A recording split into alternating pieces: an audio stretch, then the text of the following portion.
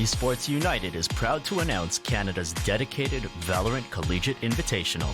MECI Valorant begins with Western and Eastern Canadian divisions. Tune in on July 23rd and 24th for our West Division qualifiers and July 30th and 31st for the East Division. Find our socials at linktree/mesportsunited to stay up to date with more MECI news. Now enjoy the rest of the Canadian Intercollegiate Exhibition. We'll see you soon.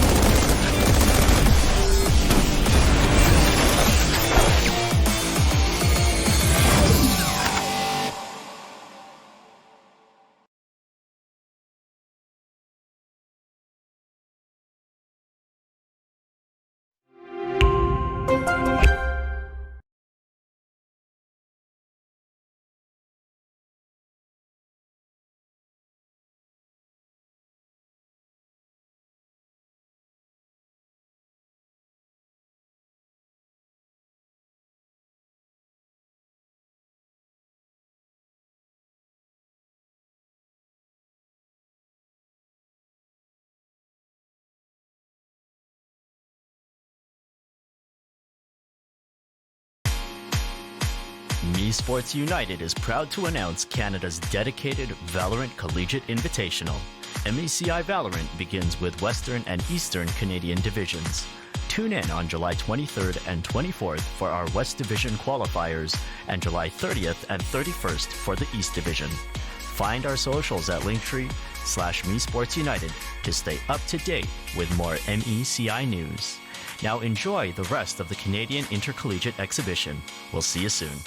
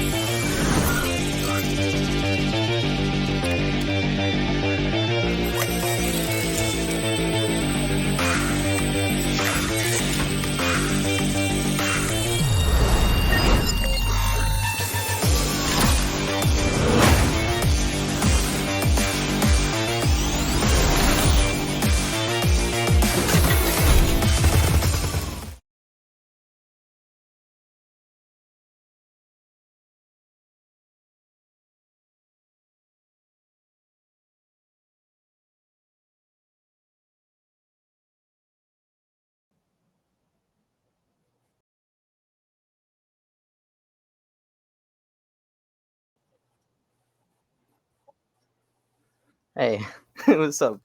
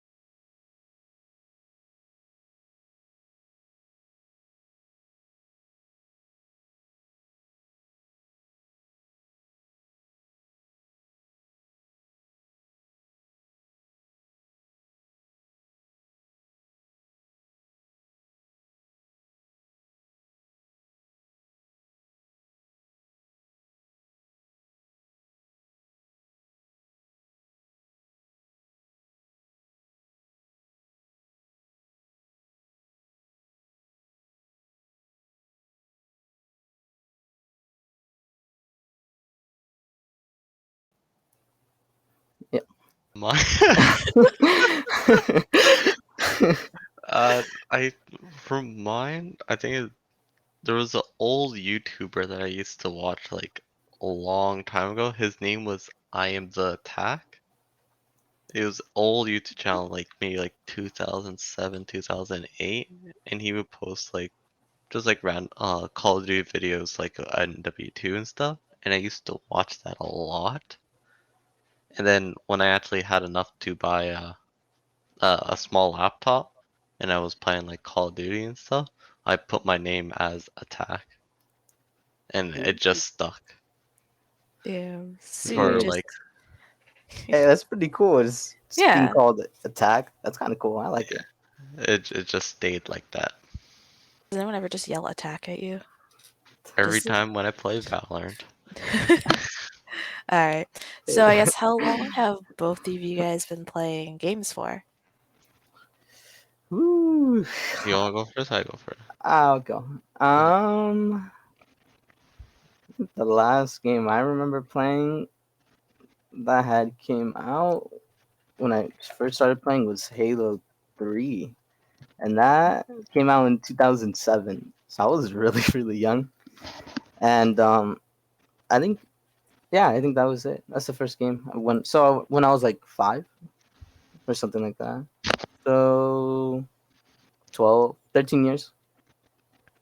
Oh, that's kind of a long time. All right, and for you? I think it was me. I was like 5 years old and I like low-key kind of like forced my dad because I really wanted a game console and I got a hand-me-down. I got an N64. And that was Ooh. my first gaming console with Super Mario 64. I played the crap out of it. I remember so many times that my parents would like have to go to work and stuff, and I was like home, and I would not. They would be gone for like 10 hours, and come back. I'm still in the same position where I was. I'm still grinding. No. Okay. At Yeah. 5, you understood what it took to grind.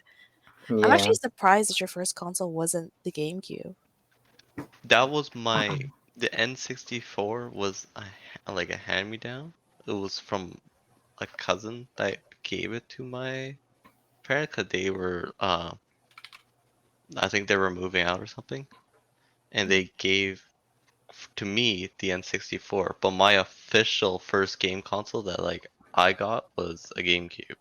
Mm, The N64 was like the first console I ever got, but then I like maybe like a year or two after I got the N64, I got a GameCube. I still Same. say GameCube best console. I think No one can what change my did I mind. have? I think I It's had the GameCube. original Xbox. The GameCube was pretty pop. It, Yeah. can't Yeah. change it. Dude, the original Xbox was so Old chonky. and chunky, yeah. It was chonky. Also, did you know that when you were on, like, when you left the original Xbox on, you could hear people talking? You could? Yeah, in the main menu. It is kind of weird. They kind of did it for like to show that the Xbox was advanced, but they kind of made people think that they were spying on them because you just hear random people talking in the main menu. Wait. So the people talking, was it just like a pre-recorded like Yeah, it was like a pre-recorded thing. that's horrifying. I Can know. can you That's what I was imagine just thinking. like just sitting there and you're like, yeah, Hey, you just my freaking walls are talking to me. hey, maybe after 10 hours of sitting there in one spot, the walls might start to talk to you. That's true. Honestly, All I think right. there was times that I was trying to run through a painting. Okay.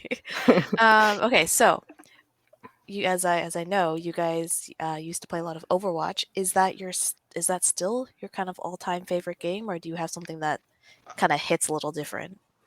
For me, Overwatch still has like a big soft spot for me. I made a lot of good friends, and a lot of great memories from it, and it was a lot of fun. I think it's probably is up there as one of my favorite games of all time, just because I put way too many hours in it than well, it has to be up there. Yeah. Um, it is definitely one of my favorite games. Well, when I would play it, at least now I just haven't been playing it, but it is definitely one of my most favorite. But still, Halo always hits the best for me. It's usually because of my uncle. It was my uncle Alex. He would play a lot of Halo, and he would always just talk to me about it. And so I would play a lot of Halo, and I would play online with like co-op with other friends when I was younger, and it was actually really fun. So for me, it's Halo, but I still do love Overwatch. Yeah, I like that you guys are like you're like my age, but you're the old time versus like League of Legends is my favorite. Mm, Valorant, it's like they're great games, but they're also pain. mm. Okay, so then what is, I guess this is the last of the kind of intro questions. What is the game you are currently obsessed with? uh, There's uh, part of me wants okay, well, there's like two games realistically we've been grinding. Okay, we'll go with two games. What are the two games? Okay, for me at least, it's either Valorant or it's Ark. And I uh, think we put way too many hours in Ark. I know. Yeah, I think for me it's probably also Arc, but I also I've been trying my best to wanting to get back into Apex again, but I don't know. I just have not been feeling it because also love Apex. That's one of my other favorite games that I would grind all the time. But another game I would really love to play right now, but I'm just still not feeling it, is Near Replicant, which is just a single player game. And just like I played Near Automata and that game was amazing, but I just can't play Near Replicant yet. I don't know why. Uh, Maybe you're just DVD, too into let's Ark. go. I know. The You're dinosaurs in for too life. deep with Ark. Once you Mm, start, you cannot stop that game. I it, realized that it since becomes the day we started. it's a job. All right, so um, I guess tell me and everyone else kind of a little bit about your career in esports and especially with Overwatch, like kind of how you started with the game, kind of where you got up to on your pathway to pro. Uh, so for me, I was pretty semi-pro for a long time. how I got up there. How's that? Like, I Or think I guess like why Overwatch first? I Kind don't know. of. I think it was just like the style Overwatch was so different and unique. It was just so much fun.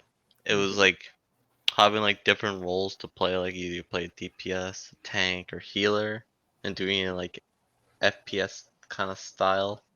I don't know. It was just so unique and so much fun. And the team aspect of it, sometimes teammates can be hit or miss, but sometimes you can never forget those like good moments when everyone comes together and actually like works together. Like I don't know, it's just something unique and special that's like I don't know. No game at least currently has hit me like Overwatch did.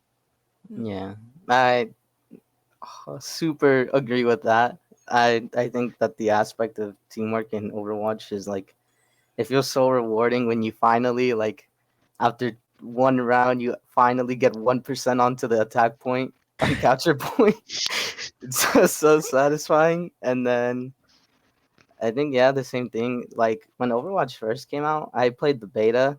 I only Mhm. played the beta like twice though, but I loved it, and I had seen like the trailers for the beta and everything. I was in love with it, and dang, how did I get up there? That's crazy. Um, I think it was mostly I was just grinding a lot of rank really, and when I was just grinding rank, I met one of our other friends, Tim, and I also met my other friend Saika. From Tim, I met Attack, and so when Attack was already doing his thing out there, he had asked me to volunteer to sub for him, or not him, but for one of their players, and so I wasn't really that good at the time because I'm not even gonna lie, I was a one trick Genji, so I was really stuck. But before that, Joe was telling me, you should, or Attack, sorry, that you should go and like play other roles, and so that's when I started playing Zen, and from Zen I got really really good, and I actually climbed up, and so that was when Joe had asked me to sub, and then we played the games. I was just a sub for then, but I mean, I basically became the main because Yeah, the guy it was that was the main never showed up. the guy that was supposed to be the main role just I don't know. He like says he's coming like to every scrim or to like game, and like literally last minutes like something happens he can't make it. Like literally he hit every. I'll go on this topic, but he hit me with every part of the book you can name of excuses. My dog ate my computer. My Oh, grandma died. I have no internet. I could go into it, but I literally is he hit me with so many like screens because he'd be like, yeah, I'll be coming, and then like literally like 20 minutes before like scrim or a game, he's like, this happens, and maybe we'll go into it later. But his excuses are, I give him props for that creativity. I say. Yeah, Creative. we'll definitely be able to go into kind of teammates, good and bad, in a little bit. Um, so I guess Corpse, you mentioned that you made Genji and then you Hmm. went to Zen. What about you, Joe? For me, I used when I first started playing the game, I was like playing DPS like McCree and Widow. Those are like when I first started. Like I was like in bronze, and then I started playing tank. I don't know. I think someone told me about like playing tank, and I just fell in love with like playing my position's main tank. So I play like Reinhardt, Winston, Orisa, Mhm. I guess Hammond, Wrecking Ball. Uh, that was like my role, and then I just like I don't know. Main tank is just so much fun for me. Mm. So I guess which one of the main tanks are your favorite? For me, at least, Winston. Winston, really? Yeah. Woo! I've seen a lot of your Reinhardt. I'm kind of surprised you said Winston. This out of my tanks, my Winston's the best, but Winston's just so bad you just can't play him very rarely. So I always play Reinhardt because he's like most of the time he's pretty good. But Winston's my favorite. I don't know. He's just so satisfying to play. Yeah. Mm. Yes, he's definitely pretty cool to play. Personally, like I can't do tanks. In every game, I can't do tanks. I don't know how you do it. I can do DPS and I can do support. Never tanks. Yeah, I Uh, love like the Winston. There was like some streamers and like pro players that like I was like frequently watching and stuff that made me want to play Winston more than any. Yeah, So yeah, it just I get made that. me great. yeah. The tank role is definitely hard. Like when we would do goats in our scrims, I was pray to God that I would not have to play the tank roles because playing the tank roles when goats was out was horrible. I Okay, mean, even playing like the support role was pretty bad. okay, what is goats? You guys have mentioned this Um, to me before, but what is goats? so goats is three tanks, which are usually Diva, Rhine, and Zarya, and it is three supports, which would be Brig, Lucio, and it could be Zen or Ana. And the whole match, really, it would just be a brawl because everyone is just in their face, and so it's just whoever can kill one of the tanks or one of the healers is just who wins, basically. It's kind of It's like it's the same thing as like playing like 2-2-2, but it's a lot more fighting and it's more like fighting it is just a onto point. straight ball, and whoever has the most sustained wins it. Yeah. So So, you're like the tanks are just going in, and Diva and Zarya is just keeping the Reinhardt alive. Healer is just auto healing. Just heal. Just don't let go of heal. And whoever can sustain the most wins it. It just uh, was everyone and everything. yeah, it's yeah. it was a it was either a good meta or a bad meta, depends who you ask, but it was something. Yeah. I guess it was probably a lot of pressure on, especially you, Joe, just because Yeah, you better not die. because If I'm you die, always we're dead. I'm pretty much the first one in, but I'm like the only shield, so it's always like if the Reinhardt dies, you pretty much lose, guaranteed. Mm. If Oh and yeah. then like the same with support. If Zen dies, you have no DPS. So Yeah. most of the characters there, if one of them dies, you lose. It's hard to come back. Yeah. Oh. And you'll lose. It's not like you'll lose like just just like the point and just a little. Usually like when you lose is in goats, it's like you have to wait for them to get like halfway to the second point if you're playing like escort to finally try and stop them, because like just just have to all get back together and just brawl it out again. And that's what's hard because I mean if you die, of course the enemy team has ult advantage, and so if Ryan dies again, their Ryan would just shatter and everyone else just gets wiped. So goats is good if you had a good goats team. Ours was not the best, I'm just saying. We went unconventional Yeah. with Mm. ours. Well, I guess that kind of begs a bit of a question then. Did you ever play kind of goats in like ranked lobbies rather than just with your team and kind of what is the difference between playing on like your six man team and Majority of the time, no. Yeah, I don't. it's I too hard to play goats back then into like a ranked lobby, especially in high elo, because it's like you didn't know what everyone played really, and so there were some people who were just straight DPS mains, and it's like, and they'd be like, "No, I'm staying on DPS for the rest of my life. We're not doing goats," and so that was another reason, and also not you need, I think, in my opinion, for goats, everybody needs a mic. It's really hard to not or like it's really hard to not communicate while playing goats because you just need to know everything that's going on. Mhm. yeah, it just realistically doesn't work in rank. It just doesn't. Okay. Yeah, that's pretty fair. Rank is It's Overwatch like rank is especially yeah, it's just like one of Oh those yeah, things like like if you watch like protein stuff, like these characters are like so super good in like rank pro play, but when you play it in the regular elo, it's just like, nah, this character's so bad. Oh yeah. It just doesn't work the same. Hmm. Were there any champions like that? Or I guess, what are they called in Overwatch? They're not called champions, are they? Heroes. Heroes. Yeah, were there I any would heroes s- like that? I I think it would say was. Winston, Hammond, and Sombra were pretty like that were like heavy reliant on your team. Hmm. But if you don't have a team, It's you're over. 1v6ing dying. Yeah. That's how it felt like when you play Doomfist too. If you don't You- have a healer, you go in, you uppercut, and then you die in midair. You sound like you have a bit of experience with that. Oh yeah, Maybe some underlying trauma. just a little bit. Call it the run it down. To run it down.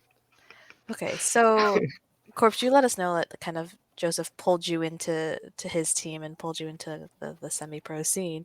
But Joseph, how did you get into there? Did you like just Uh, grind out I've, rank?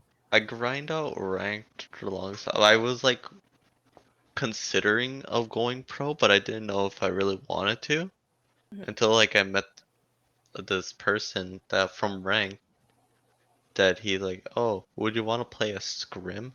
Or a friend of his he main tanks, he couldn't show. And I'm like, sure, I'll join. Seems like fun. And then I joined, and it was like honestly like playing from rank to like kind of pro play. It was like a different game, and I don't know. It was just like so much fun that I started doing subbings for different teams and stuff, and then I found a team that was looking for a tank player, and that's when I joined. And the team was like 4.2k, so it was just like high grandmaster. Mm. That I don't know. It was just like so much fun, and I really enjoyed it. I think I don't know, like it was just like a totally different experience, and I just really enjoyed all of it. I think when Oh, I think when we got Corvs, he was like, I think you're high through like I was like 3. I think it was like you're in 3.7 masters. or I think something you're like. almost you're like 3.8 or something. Yeah, somewhere around there. also you really did take the journey from bronze to grandmaster to just also getting that kind of, I guess, random stroke of luck just to be able to like be as part of a scrim, and then I guess that Yeah, world opened up to you. yeah. Like I didn't know I was going into that. Like I wasn't planning on doing it until like this guy randomly messaged me about it, or else without that person messaging me, I don't know if I would have went into it. Mm. I guess knowing that everything kind of got brighter and shinier as soon as you did start playing with a team that could actually communicate with each other. Mm. I guess looking back at that, like, would you, if you knew that was going to happen, would you have been like, you know what, I'm gonna try to get into a team earlier? Like, would you have I actively been like, I'm gonna do this? Yeah, if I would have done it earlier. I should have done it earlier, especially like if you're like I think if you hit like in the masters rank, you should start considering trying to like go into like not even going like pro, but like trying scrims and stuff and seeing the experience. Mm. Yeah, Get some actual experience in it, because it's a totally different game. Like the style of game that you play in rank compared to pro play, it's totally different. yeah, it's changes a lot. I guess can you tell us a bit of like what some of those differences are, other than like communication? I We have a think, solid team comp, kind yeah, of. yeah. Like I think communication is huge, but all the like team compositions, honestly, like big like trusting your teammates. Like if Yeah, they want to be like, oh, I want to do this play, let's try to make this happen, and we have to work as a team to try to make this said play happen, or you have to constantly think of what your if your teammate wants to do something, like I want to hold up on this area of the map, how do I, as the tank player, provide him good enough cover that he can take over this section of the map while him taking a lot of pressure. Mm. It was some like forward. It was a lot of forward thinking. I don't know. You never get that in rank, but it was just usually no one's going to help you. So Yeah, and it's the thing about it too is your teammates are like when you start to play with your teammates more, it's like they become like your brother, and it's like you just need to just have trust for whatever anyone's doing. Like I think in our comp, we had a really weird comp to counter goats, and it was one ball, which is Hammond, and then we'd have Mercy, and then we would have four DPS, and it was a little weird back then, and it was like it was for so for me, unconventional, but yeah, we for made it pretty deep with that comp. But it yeah, was very for me, I just had for them at least they had to trust me playing DPS because I never played DPS for them. I only played off role healer, and I mean, lucky for me, I played a lot of DPS back then, so it was thank God for me. And so you just need to have a more general trust of like your players. You know what I mean? Like in ranked, it's like every man for himself when you're playing ranked. It's like it's you see your widow in the corner over there dying. You're like, well, there's nothing I can do about it. Oh well. That's her fault for being over there. Yeah, it's at least she it's should not have just me. she should have died. I don't know. So it's sounding a lot of you actually need that awareness and not to just be your own individual, which I Yeah. guess, yeah, definitely point of a team. But speaking about your teams, so a lot of us, of course, aren't pro or kind of even semi-pro at the level. But what was your routine like when you were kind of on that track and on the team and doing your scrims and everything? So usually we would have for some teams we usually had like usually like 2 scrim blocks a day, and then on some teams that I was on, we usually had about 5. We usually have like usually the weekend off, or sometimes we have the Saturday as game day or match day. Usually it is. But usually, like during the week, we would just have scrim blocks. So it's usually 2 scrims a day. Each scrim is probably like 2 to 3 hours, depending on how far that everyone wants to go. Oh yeah. Oh man. The 2 to 3 hour scrims was pain, but it was You just fun. feel so mentally exhausted. I know. It's like oh, especially when you lose like a map. It's like man, you got to step it up. Like Mm. there's this match that we were playing. I mentioned it earlier. When it was just us talking, we were playing Kings Row, and we are defending first point, and Kings Row was like, so you have to capture a point, and then you have to push a payload. So they had like captured the point in like 30 seconds when we were defending, and they pushed it all the way. And I think they had like how much? They had like 2 minutes or something like that, and we're all like, ah, we're like, I don't know if we could do this, and we're like, nah, we can just pull it all back together, and we can do it. It's like scrims when you kind of like start to lose, it'll it'll drain you, Mm. but the best thing you could really do is just pull yourself together and keep fighting. I mean, we won that match surprisingly, and to be honest, I was surprised we won because we were getting like rolled really bad, but we won, so that's all that mattered.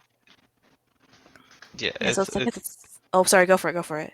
I'll say it's not for scrims. It depends on who you're, well, what team are you with. Usually, some teams uh, they use scrims as just like practice to like perfect like a certain comp or like how to defend this section of the map and stuff. Mm. But usually, what for us, we try to play a scrim like it's a match. Like this scrim right here is a match, and we had practices beforehand. But when we go into like scrims, because we would have practice to be like what kind of like team comp we're gonna do, uh, what maps we want to play and stuff. But that was like practice. But when we go to scrim against another team, it's like act the scrim like it's a game.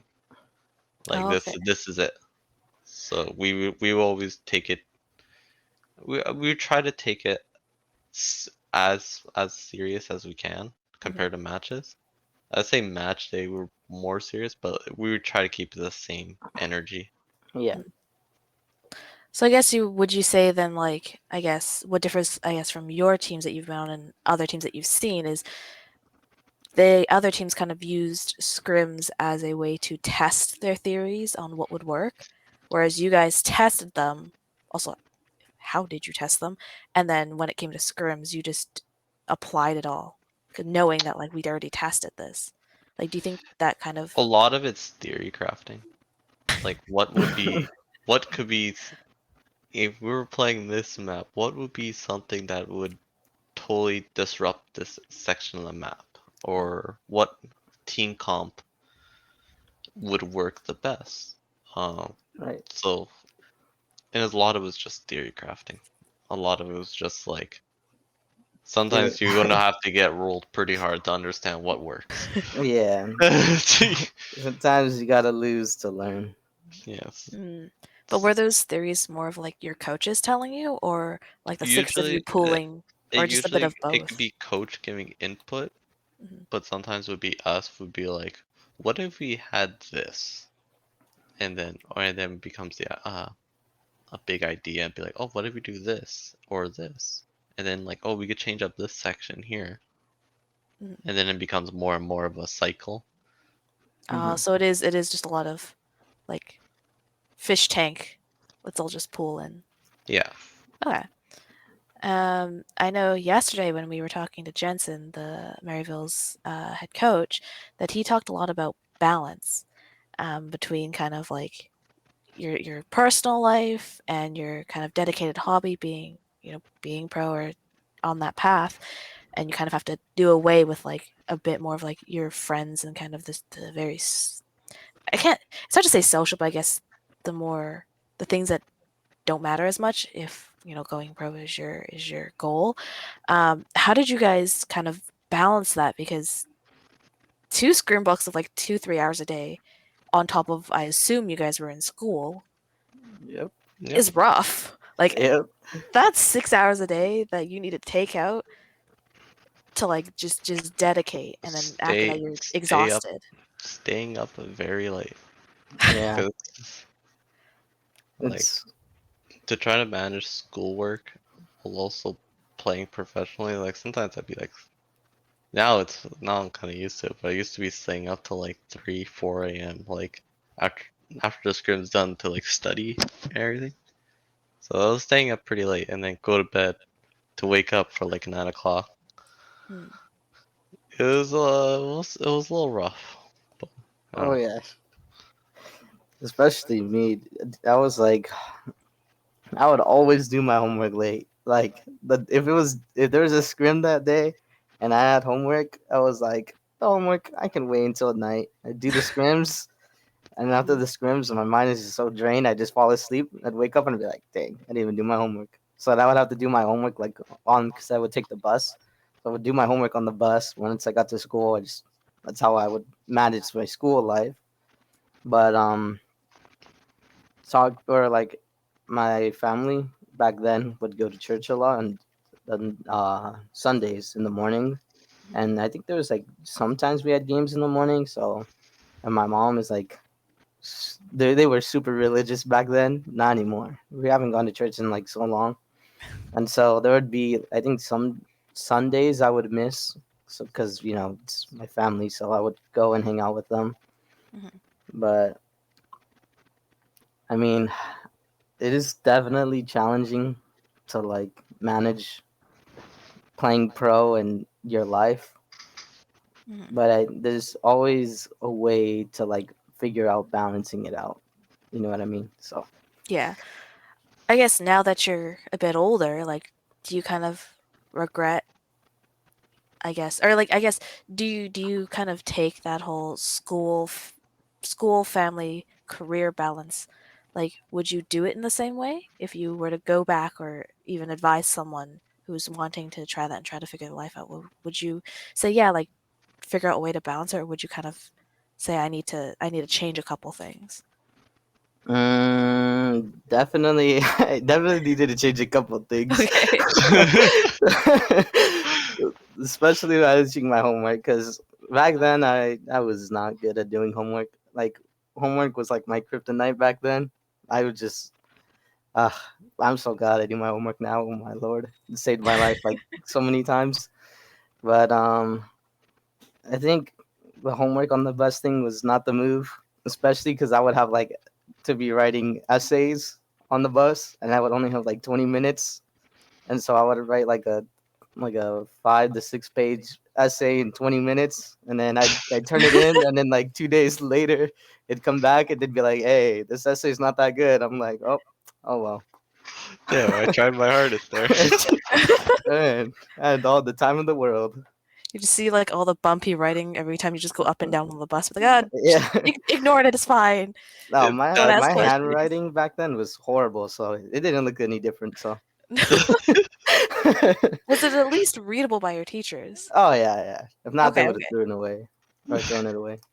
But especially like having to explain it to your teacher, they're like, "Don't you have this much? You have 8 hours of time, and when you're at home, why can't you do your homework?" I'm like, "Oh, I definitely don't have 8 hours."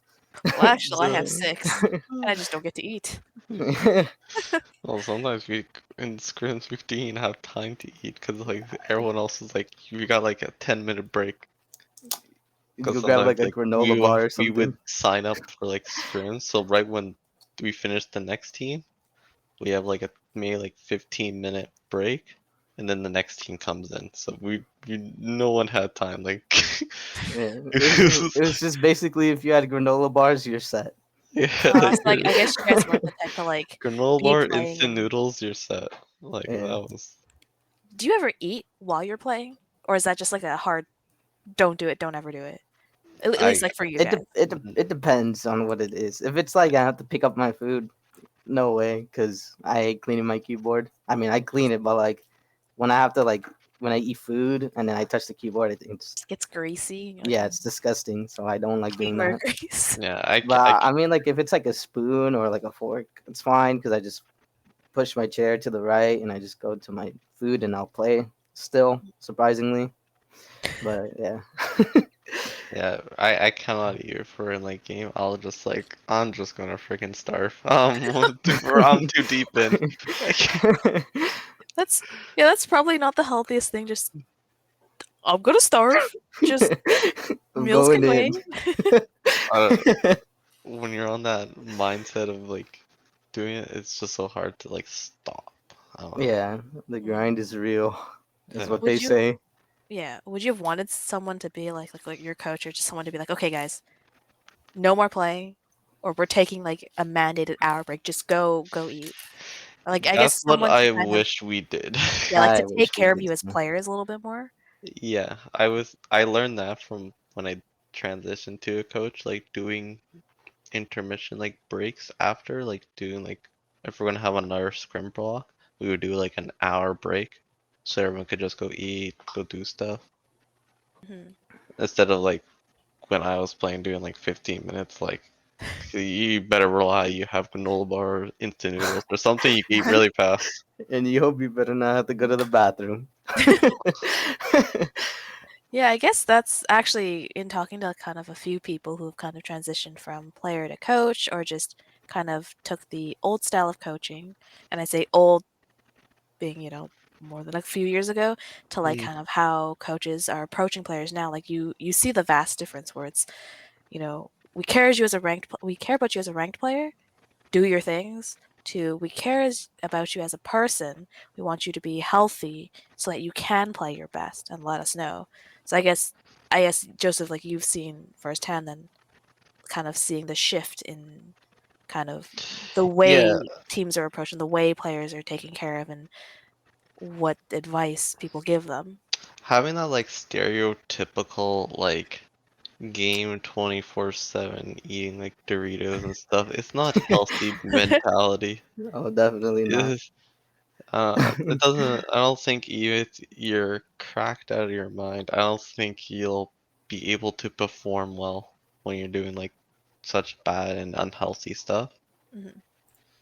Because you could play very good, but you gotta have like a healthy mindset and like you see like we try to keep more like if you're a pro like you don't see like pro like sport teams and stuff like doing these kind of stuff. You gotta treat them as like pro players.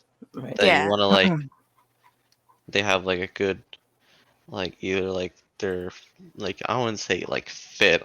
So like have like a good like eating habits, decently like well rested, like caffeinated. Like I don't know. It's just like Caffeinated, yes. Yeah.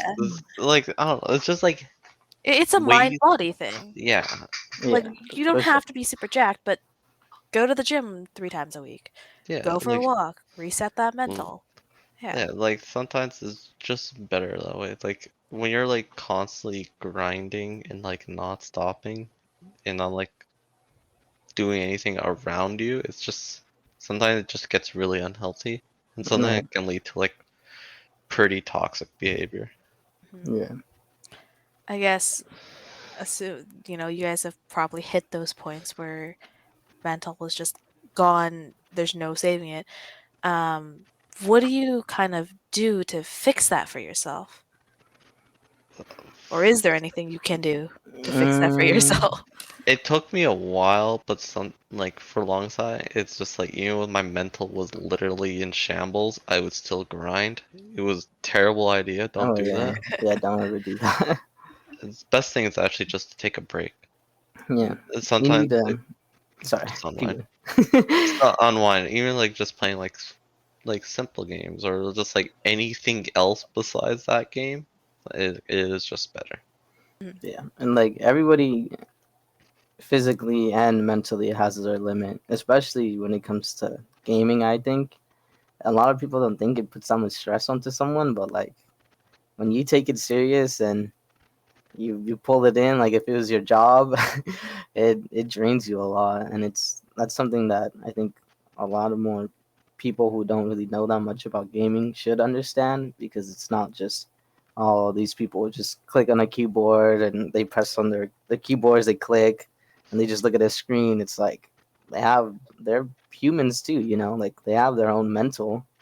Like you just need to take care of yourself the best. And if like I said earlier, you just need to know your limit and don't push yourself too forward, because once you hit your breaking point, it's hard to continue.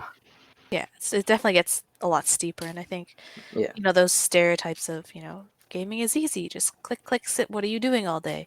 I think the thing that a lot of people don't realize, which you guys probably know, is it's not.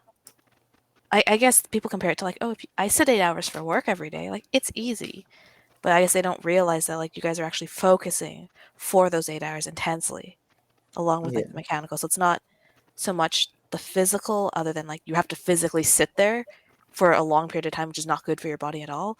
But it's right. more mentally, you're like, yeah, I'm gone after like 3 hours.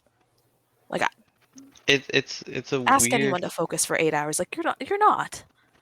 Yeah, Yeah, it's weird. It's like you gotta treat like you don't see or you rarely see like in professional sports stuff like professional athletes or stuff like practice for like 8 hours. Hmm. It's your body like physically your body can't do that. Hmm. Like eventually your body starts like because when you're striving and doing 100% for 8 hours, it's physically you can't. Physically, you can only do it for like spurts of maybe like a couple hours. Hmm. But for Yeah. like professional day, we do it for like 8 hours, but it's more mentally. So usually, a lot of times after like games and stuff or like scrim stuff, everyone's we're not physically tired, we're just mentally tired. yeah, we're Hmm. just we're just done. Yeah, like brain is mush. Like Yeah. Man, there's like some days after scrims too would be like, anybody want to play ranked? And we're like, So what are some post games things you did then to kind of rewind or recharge yourself? And did you I do them think, with your team or did you do them by yourself? we did sometimes with teams. Sometimes yeah, we had like a Minecraft server that we played on. We did that a bunch. yeah. Um, We would, like I said, play rank together sometimes, or like even after the game, we would just sit there and just crack jokes and talk to each other, like just the Yeah. way, just like Yeah, we wouldn't even be playing, we'd just be talking. yeah, just to know, just to see like what everyone else is gonna do after in the day. I mean, if it's not 9 or 10 at night, so we're just like we're just talking to each other and just having a good convo. Because I mean, at the end of the day, we're all still friends and we all like hanging out with each other. Mhm. Okay. But Oh, or, see. but yeah, Continue. Go on. but but I think if other than that, for me, I would just get up and just like chill with my family, like drink water and stuff, make sure I'm hydrated, because I didn't really drink that much water during scrims, and because we rarely got breaks, so we only got like 15 minutes, so I get like a water bottle and just drinking, and I'd always regret it because I knew I always needed like 2 or 3, so I'm just like, oh, Hey, at but least you didn't have yeah, to pee in that's between. true. That's true. I think sometimes we did like the speed run. There was a couple teammates and or us that we had to do like speed runs, go to the bathroom. Yeah. Like right before the attack phase happens, you got like 30 seconds, and then you got another 30 seconds for the round starts. So some people do like they're the Flash going to the They're really that bathroom. crazy with It's dash. It's time to dash. Yeah. I don't think I could ever, man. I'd be like, give me like 2-3 minutes to pee, like without rushing me. Thank you. Cause Um, yeah, it was yeah. sometimes you speed. I don't know, you have to really go. Just hope they wash their hands. Yeah, that's We can only just pray. wash their hands. Yeah. We can Hey, only at pray. least you guys weren't in like a facility with each other where you had to like share peripherals. It's like Oh Yeah. god, I would not. you better have washed. I would definitely not. Of course not. High five. Yeah. Okay. Oh, Okay. So speaking of your teammates, as I know you two are still really close, are you still kind of in touch with any of your old teammates and how are they doing? Mm, at least I'm still in touch with many of my old teammates because they would sometimes like message me. Like we still have like our old Discord stuff that we just like talk and stuff. Like just like random things. Mhm. But a lot of them are doing well. Some of them are still trying to pursue Overwatch, while other people are like change games. Some people like totally change career or some. Oh, Mm. Would you say the majority of them kind of switched out of pro and just kind of was like, I'm just gonna do something I else? only know I only know one person that's still trying to pursue it. yeah. Mm. It's a tough thing, especially in Overwatch right now, to pursue I know going a lot of pro. people transition to trying to go pro in. I know 2 people are trying to go pro in like Apex, and then Mhm. 2 others are trying to go pro in Valorant. Yeah. Yeah, I think Apex, I don't know what's going on with the ranked, but I think Oh Valorant's god. definitely like it's still on the rise. Like everyone wants to get into it, and it's I a think lot it's of the CS:GO merging. yeah, Everyone's just goodbye, but I think like coming the to best thing Valorant. about like with Valorant stuff, at least it just shows that Valorant really cares about the game, or at least Riot does. That they at least are trying to make it work. Like Overwatch, I was not saying it's dead, but we haven't got a single update in like 4 years. Yep, We're that's still, true.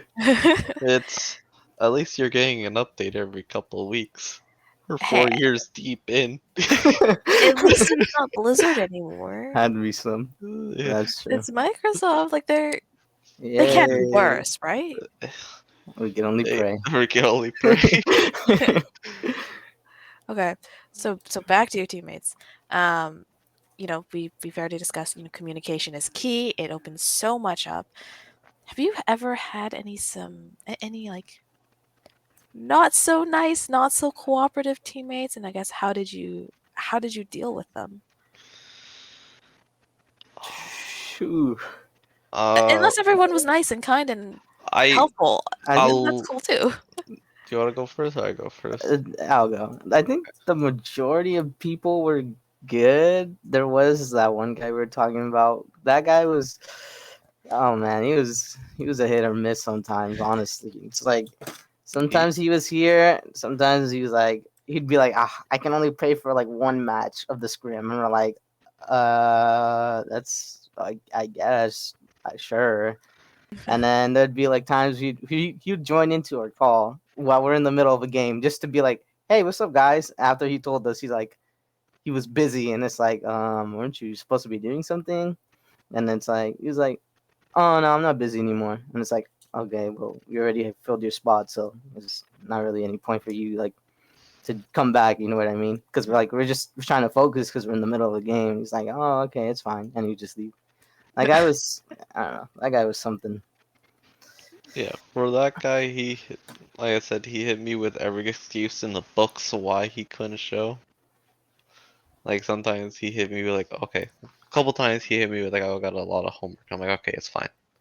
Mhm. And then some days, like, there's one day that he said his grandma died, and I'm like, oh shit, sorry to hear that. And the next day his granddad died. I'm like, damn, that's ultra suck. And then he said his dad died the next day. And I'm like, yo, Yeah, is everyone good? Something sounds a lot here. something's going on over there in that family. And then like, and then he like went silent for like a week, and I'm like, alright, if you need anything, just let me know and stuff. Mhm. And then like a week later, he messaged me back. It's like, oh, my, I think it was like a time when he was like, we finally decided because he was missing so much that we were going to transition to have Corpse onto the main roster now instead of this guy. Because he was hitting me with stuff. It's like, oh, actually, by the way, my grandma and my granddad's alive now. And I'm like, huh? Wait. So he gave you the excuse of, hey, family members are, effectively dead. Hey, they're back alive. They were just taking a vacation. Yeah, I want to know. I want to talk to this man and be like, okay, so what went through your mind to give back I, to back? I, I, I don't know. I was like, yo, did they just get like mercy res or something? Like, what? You just told me a week ago they died. I think I at that guess point we just like gave up on him and we're just like, yeah, we'll just keep Corpse.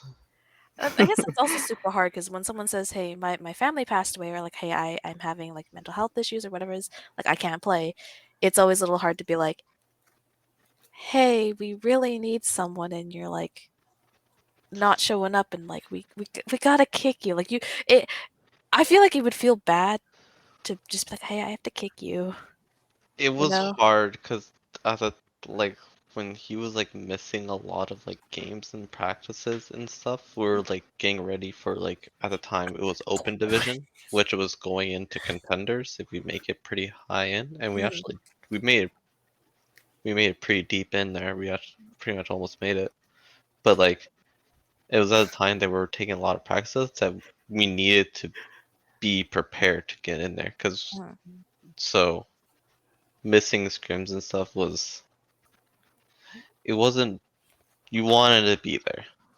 Yeah, It did not look good if you're not going to be there, and he was just missing so much. You know, he was going through a lot of like stuff, and Mhm. like it's understandable, but like as a team, we have to make a decision. Like, yeah, do we really keep him? You know, of course he's Yeah. made like he will be going through a lot of like family stuff, and that's fine. But like when it's open division, it's gonna start like in a week, like a couple weeks time. Like we need him to practice. Like, and this man's not playing, he's not grinding, he's not joining scrims and stuff, so he's not on the loop of what's happening. Mhm.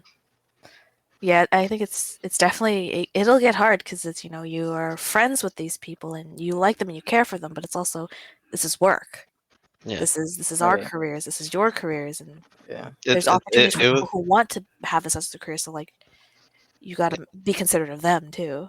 yeah, it was like a business decision. Like you Yeah, have to do you something. take the friend bit out. You're like I'm sorry, Yeah, but I'm sorry. Like, that's I guess yeah, it is that's just the only thing you can tell them. life happens, and it just didn't work out. Hmm. I I don't talk to that guy anymore, but yeah. Me when neither. he was the one only bad teammate I ever had. A lot of them have been pretty good, but when I transitioned to coaching, I got some pretty rough ones.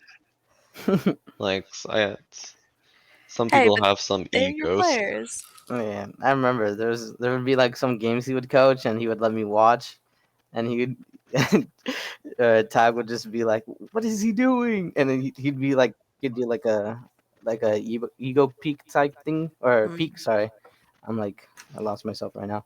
And and the guy would always just like having excuses like, "Oh, we're just better than them," and it's like, sure, you can think that way, but it's like never underestimate like the other player. You know what I mean? yeah, And then like, hey, that guy would die a lot, so yeah. I mean, Or I don't it's know. even, you may be better than them one-on-one, but this isn't a one-on-one.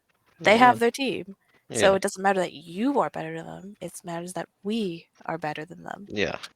Um, actually, Joseph, is that something you found was like, I guess in high yield, like just a bit of the issue with some of the high yield players being like, I'm the best. I Yeah, got the ego.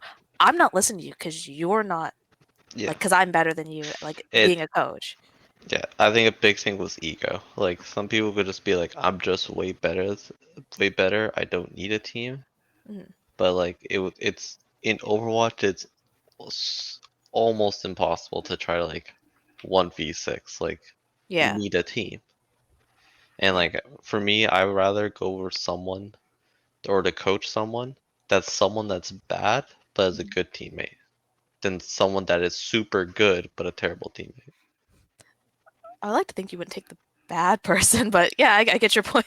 Well, someone can be Someone who's low not as skill, skilled but not has as better skilled, teamwork. but he Yeah. has good teamwork. Like if this man like he doesn't have like good aim or shield management and stuff, but he's Yeah. a good teammate that he's always calling, helping his teams, making uh appropriate decision. Like that is so hard to train into someone, like calming communications and stuff, and like working well with teams than it is some because teaching like someone to like get like better skills and stuff that's easy, but like Mhm. communication, working with teammates, it's so hard to train that into someone.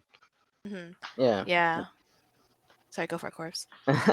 And it's like, um, yes, somebody can, well, somebody can win you a match, but the majority of the time, what really happens is that your team is what wins the match, and it's like, especially when you're playing scrims, if you're playing for yourself, you're just not gonna go anywhere. Even if you're carrying and you're destroying the enemy team, but the enemy team is destroying your team. It's like, what are you doing to help your team? Like Yeah. you might be killing them, but you're just one man, and your team is five and five other people, and so it's of course it's gonna be hard to win when it's just you. So it's Yeah. like you need to think of your teammates too, because at the end of the day, I mean, it's literally a team game. So Mhm. your team is what wins. Okay. So we are almost at the end of this panel. So one last question. What is kind of one or two pieces of advice you would give to someone out there who is trying to go pro, whether it's Valorant, League, Overwatch 2, I will say. 'Cause hopefully that's a success. But just anyone trying to get into the pro scene, like, is there any kind of advice you would give them? Um, I would Um, say manage your expectation. yeah, and if you're not really into like, if you're someone who isn't in like a high ranking, uh, the best thing you can do is open yourself up to other types of roles or characters, and to also open up your mindset, because I mean, back then I was stuck in like plat, but I think I started to learn more that I should be more open minded. And so I started taking more advice from like not even just Joe or Joseph, but other players that I was playing with. Like they might been saying some rude things to me, but what they were saying was true, and there was things I should learn upon doing that. And I think that's something big that everyone should try to do if they want to get up. Hmm. That sounds great. Definitely feels like, work together, take care of yourself, but also have a bit of that humility to know that you're not always right. And you Yeah, won't always be right. No one's gonna like Yeah, poke fun at you for that unless you're gonna be hard headed about it, then They It, may, but you can never make the correct decision. Dude, sometimes you gotta take a lot of criticism Mhm, to like understand what's really going on. mhm. Sometimes you just gotta like, oh, it's hard to say. Like, it's definitely manage expectations, but also like if you could learn from yourself for improvement and not focus on other people, focus Yeah. on yourself, because you can't control everyone else in whatever said lobby you're in. You can only control yourself. Mhm. Okay, so I think that actually takes us just about to the hour. So thank you again, Joseph and Corpse, for coming here to talk on CIE. It was really Mm-hmm. cool to get to talk to you guys and to hear about kind of your origin stories when it comes to Overwatch, going from quite literally bronze to grandmaster. I wish you guys all good luck in the future. Other than that, next we will be taking a bit of about a half-hour break, and then we'll be coming back with Casting 101, and that will be hosted by Bailey Gamble. Yes, his last name is his tag. And he will be talking with Dimitri Alkbattery Toledo, Bryce Cream Everett, and Andrew Grapes Howe. So we will see you guys in half an hour.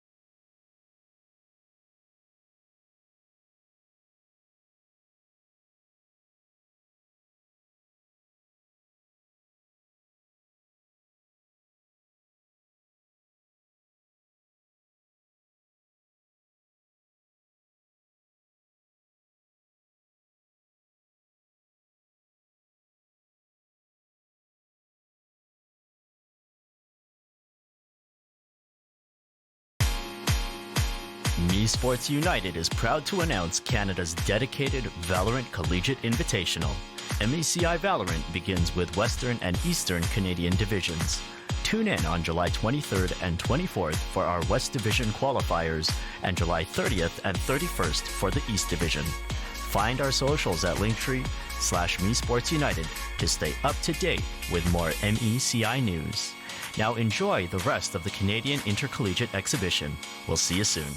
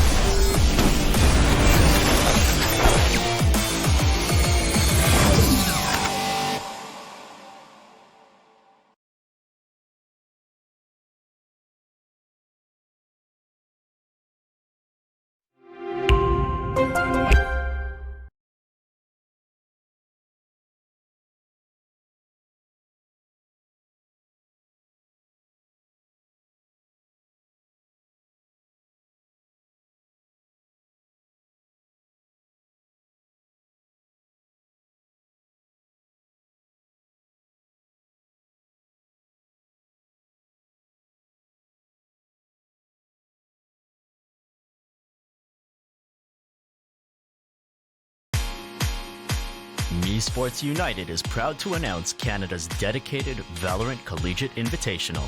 MECI Valorant begins with Western and Eastern Canadian divisions. Tune in on July 23rd and 24th for our West Division qualifiers and July 30th and 31st for the East Division.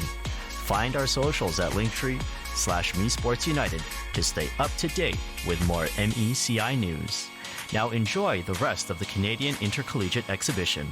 We'll see you soon.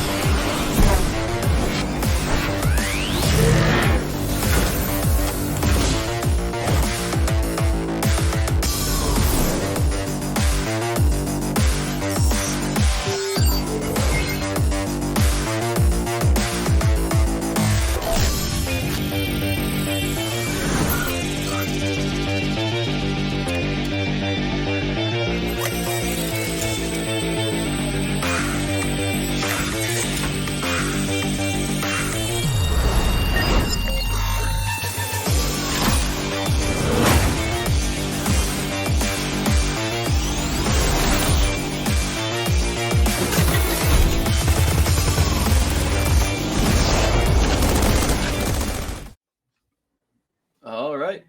Looks like we're getting into it. Nice to have you all here. I'm going to be your host for this, which I'm already doing a phenomenal job. I'm going to have to let you guys know. Just understand, this is always going to be great.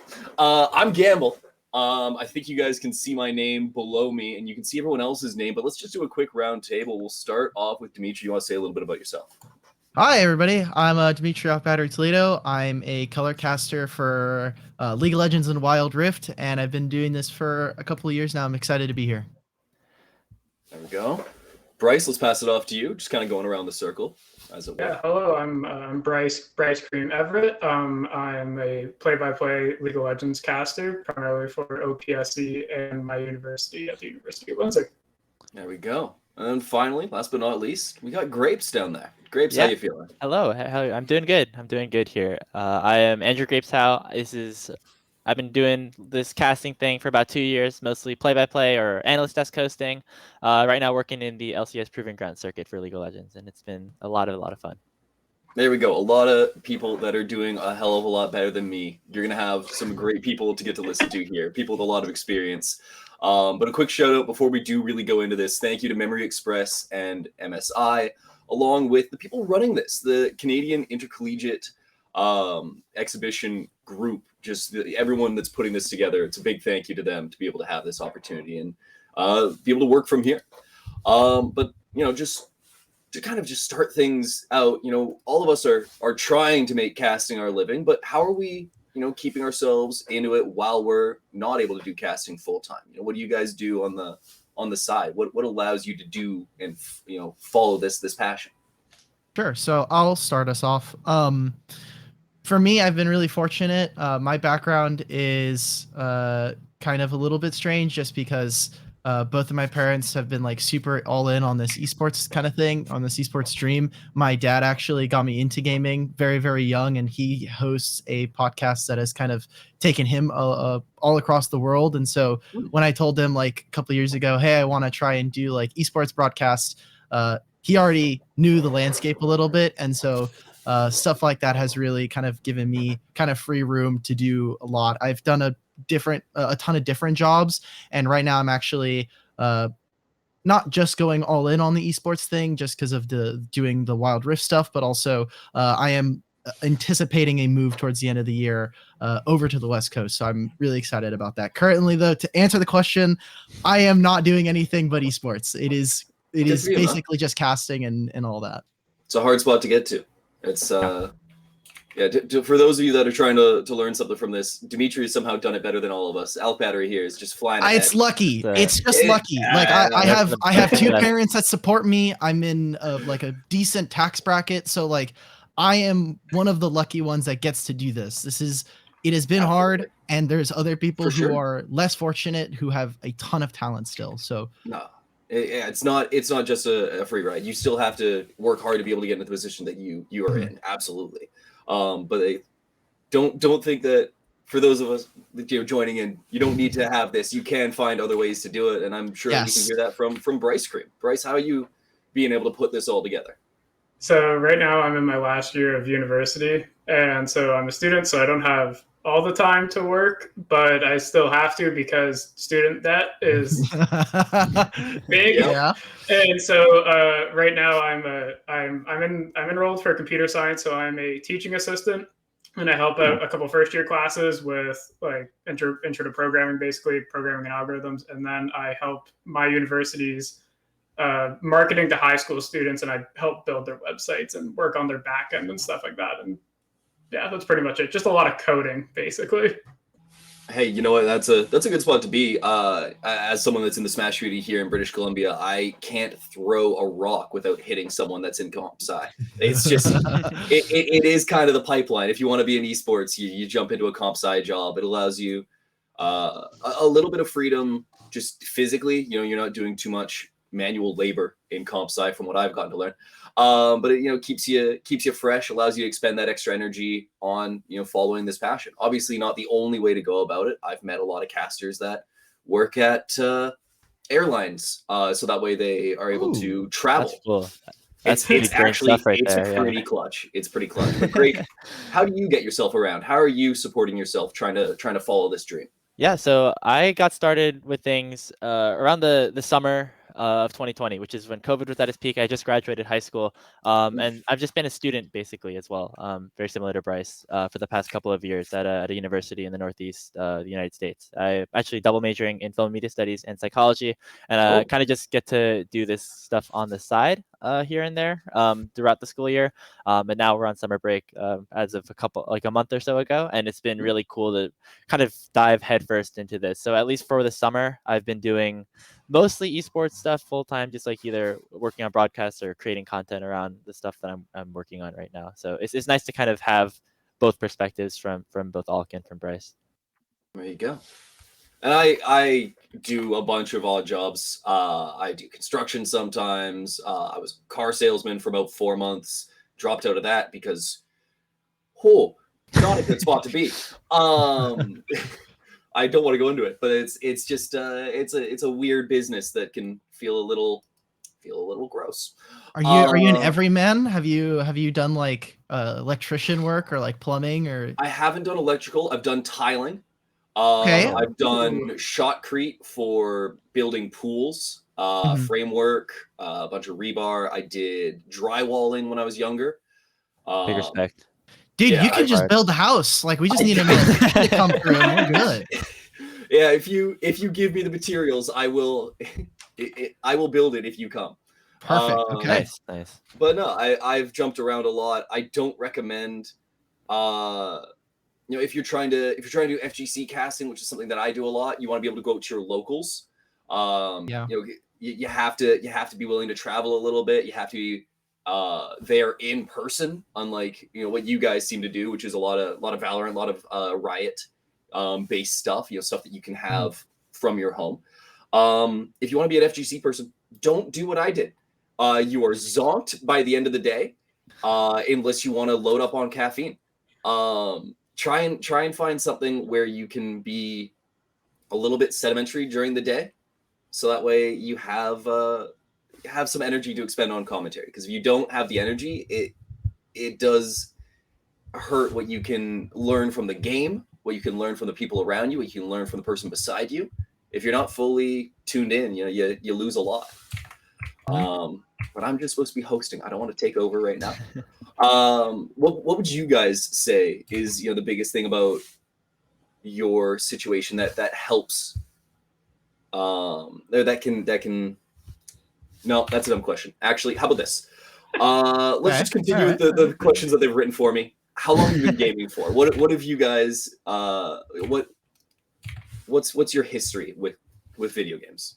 Grapes, I want to hear this from you, just because I know you're a young dude. Yeah, so I'm ready for this. Yeah, young enough. I'm 20 years old right now. I've been playing video games basically as long as I can remember. When I was like 4 years old, I got a little like flip screen Game Boy Advance from my parents. Let's go. Christmas. What color was it? It was silver. I need to know. It was like I got the red one. So the red one is those are cooler. Those are way cooler, I will say. So, but things like Mario Kart, Yoshi's Island. I actually never finished the game, but like I played a lot of it. Then I, got a Wii, things like that, and I think I started playing League of Legends, which is a game that I'm currently casting in around 2015, around season 5.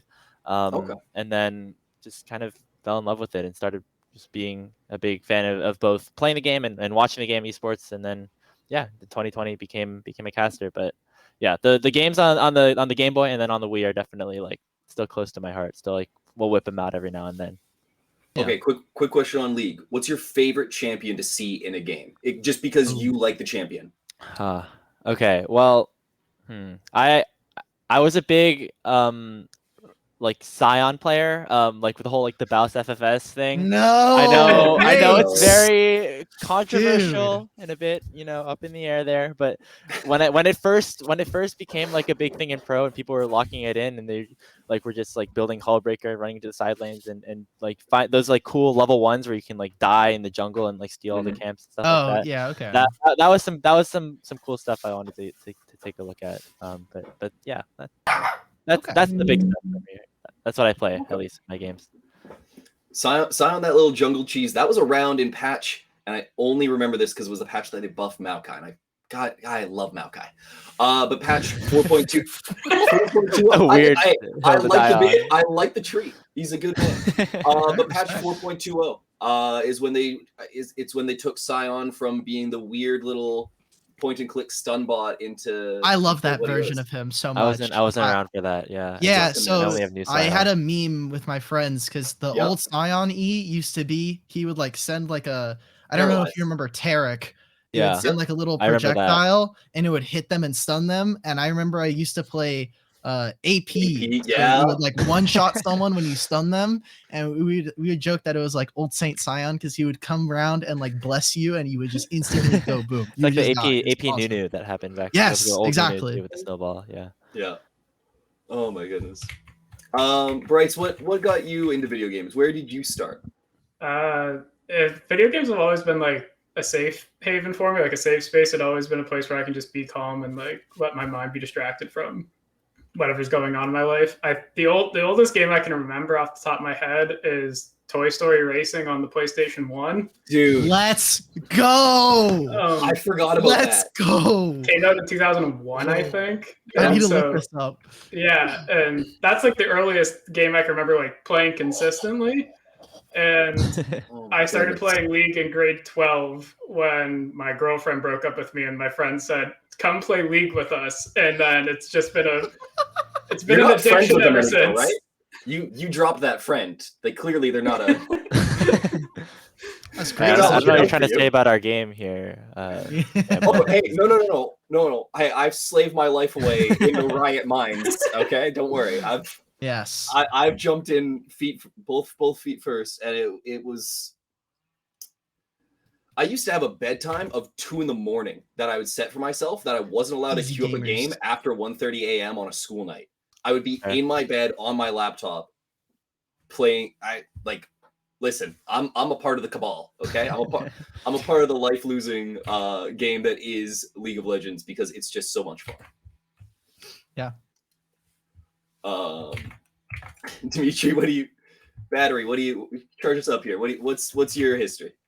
So for doing like the first game, it was San Andreas, if I'm correct. My like dad had me like as like a toddler kind of like in my grandmother's like old place, like playing San Andreas on like the TV, and That's a some lot for a- fun for moment. a Yeah, toddler. exactly. What do you mean? It was a great game. It's a great No, game. I had a yeah, lot of fun.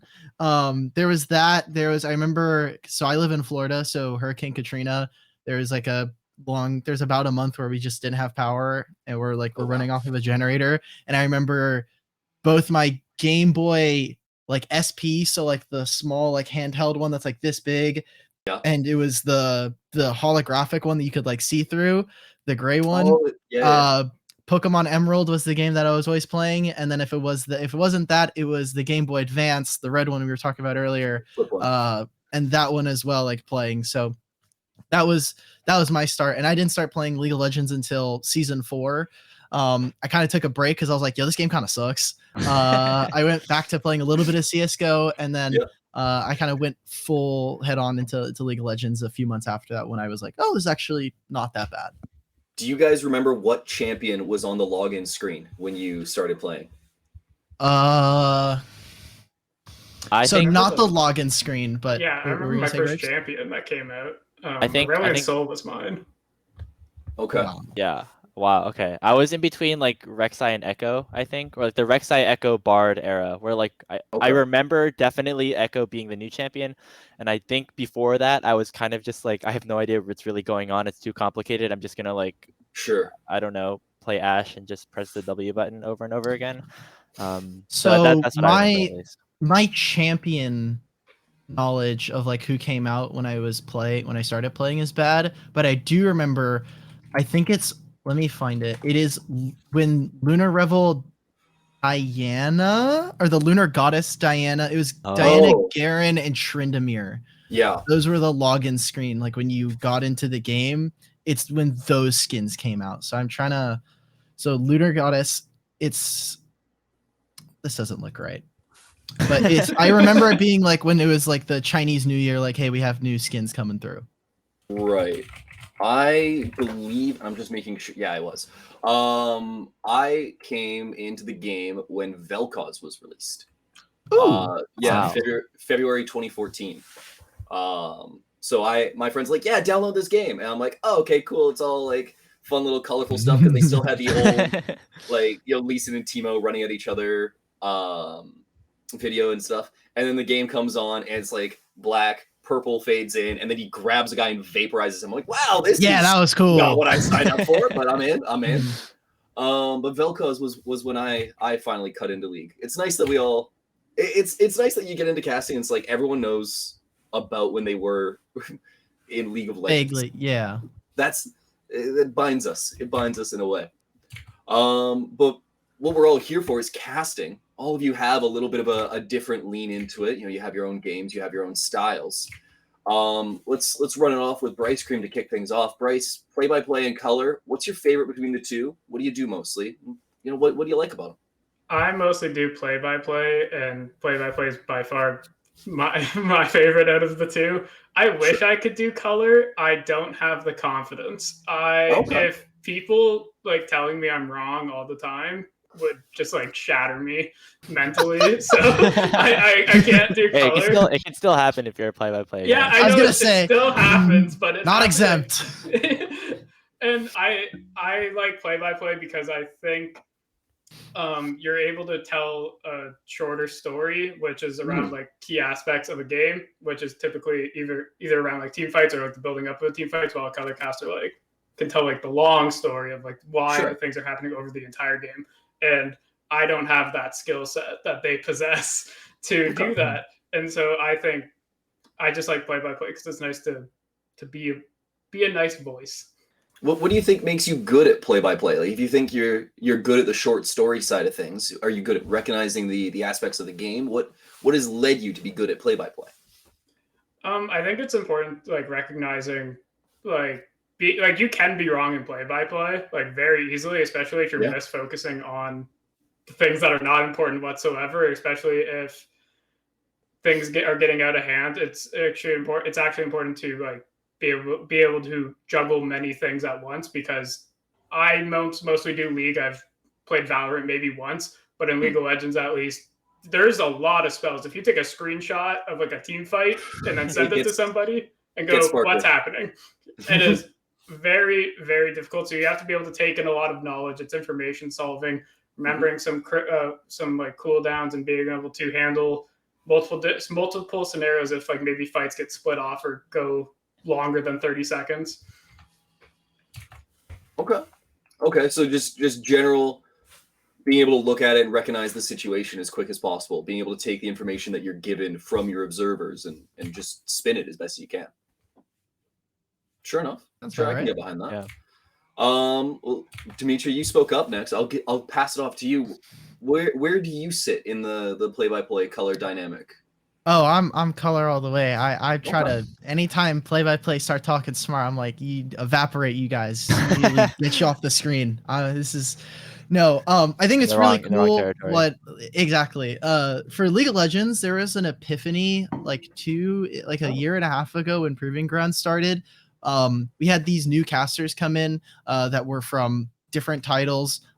If you guys happen to know them, they were mobile gaming and other titles, and they were doing a mix of both color and play-by-play between the two of them. I remember them, yeah. Yeah, TJ and Nigeria. That was so cool. They brought what I think was a really cool, like a different set of broadcasting to North American Amateur at the time.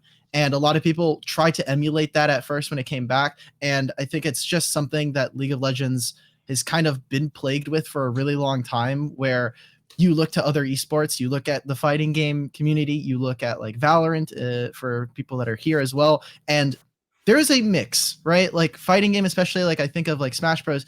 You look at the casters and they're not only like doing super hype play-by-play, but a lot of them are very, very smart about the game at the same time. Yeah. Valorant as well. Like we were just talking about this before, but like the casters that are usually on, they're able to like swap between like who is telling the story at the time and who is trying to fill in, and they'll go back and forth.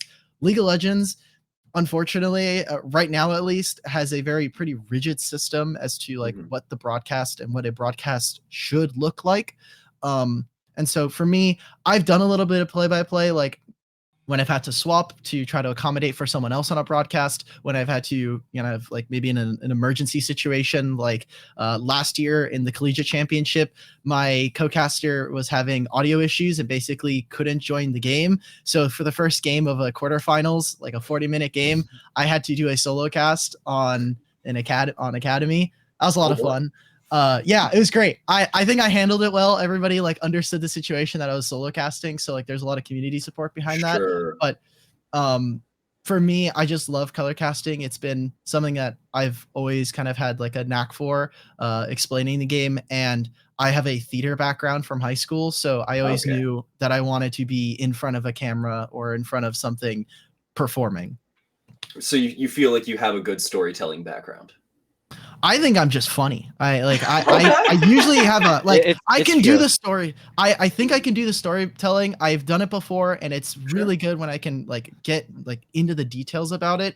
But for me, I think where I excel is that I'm very good at like opening up pairs, opening up like a desk situation and making sure that, the if there's a breath of like fresh air or like having fun, that I'm there to usher that in and help everybody at home at least have a little bit of fun. We're talking over literally like a video game that a lot of children play. So we We're are all children at here for heart. entertainment at the end of the day.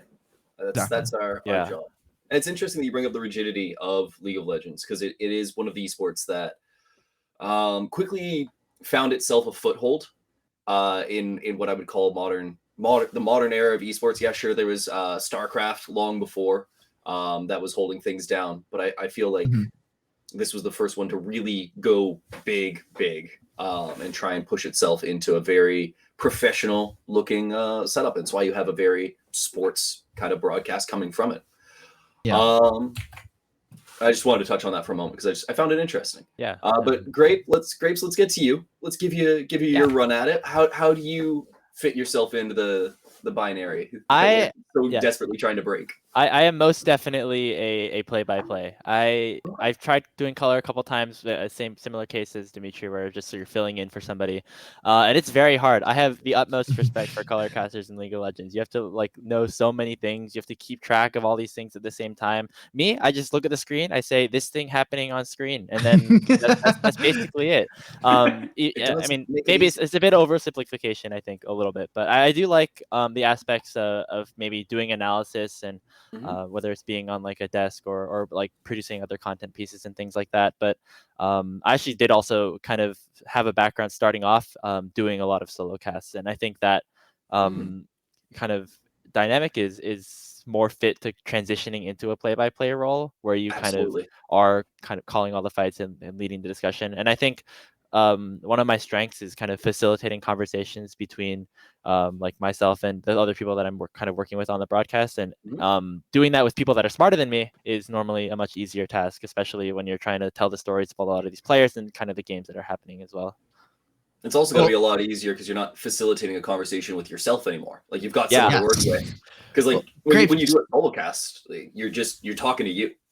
You have a collegiate background, no? Because I've watched some highlight reels of Tufts University. Yes. Okay. I did start in collegiate as well. Kind of similar to Bryce, where I kind of where I was doing other like kind of just like casts with my friends and things like that. But when I did get into college, that's when I was like, hey, maybe we can kind of do this a little bit more. And I saw that my our school's League of Legends team was participating in some collegiate events, and I was like, hey, I can cast for you guys. Our sports broadcasting team also was actually not doing anything at the time because a lot of our sports were canceled that year because of COVID. So it gave us a little bit more opportunity to kind of produce these shows. That's where I got a lot of my chops starting up. And Division III doing that was football. doing that was mostly play-by-play as well. And now I actually at school I still work with that sports broadcasting program as well. Kind of a way to transition a little bit between sports and esports. I've worked on volleyball broadcast, basketball broadcast, and baseball and softball as well in the spring. So that's been really fun as well. There you go.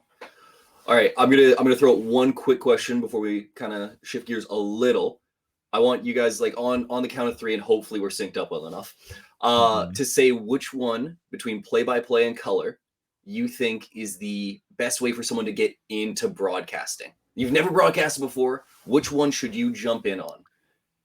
Okay. Okay.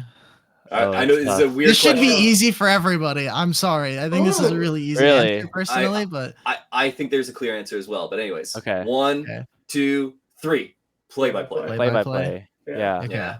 Thank God. Okay. I think it's kind of interesting though, because there's the way that you get into broadcasting kind of depends. Like if you're just coming in as like somebody who loves like watching the games and loves like broadcasts and things like Mhm. that, play by play might be more the direction you're leaning. But if you're coming in as a former player, former coach, I know a lot of people in Sure. the proving ground space that kind of um, came into the color casting position previously being a player or professional or a coach in the space as well, and that's kind of where you're able to flex more of your game knowledge, because in traditional sports, having former players, former coaches in the broadcast booth is something that Is OP. very Yeah. that is very, very popular, very, very common, and not doesn't happen as much, I guess, in esports, but we're starting to see more of it as kind of our games keep continuing to evolve. See people like Sean Garris coming in for VCT, Kadrill in League of Legends, and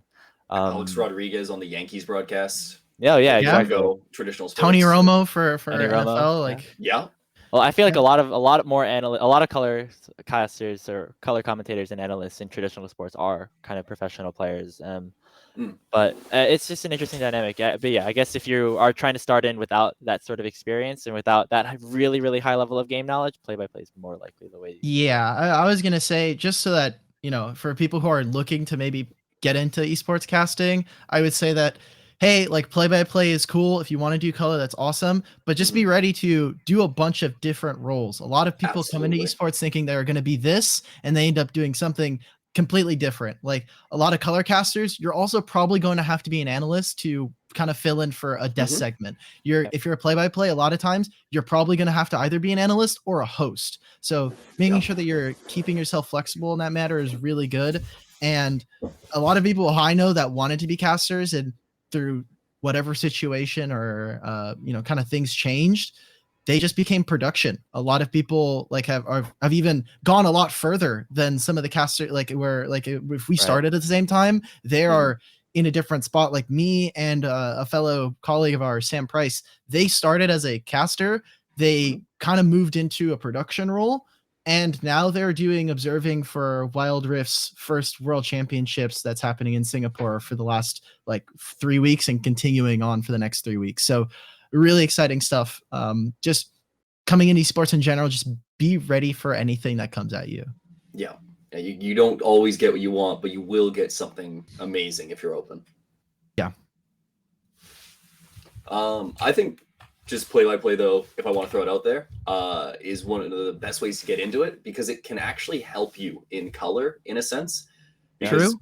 I've learned commenting on what's going on is going to get you to think about it for a future round, because you're like, oh, I've said this before. Why have I said this before? It's like, oh, this is the exact same execute that they just did. And then you can start to develop a story for yourself, and you can start to think about the greater picture of the game. And I think that the whole like narrative or whole stereotype of play by play is like stupid guy is like funny and is like to bring up on broadcast, especially if you are like a play by play caster. You kind of make fun of yourself, but having the game knowledge in that role is also very, very important. Maybe not as important as being a color, but just being able to communicate with your color caster about the game, and being able to facilitate conversations and lead people in the right direction is definitely important, because if you are a really good play-by-play, it's not necessarily just about calling the fights and things like that. It's also about creating that sort of narrative that goes throughout the game, the series, the tournament, the year, whatever is kind of going on. And so having knowledge about that, doing your research, doing your homework is also something that is very important. It's something that I definitely prioritize as well. Absolutely. The one of the best things that I can say for like a great color or a great play-by-play person getting into almost a color-esque flow, or like a level of level of description with what they're saying is the Captain Flowers. It's a video from Ven Esports that they threw up on like TikTok or something. And it's just him going through and completely drawing out the story. You don't even need the gameplay in the background. Just listening to what he says tells you exactly what's happening. It tells you the whole story of what's going on. I'm actually going to throw it in the chat for people to watch. I got timed out. Oh. I was gonna say you're bold for throwing a link in the chat, brother. I thought it was gonna work. I thought it was gonna work. Shout out okay. mods for that one. Yeah. Good for them. Okay, I'm gonna. Okay, Probably could just DM a mod. Pleb got me. Pleb got me. There you go. But watch that link at some point, because it is just a beautiful level of storytelling while also knowing exactly what's going on. It's like listening to old radio broadcast hockey commentary, where they're telling you what side of the ice the puck is on, what corner they're trying to dig it out of, if someone's trying to approach to try and help out in the scrum. Like it's a level of description that you don't get from everyone. And it comes with obviously Captain Flowers being a very seasoned caster, but that's the level that you can get to. And people, shoot for the moon or shoot for the stars and you'll land shoot for the moon and you'll land amongst the stars. Holy, there you go. This is why I'm here and he's there. I was gonna say kind of similar to that. Yeah. I know a lot of our colleagues from the League of Legends space. It's a program that is kind of defunct now, but League Day, they were doing the audio broadcast. So similar to, like you were saying, like a hockey broadcast that is on radio. Mm-hmm. They were doing it for the LCS regular season. And I know from just being in the room with like a lot of the people that were on that product saying that like it is a lot different when you are casting a game without a visual. And so getting into that level of description, coming up with different and kind of unique ways to talk about the game that is still like has that vivid imagery that a play-by-play or even a color that can bring, kind of ties back into what we were talking about. Just being able to know what the other role wants really helps in bringing a much better broadcast as a whole. Yeah, I can get behind that. Okay, let's go a little bit of a different direction. We've talked about, what we like inside of commentary, right? Well, where we like to be on a broadcast. Let's talk about something that we don't like. Because obviously, we've all been through this. We were all new. We've all been on a broadcast that we think is bigger than us. We've dealt with nerves. We've dealt with things not being enjoyable, whether that be because of your own fears or otherwise. How do you handle the level of nervousness that can come with something that you think is I guess too important, that's too big? How do you handle stress? How do you convince yourself to move forward? Open that up to the floor. Anyone? Bryce, take it away. There we go, Bryce. I always treated nervousness. I always think it's a weird thing because people always ask like, how do you treat it? But I've always seen it as usually your nervousness is like a good thing because it means something exciting is about to happen. You're usually not like scared because that's what the bad emotion is. It's like you're not scared you're gonna die. You're nervous because you have something important in front of you that you maybe don't want to mess up, but it's a good event is occurring in the next hour or so. And so it's just a good, I always treat it just as a good feeling, less as a negative one. So I always try to ride the chemicals that are inside my body that are going through me and go like, yeah, I'm going to use this to hype myself up, try as much as I can. And whilst like staying calm. So I'm not like physically shaking on the screen, but like, I always just try to use it, spin it into a positive way. And then once I actually get on the cast, hopefully like just my mind will take over and everything just starts flowing out of my mouth. And okay. Yeah. No, that's fine. I was going to say, I was going to defer it over to the person that was on like a national championship broadcast in the past in ALK. I mean, that's a mean, pretty big stage. So I've had the last 2 years, I've had like pretty big firsts that like each time it gets like more and more like a bigger stage. The first time I was on the official like LCS Academy broadcast, it was still remote, but I was like, holy shit, like this is my first time. I'm gonna be really, really nervous.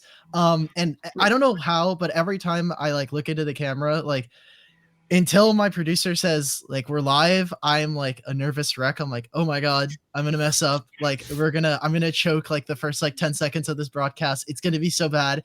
And then every time I talk about it, it's just as soon as I see the red light is on, or I see that like, hey, we're on. Mhm.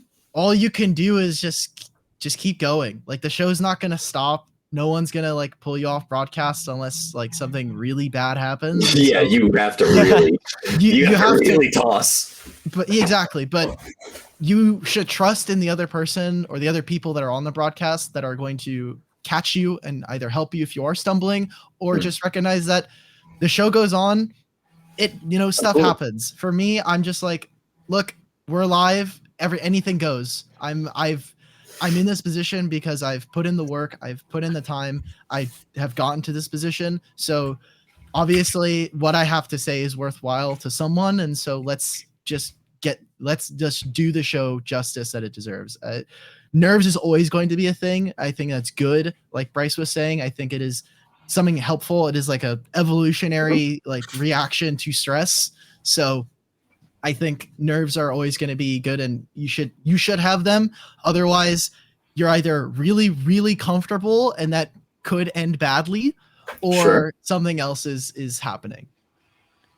Yeah, I think I agree with that. The biggest nerves I felt were probably both this year. First time being my first show on like the Proving Grounds Open qualifiers back in January. That was like the first time I was on something that was like really officially sponsored, kind of sanctioned by Riot in a way.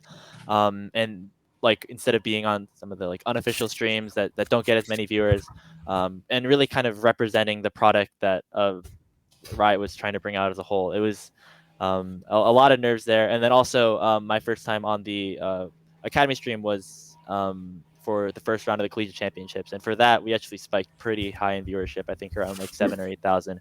And that was a little bit overwhelming as soon as like we got in.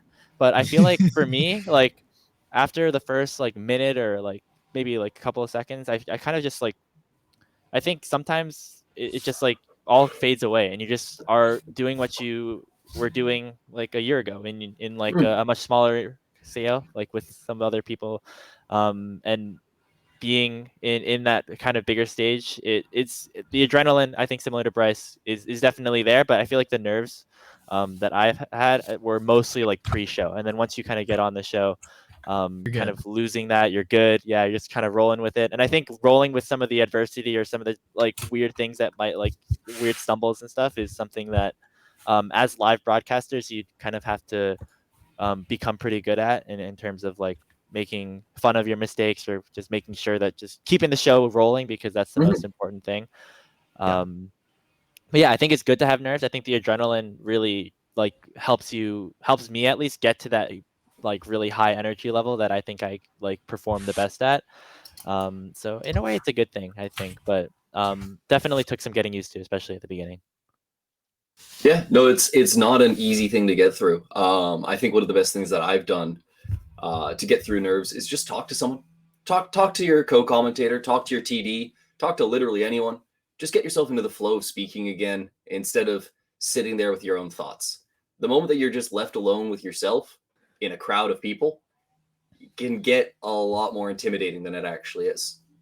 Yeah, actually. I was going to say, does anybody have like any show rituals? I always make my play-by-play caster give me like a speech before. I'm like, okay, as soon as my producer comes in. Speech? Yeah, I'm like, my producer goes 2 minutes until live. I'm like, okay, Kangas, Rafa, the boys, give me the pep talk. Like give the like, even if we're on like an analyst desk with like either like a guest that is like a pro player, an analyst, or we just have like another caster, I'm just like, you have to, the host of the show or whatever, you're gonna give a pep talk for the boys. You're gonna give a motivational speech, and you just let them ride. You just let them do whatever they want. It's super fun. It takes the nerves off for me, and it's something that can be kind of just like, hey, we're about to get into the show. Let's just do it. I'm gonna have to keep that in mind when we finally end up getting on a broadcast together, because I've like done like skits where I like do motivational speeches, but not necessarily my strongest. I've had to stumble through some. I'll start brainstorming right now.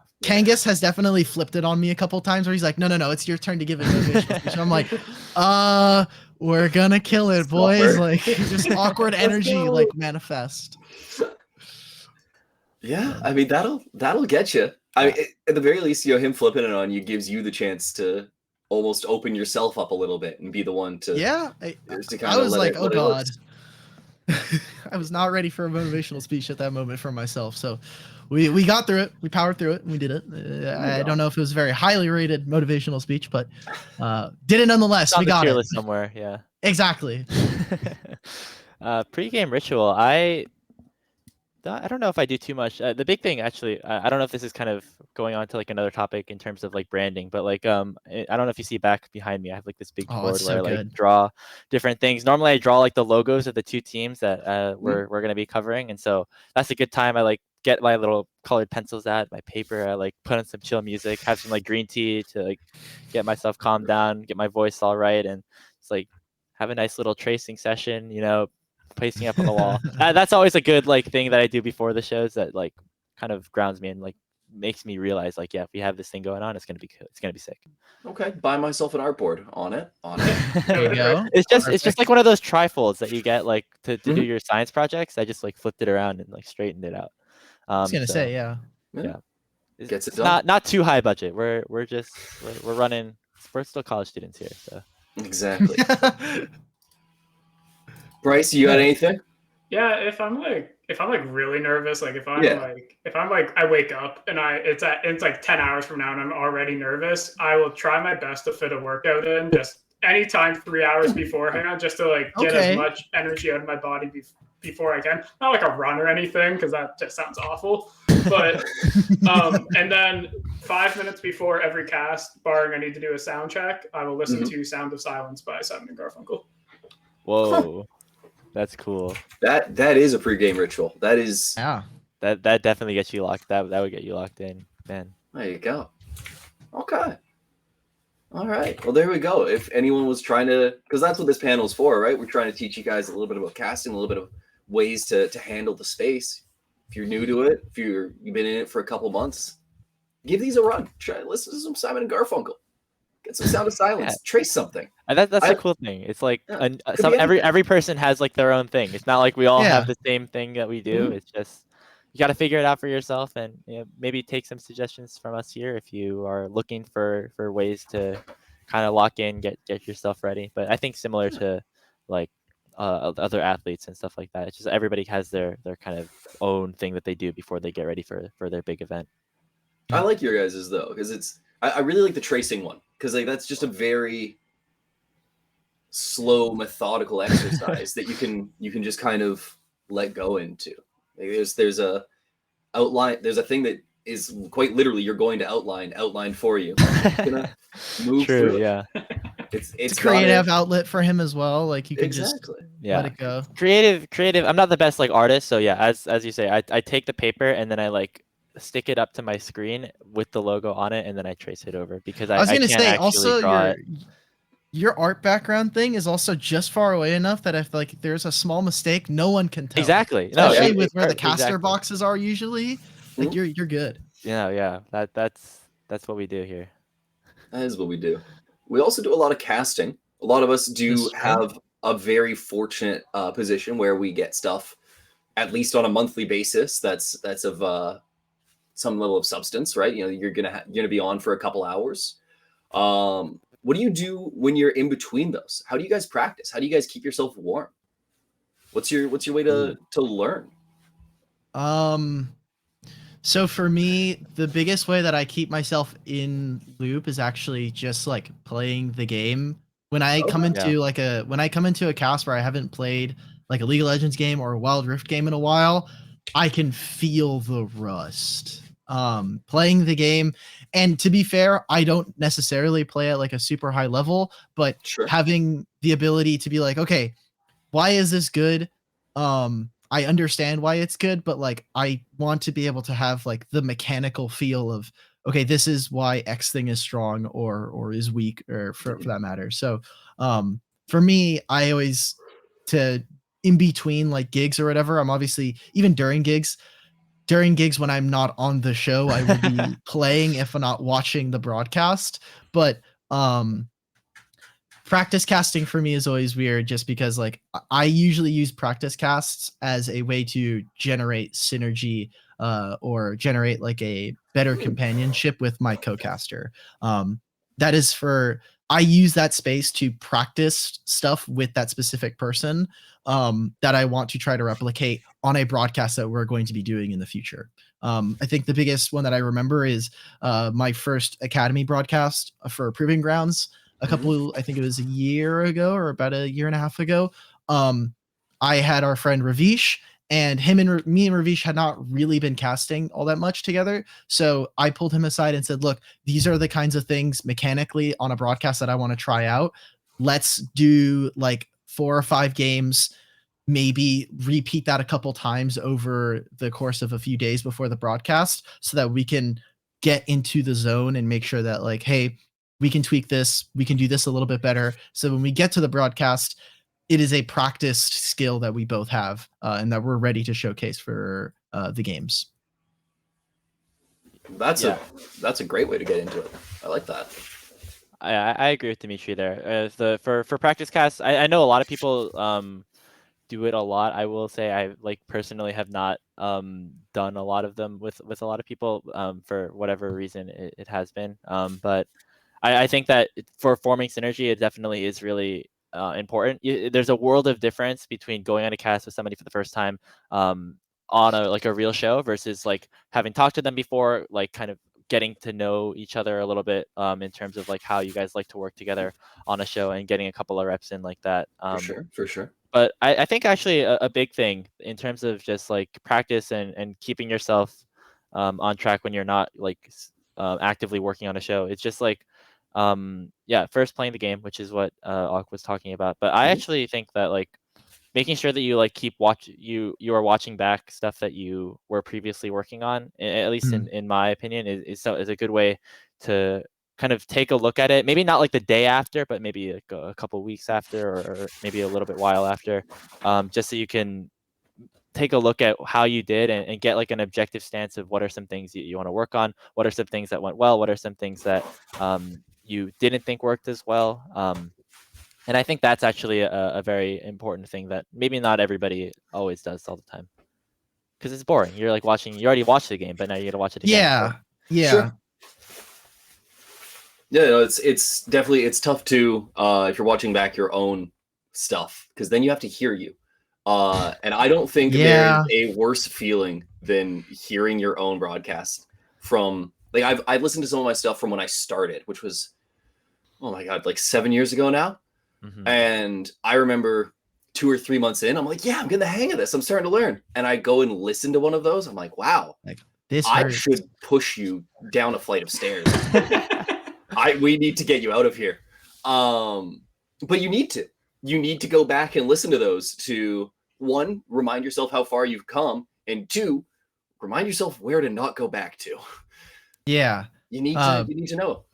Before we let Bryce get in on this, I do want to say like as a general like habit of routine for people, if you do want to get into esports cast, I say generally if you've had a broadcast and you're not tired, I say kind of watch the VOD back for clips because you will know more freshly like what were the big moments of the game and of the series. Make sure that you're grabbing clips. It's something that I have a really bad time of doing, but so getting clips for a reel is super, super important.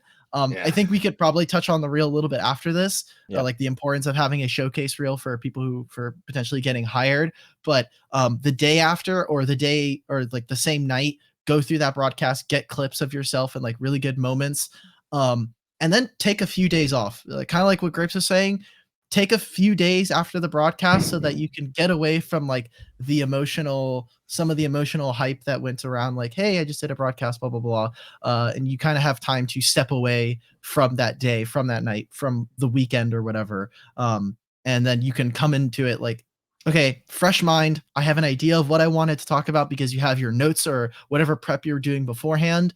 And then you can come in and be like, did I actually achieve those goals in some objective manner?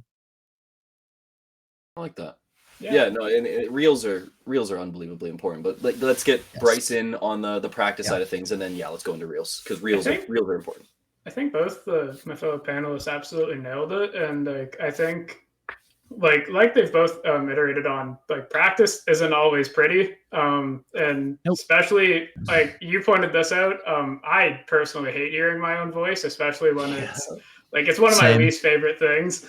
But it's definitely necessary to continue to improve. And seek, because it's similar to watching, like if you're just playing the game, watching an old game back on seeing your mistakes, because sometimes it feels like you made no mistakes whatsoever, but then watching it back when you have the ability to pause or do anything, all the mistakes just like stick out like a sore thumb at you, and you're able to like jot those down, see where you can improve if it's possible to improve. Most of the time it always is. And if you got hit, there's room to improve. Yeah, exactly. And like I said, if I'm out of practice for like, I'm sure they go shorter days without practice, but if I've been out of practice for like a month or something, or a month or two, it's important to keep up with the game, like they said, especially like a game like League of Legends where it's always changing.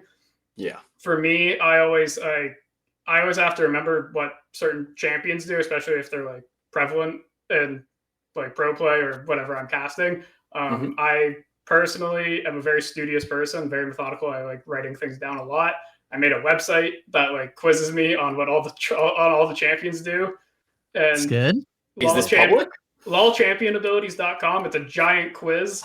Oh man. You can, if you load it up and you click on it's just a giant quiz, like 667 things you can fill in from like all the names of the abilities, and then you can click on like the blank space, and like a video will pop up showing what that ability does, just in case you don't. Oh, I already see it. Oh, I'm gonna ace this quiz after this. Just in case you don't yeah.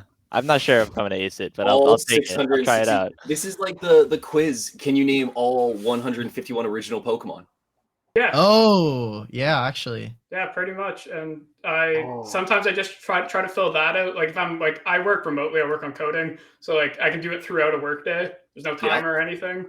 And so I usually just go through that, especially when I don't play all the roles. And so it's important to like just be able to know what an ability looks like.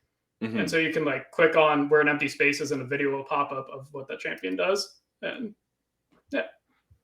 that's just one of the ways that I usually like to just catch up with knowing what things are happening in the game.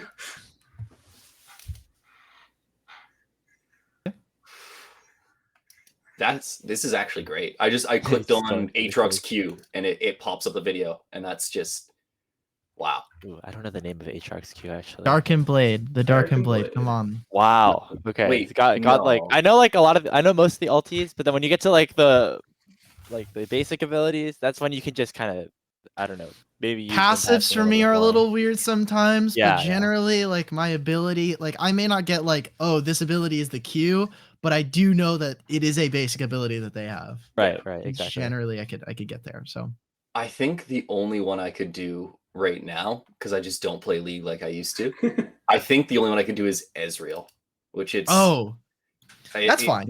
Q, That's okay. Q is Mystic Shot, W is there you go. Oh shoot, E is Essence Flux, and R shoot. Okay, so I can't do Ezreal. Come on, the play-by-plays. What is the Ezreal for all the play-by-plays? Come on, Barrage. It's Mystic Shot. It's Essence Flux, and then the E is Arcane Shift. Oh, it's Arcane Shift. Oh, whoops, I have them back. I got So like the ones that you like frequently use, like you'll have. I remember when Renata first came out, I had like a show where I just didn't know like the ability names, and it was really awkward because I would just kind of like stumble a little bit here and there. That's all. You gotta like make sure you know your stuff when the you're like Renata ability. She's doing stuff. Yeah, exactly. And the enemy team now is hitting each other. Yes. For basic abilities, I don't know. Started absolutely saying things wrong. We are kind of near the back end of this. We've touched on reels ever so slightly. I wish we could focus on it more, but I'm going to throw out something general, and I think that we can all kind of agree with it. You need a reel, otherwise you are shooting yourself in the foot to be able to get work. Even if what you have, you go, oh, it's not that good. You're right, it probably isn't, and that's okay. I have a lot of stuff that I have done recently that I can look back on and go, oof, that's not that good. But if at least it was good in the moment, put it in your reel. If you don't have a big one, put it in your reel. And now you have something. Now you have something you can show someone and at least be like, hey, you know what? This is at least the bare minimum of what I have. You gotta show something. Yeah. The reel is not for you. It's for someone who doesn't know who you are. Exactly. That's the important thing to know. And really quickly adding on to that, just talking about like making that show reel and things like that.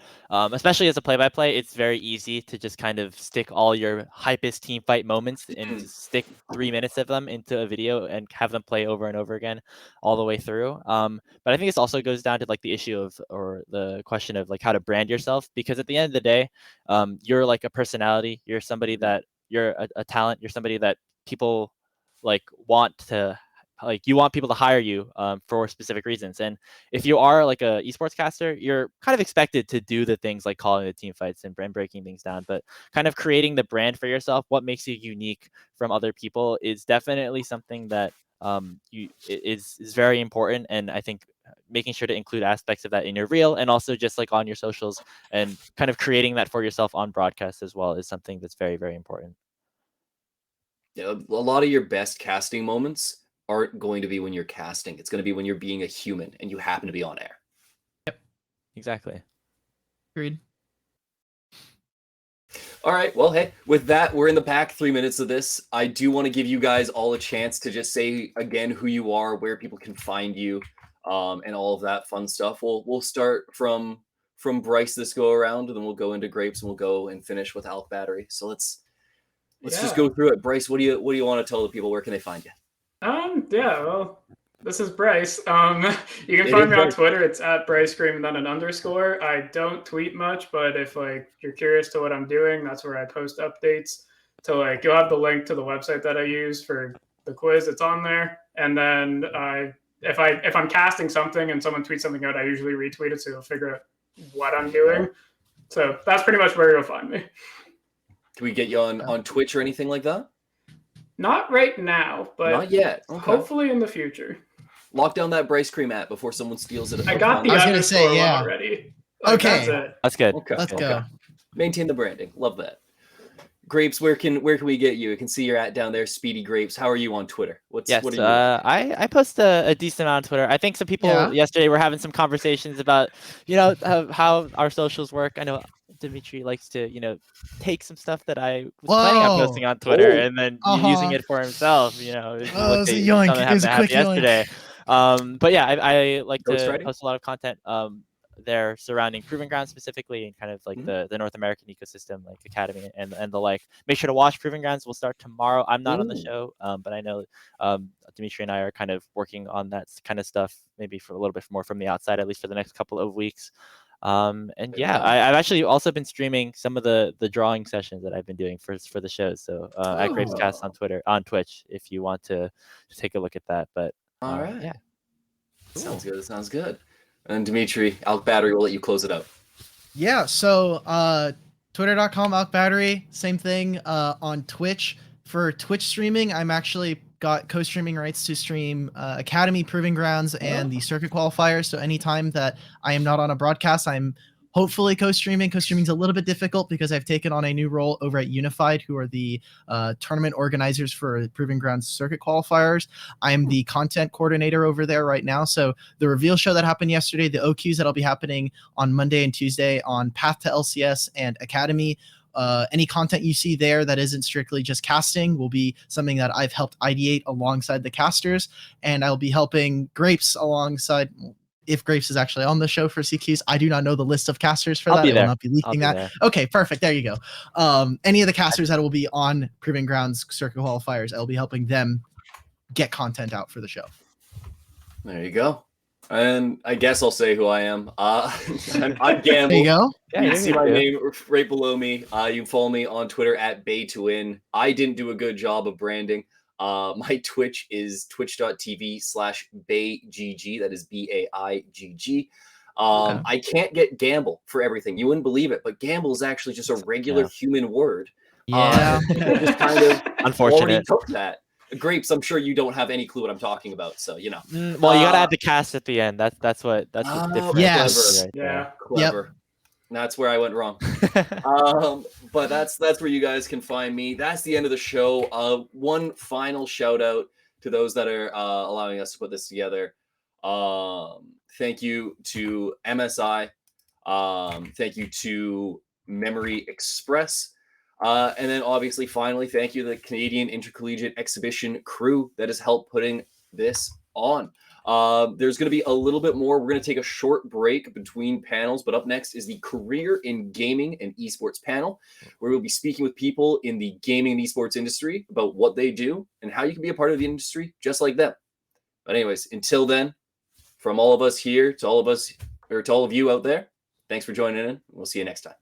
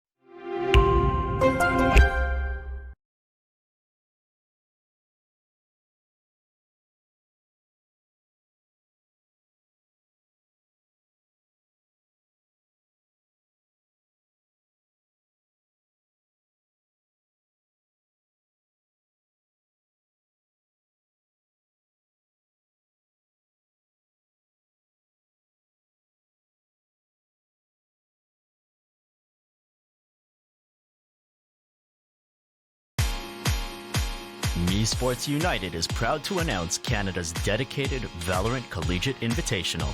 MECI Valorant begins with Western and Eastern Canadian divisions. Tune in on July 23rd and 24th for our West Division qualifiers and July 30th and 31st for the East Division. Find our socials at linktree/MeSportsUnited to stay up to date with more MECI news. Now enjoy the rest of the Canadian Intercollegiate Exhibition. We'll see you soon.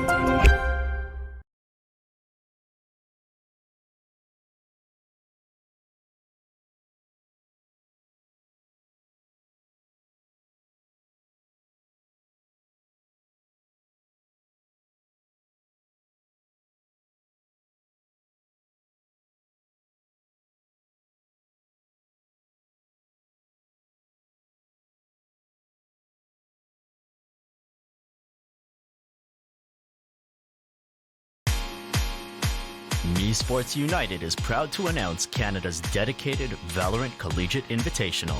MECI Valorant begins with Western and Eastern Canadian divisions. Tune in on July 23rd and 24th for our West Division qualifiers and July 30th and 31st for the East Division. Find our socials at linktree/MeSportsUnited to stay up to date with more MECI news. Now enjoy the rest of the Canadian Intercollegiate Exhibition. We'll see you soon.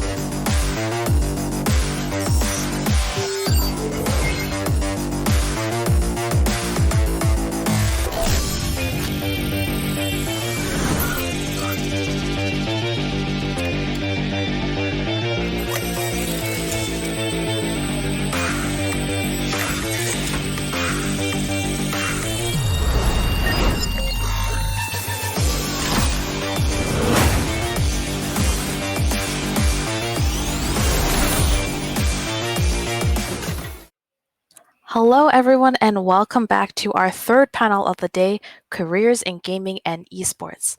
Today, we are joined by Vicky, Benson, and SM. So first off, I'll get Vicky to introduce yourself, and then we'll kind of go around doing that. Thank you. Hi, my name is Vicky. I go by Vicky Bunny Angel on the internet. I've been a professional cosplayer for over 10 years, and I spent the last 2 years working in VR game development as well as alternate reality. Really cool stuff up here in Canada.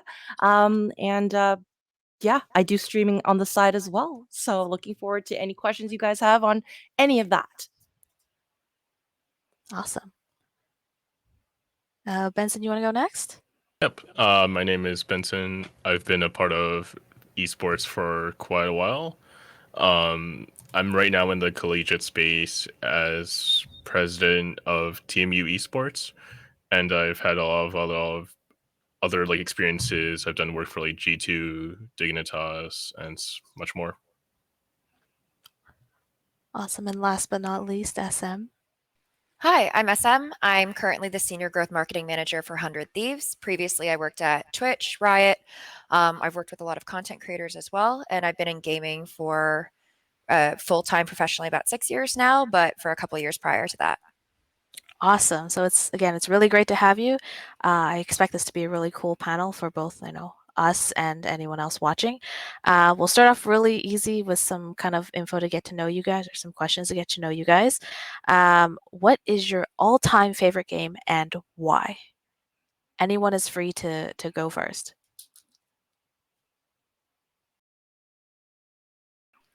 I'll go. I'm biased. I worked at Riot, so I'm very biased, but League is probably the #1 game I've sunk the most hours into. And I never get tired of it, even if I take 6 month to a year breaks, I keep coming back.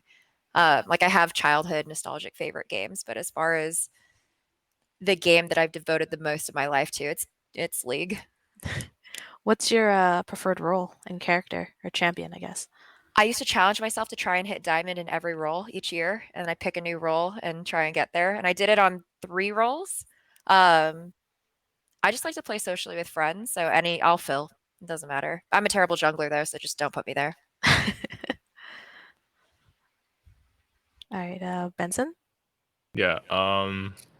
Probably right now I would say is Valorant, just because I've been playing quite a lot of it recently. I climbed like from gold to diamond in less than 40 games, so it's like a kind of a big learning experience. I used to play CS:GO a lot. I used to be a pro at it for a while, so I think it's just like the nostalgia hitting back, and yeah, it's really exciting to see how big it's getting, and hopefully we can do more with this event with it. Awesome. And last but not least, Vicky. I would say same with SM. I've sunk the most of my life into League of Legends, but I also have a soft spot for the Final Fantasy series.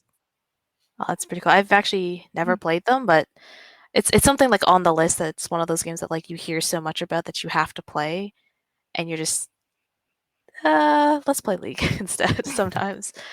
Okay, and then kind of a follow-up to that question is, what is the game you're currently into? It can be the same game. Nostalgia hits hard. I'll say I'm still working my way through all the numbered Final Fantasies. I wouldn't play them if I wasn't streaming them on Twitch. That was my goal when I started streaming during the pandemic. I said I'm going to play through every Final Fantasy on stream. And I just finished Stormblood and FF14, but right now I actually just started FF15, so Road Trip Simulator. A lot of fun. And on the side, I somehow have time to grind Lost Ark. Yeah. Oh, Lost Ark is definitely one of those grindy games that it's just sometimes it's a little painful, but it is worth it sometimes. Yeah. For me, my flavor of the month right now is probably Valorant, but again, biased because Riot, and I was part of the team that got to help launch it. But I'm terrible at it. I can't get to gold, unlike Benson. So I like it because it's a challenge. Awesome. Yeah, and then for me, I think I've been playing through a lot of Final Fantasies also. I just finished most of Final Fantasy 14, and I've been playing through 7 Remake recently. But the game that's been mostly on my mind is Monster Hunter Rise. That's like a new one my friends got me into, so it's been like a really fun experience. I really like single player games now, which is kind of strange because like when I play a multiplayer game, it gets too competitive sometimes. So it's just like a nice break to have, you know. For sure. Awesome. So now that we're all, slightly more acquainted for what we can in 6 minutes. So I guess we'll go with SM first. What got you get into gaming and esports and kind of the marketing side of it? Sure. So I was a gamer my whole life as a kid. I went to grad school for medicine. I didn't think that I'd turn this into a career, so it's pretty exciting that I was able to. Uh, as far as getting into it, I was working in medicine and realized that it didn't offer the creative freedom that I was really looking for. There isn't a lot of opportunity to say like, hey, let's try a different treatment this time, or I know you have something simple, but let's do something creative. So I wanted to do something where I could constantly be challenged by something different every day. And because I was a gamer since I was a kid, I saw an opening at Twitch to be part of their non-gaming team. So this is when Twitch was only focused on individual games. Every category was a specific game. IRL, just chatting, didn't exist. And they wanted to bring Bob Ross on the platform and introduce non-gaming to the platform. Because of my art background, I saw the opportunity to kind of have fun with that and explore what gaming could be, especially in like the mainstream and what the intersection of the two looked like. And that was really exciting. So I was looking for a challenge that spoke to me creatively and resonated with something that I loved since I was a kid. Yeah, that's actually pretty cool that you kind of took that 360 pivot from medicine and healthcare to marketing, esports, and gaming. Yep. Yeah. Benson, Vicky, which one of you want to go first? You can go ahead first, too. Sure. So what got me into industry, I think, through cosplay. I've been cosplaying since I was a teenager, because I love how creative it was, and I just like making things with my hands, problem solving, and a lot of transferable skills come out of creating builds and things like that. You've got time management, budgeting, just creative solutions to something that doesn't exist and making it exist. And so through cosplay, especially here in Toronto, Canada, I guess my reputation grew alongside of how serious people took esports, along pretty much with LCS. We started doing viewings in theaters here, and who would have thought that you'd watch video games on like a theater screen? That was unheard of at the time. And a lot of, I guess, enterprising individuals were thinking a lot more in terms of how do we make it like a Super Bowl type event? Let's invite cosplayers, let's invite gig workers, creative people to really make this an experience, not just sitting down in the theater. So a lot of organizers, like at U of T, with when they're building their collegiate esports, as well as people who just ran LCS viewings, would contact someone like me and say, "Hey, you've got I don't know, Sona, Miss Fortune, Diana cosplays. Can you show up? Like, how much do you charge for that?" And it's really interesting because at that time, there wasn't really a structure for charging for that type of work either, because a lot of us, we just did cosplay for fun. So I got to grow both professional cosplay as well as within the esports space at the same time.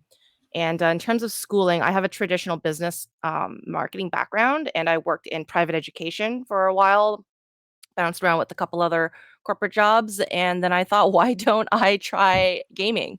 Since now it's a serious industry and not just for people who live in basements. So I think it's Yep. come a really long way, and it's really great that I can take advantage of that now, of that growth. Yeah. I guess for me, it kind of stemmed because I'm pretty young into the industry. I just turned 21 recently. But I started when I was around 13, actually. So back then, gaming was really not too popular. Like, it would be like very small events being hosted. So, like, we'd book out internet cafes, only have 20 or 30 people. And then as I grew up with it, when I turned like 15, 16, we started hosting bigger LANs and bigger events and really started to get more involved with it. So that's when I started branching out and trying out new things like event production, media production, stuff like that. That led me to taking a media production course or program at TMU now. And then since there, it's kind of been like teaching me everything, like streaming, broadcast, hosting, presenting, everything. So that led me to like stream for G2 Esports at one point, do writing jobs at Dignitas. And to be fair, it was a very rough climb sometimes, because I feel like a lot of people with esports or gaming, especially when you're starting from like a grassroots area, a lot of the work I did early was unpaid. Even with like reputable orgs, they didn't even pay me anything. It was mostly volunteer work. But by doing that, we definitely gave more experience and gave me more like a portfolio to build up on. And that's how I started getting into esports, is taking any kind of opportunity, seeing what I really like, and then capitalizing on it. So, for example, doing stuff with TMU Esports and trying new events like the Canadian Intercollegiate Exhibition, stuff like that. So I think it's really like, that's what really got me into the whole industry, just trying everything and then seeing what I liked and then how I can grow the community from it. Yeah, awesome. I think those are all like pretty cool origin stories. I guess a lot like SM. For me, I graduated from SFU in kinesiology, so I had, doctor, physiotherapist career path, and then esports popped in, and it was like, hey, which route do I go? And clearly, I'm here right now. But I guess for me and like my parents, at least, they heard about esports and they kind of went, "You're gonna play games for the rest of your life?" It was always that kind of negative kind of connotation to that. Um, so how did you guys kind of deal with, I guess, your parents or like some sort of anyone else kind of hearing that you were in esports? Like, did they take it and say, "Yeah, like do it, go for it," or was it more of a, "Are you sure, honey? Is that really what you want to do?" kind of attitude?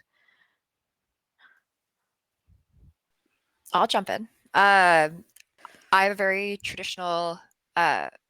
My mom is both Chinese and Japanese, and she's got a very traditional upbringing.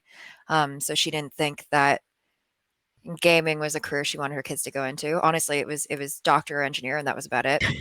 Um, my little sister went into gaming before me, and she's the one who kind of was the guinea pig of the family. So I think she went through it a bit more than I did, despite me being the eldest. But when I did a year of med school and converted it to a master's. So I have a master's in science that is completely not relevant to what I do now. But when I did tell them that I wanted to switch career paths, I think there was a lot of lack of understanding for, I think Vicky mentioned it, but like the industry being real and acceptable. There was a little bit of resistance, I think, from my mom because she's older in a different generation and gaming wasn't a business for them, but also because it wasn't what she expected her daughters to go into and get a career in. So it kind of came from two different directions. Um, it took, I think I was working at Twitch at the time. We got Ninja on CNN to do an interview. And I think my dad texted me and said, "There's a kid with blue hair on CNN talking about gaming. Is this what you do?" I was like, okay, this is probably as close as we're going to get to you actually understanding what I'm doing in terms of gaming marketing. But cool. I'm glad we're getting there. Although during the pandemic, I think there was a lot, gaming kind of transcended this niche of just for gamers. And so I do think that there's a little bit more understanding from my non-gaming friends and my friends from my sorority in college or my friends from back home or my family who don't play games, that it is an actual industry and not just a pastime. But it took a lot of time and it definitely created a bit of pressure on me and my sister to perform well and show that this was an actual career path, but also a little bit of tension within the family and trying to pursue something that we were very passionate about that we didn't really feel supported in. It's gotten better for sure, but I think whenever you encounter people who come from a different background or a different generation, there is going to be a little bit of lack of understanding as to the possibilities that working in the gaming industry can offer. Yeah, that's definitely, I think, with our generation, I'll say, like kind of people who are around, like the 20s, it's always, is this real? Because I know a lot of us, we grew up playing games and was like, that's a dream. But is that reality now? And a lot of the answers are trending to, yeah, this can be a reality. There is an option for that. How about for either you, Vicky, or Benson? Like, have you guys experienced any parental pushback or friend? Yeah, I think No. whatever SM said really resonates. Definitely, especially with the older generation, that disconnect. I think for me, my path to working in gaming was a lot smoother because I had a much more even harder to swallow career before, which was a professional cosplayer. And they're like, you dress up as a character and get paid for, like, what is that? What are you a model? Like, what do you do? And then when they heard I had a 9 to 5 marketing job in tech, they're like, oh, perfect. You're good. So that's how they see it. They think, oh yeah, gaming, it's like technology. And I think part of that's also just me using specific wording to describe it to someone who is older, because I'm not quite lying when I'm saying I'm in tech industry. Um, but it also isn't like fancy Silicon Valley making millions of dollars either. But to them, it's how they want to understand it and meeting them in the middle. And I think that's also important if you're trying to get support from your family, is uh, smoothing that relationship and not trying to be so stubborn in how you define your career, because they may never understand what streaming is or what an influencer is. They may never understand these words, but to them they just need like that bridge. If that makes sense. Yeah, sorry, Benson, go ahead, I cut you off. Yeah, no problem. I mean, as I feel like a lot of people in esports have like a similar experience where like their parents or like the people supporting them aren't entirely sure about like what they're getting into. But I feel like the thing that helped me the most was kind of showing proof of that working. Whether it's sending like a Forbes article about esports being really profitable, or for me, I was winning like my first tournament when I was like 15, and then I got $500. So I just showed them like, hey, I got $500 just by winning this thing. But the thing that really stuck to me that I feel like a lot of people have concerns about is the whole like job security thing, especially when you get into esports as like a pro player or something that's not guaranteed. Like some casters might have the same issue, right? Where they're not sure if they're going to keep casting for the next 1 or 2 years, or they're going to keep like winning or getting gigs, right? So I think that's a concern that a lot of people have, and I think it's definitely justified because the whole esports space is still very new, and you see a lot of investors backing out and like trying to see where the money is, right? But that doesn't always translate to like the most secure job. So I think that's where a lot of the confusion comes from.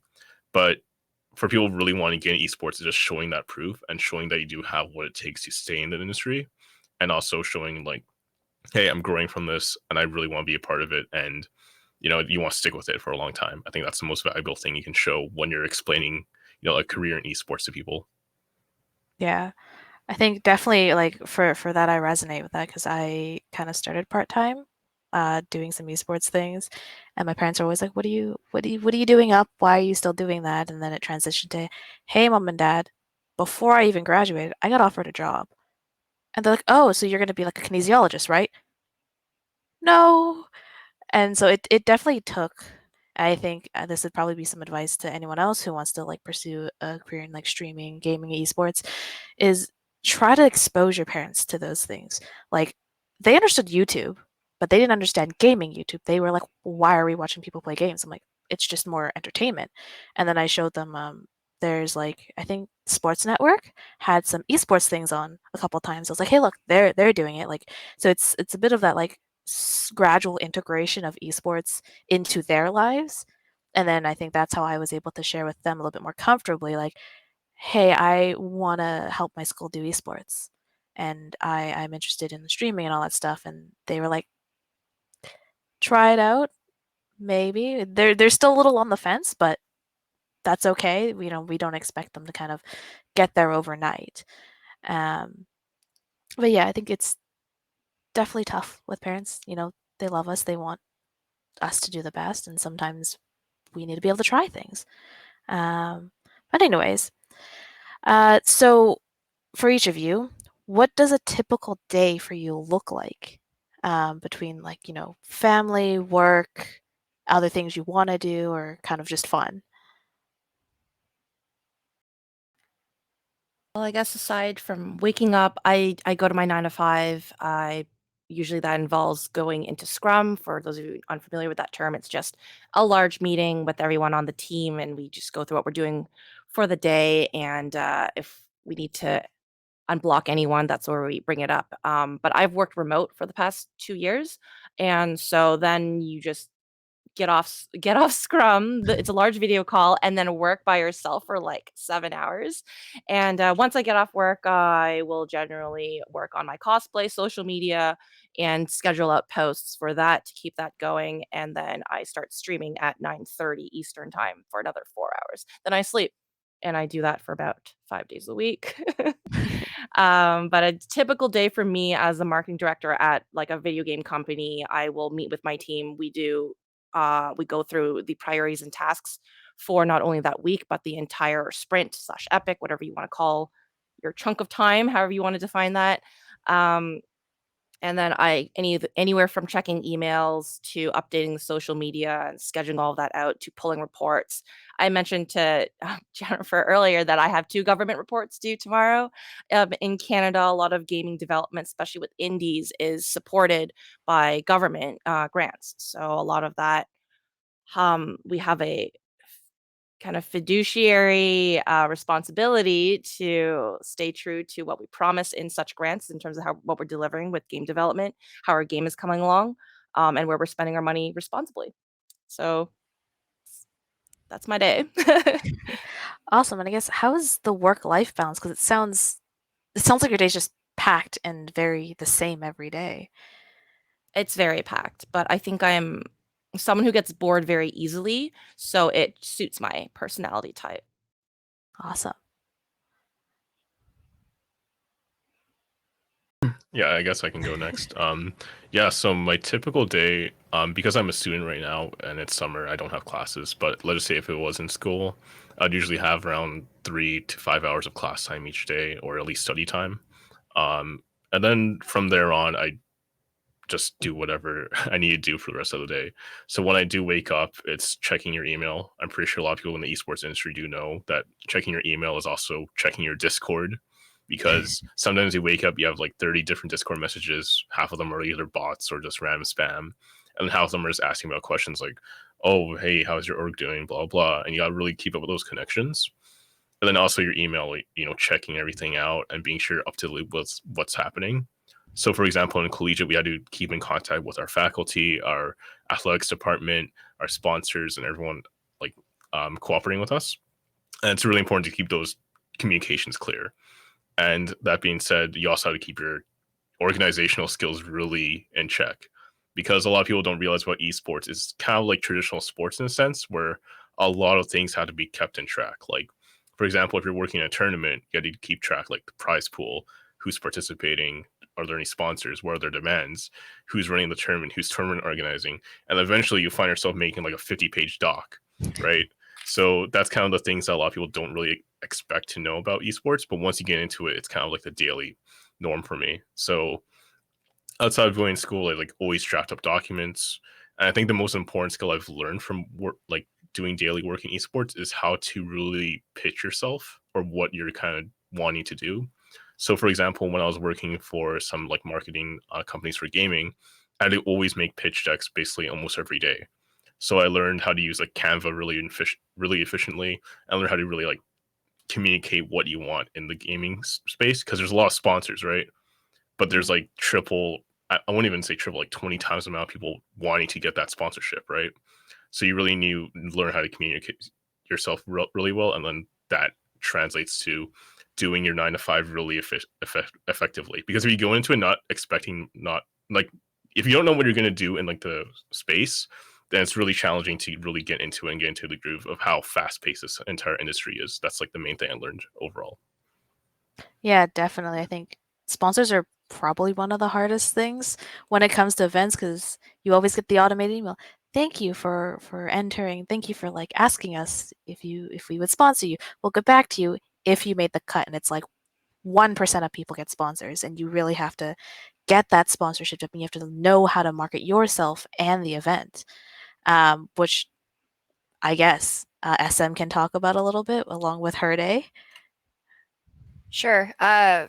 With the orgs that I've seen, and 100 Thieves specifically, dealing with getting sponsors is pretty separate from marketing them. So we have like pre-sale, which is basically people hoping to acquire the sponsor. Post-sale, you execute upon the sponsorship that's been promised.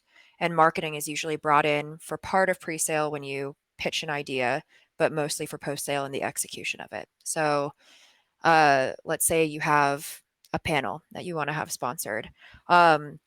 Usually you have some sort of partnerships or business development person who is pitching the idea of doing this panel to sponsors. And then when it is sold, then you integrate marketing to execute it the way that the sponsor expects. That's a good part of my day. I think a lot of people don't recognize that the way that esports orgs function effectively is off of sponsorships. Um, Ultimately, it's an expensive industry to be in, and you need sponsors to keep going. So, like if you look at 100 Thieves, there are a lot of core sponsors that have been part of 100 Thieves history for a long time. And the way that you execute those deliverables for those sponsors it can't be the same every time, because people will get fatigue basically from looking at the same type of content or the same YouTube video or the same deliverable. So a lot of marketing's job is to figure out how to be innovative and creative and keep things fresh and also authentic for viewers, because the worst, I know we've all seen this on Twitch or on Instagram or seen some sort of sponsored ad post that just feels incredibly cringy or not authentic or just doesn't resonate with us. And that's what every person delivering on a sponsored deliverable wants to avoid, whether you're an individual cosplayer, whether you work for a brand, whether you're an influencer on Instagram, it doesn't matter. Um, Part of marketing's job is to figure out how to do that well. So for my day to day, that's part of it. I'd say I spend about 75% of my day in meetings, unfortunately, just because I'm usually a people manager in most of my roles.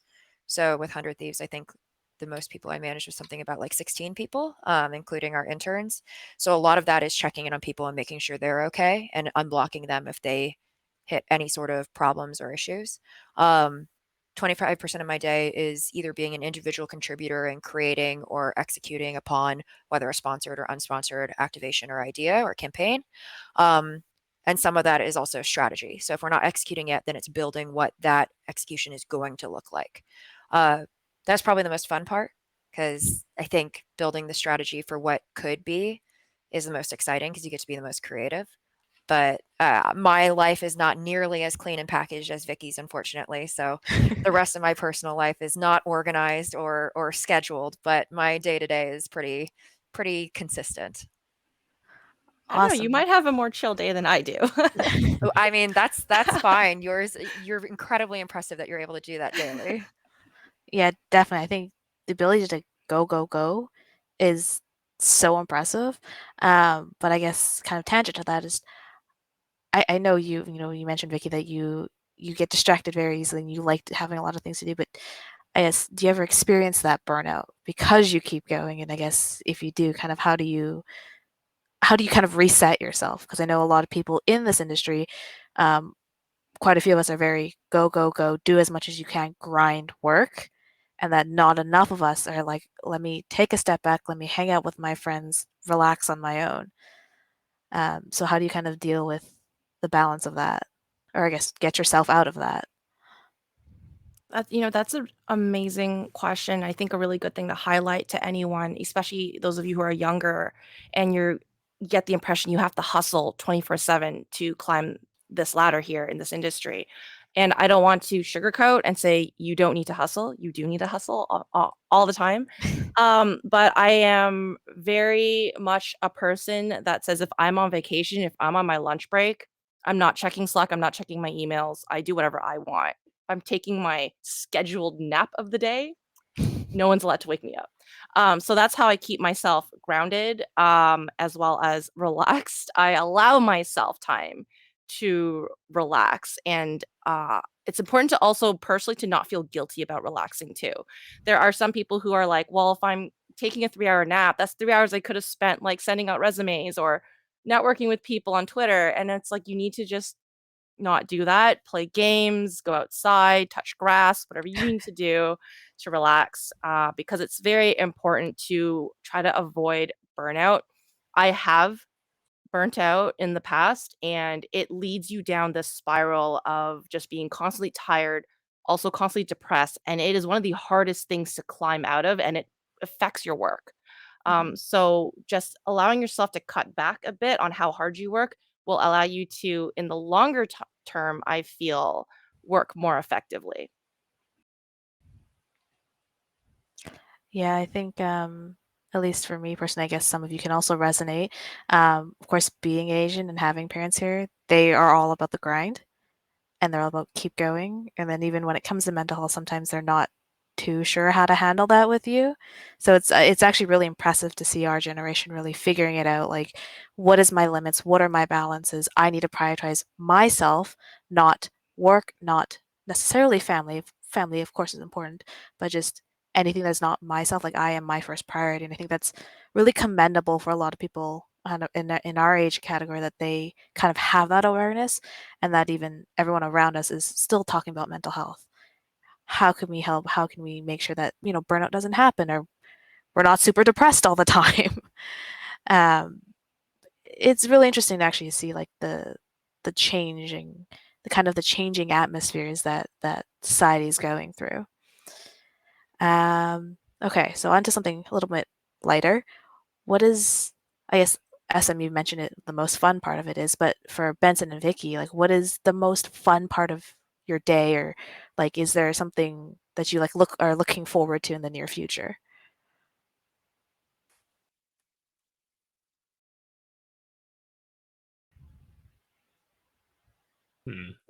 For me, I think it's mostly just meeting new people. I mean, like for me, like the biggest highlights every single month is going to like a new event or something. Like we host socials or like going to lands and stuff, and just kind of meeting the whole community. I think that's a really big important part of esports, especially local esports. That is really fun to me because you get to like see how the community is reacting to stuff, seeing how like the games are working out, seeing how your effort is being put into, and then that's kind of like leading into the next part, like just networking with people. Because a lot of times people just really want to network, and seeing where it takes you, and really communicating with other people, seeing like how the industry is going. And I think that's probably the most fun part of the whole daily part of like just being in esports, like seeing what people message you about and seeing where the whole industry can take you. Because sometimes you might get a message from someone all the way in like LA, but I'm in Toronto. Or sometimes, even recently, I got a message from someone in Japan who wanted to do something together about an event. So I'm like, hey, this is pretty cool how like you can connect with so many people from all different branches of whichever industry they want to be a part of. Mhm. Yeah, I think that's something actually very special that happens with esports, where you hear about people, oh, I have to go on a business trip to Japan, or I have to fly away. It's like, we have Discord. We have global servers. Like, those work too. We don't gotta book the expensive flight and head over there to help out. But yeah, how about for you, Vicky? I actually would say the in-person events are the most fun for me. Perhaps that's because I've been locked away for 2 years and seeing my own apartment.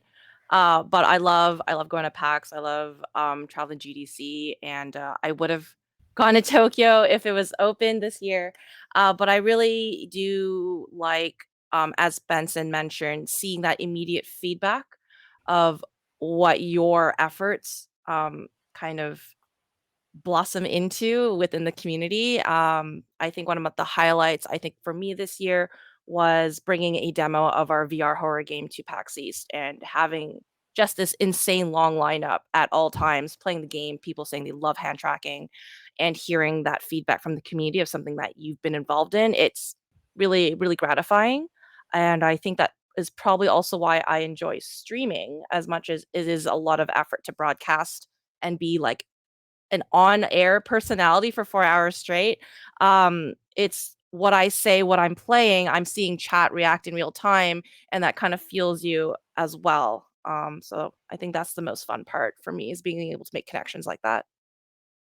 Yeah, it's definitely a bit of the adrenaline, especially with events. And I think I went to a convention once and I was in cosplay, and there was these two girls I remember vividly. They just shouted my character's name and was like, "Can I come hug you? Hello!" And they were so excited. And I was like, I don't expect that, but it's so nice. Like, it's surprisingly nice and addictive.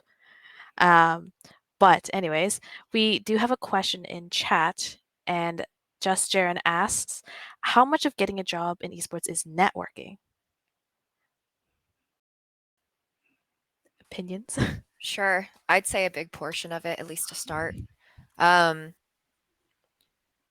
if you're trying to break into the industry, it is incredibly helpful to have someone, a mentor, advisor, friend, someone in the industry on your side because it isn't quite like other industries. I think also with entry level roles, there are a lot of people.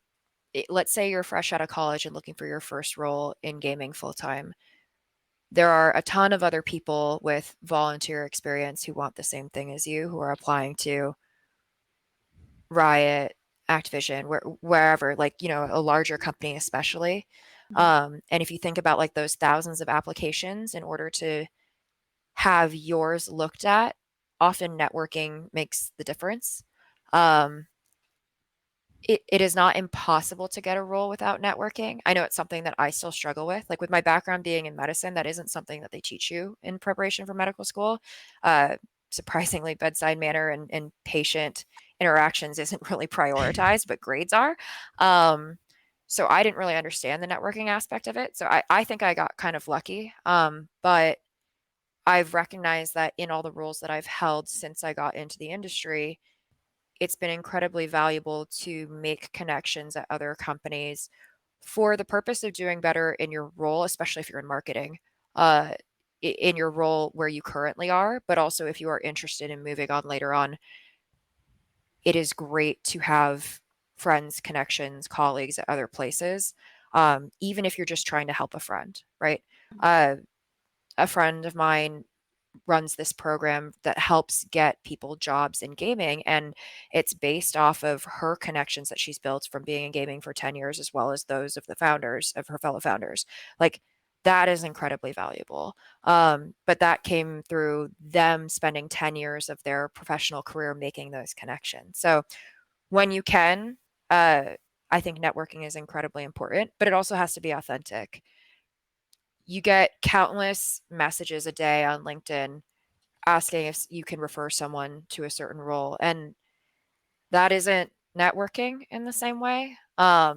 I think if you think about it less as networking, which can feel like schmoozy or inauthentic, and think of it more of building meaningful connections or keeping meaningful connections. So, like, let's say you meet someone at another org that you really enjoy working with, keep up with them, right? Follow, whether that's following back on Twitter or following them on LinkedIn or shooting them a message every so often and checking in on them, or meeting up with them at PAX, whatever that might be.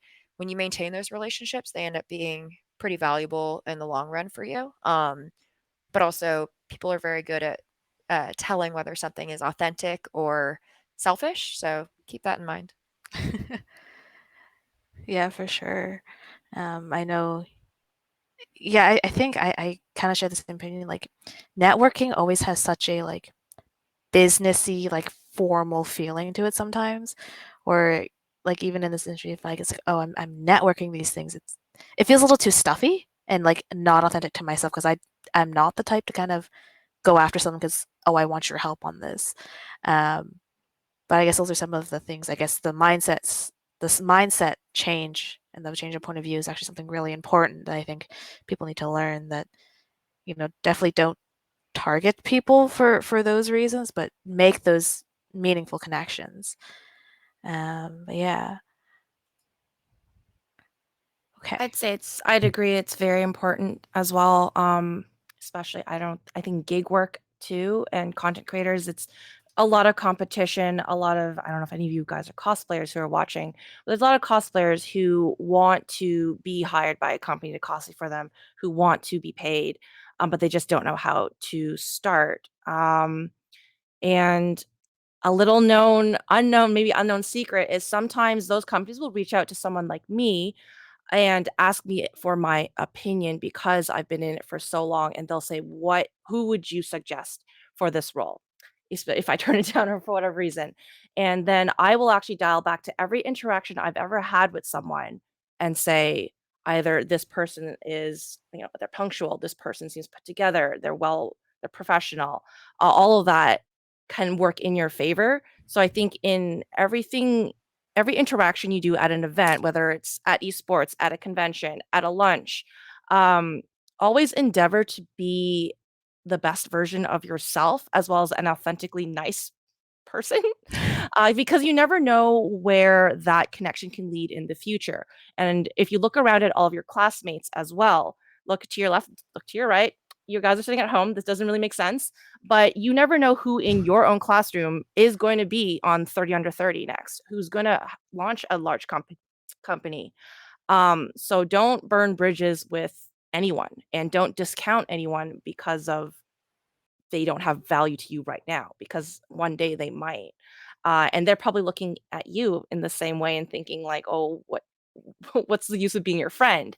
But that is a really, I think, cold way of looking at networking. And pretty much I agree with whatever everything SM has said, which is has to be genuine. And making connections starts with taking an interest in others. And it goes a long way just to say, hey, I want to catch up for a coffee or a bubble tea, or hey, how's your kid doing? All of these small things that you notice about people's personal lives goes a long way.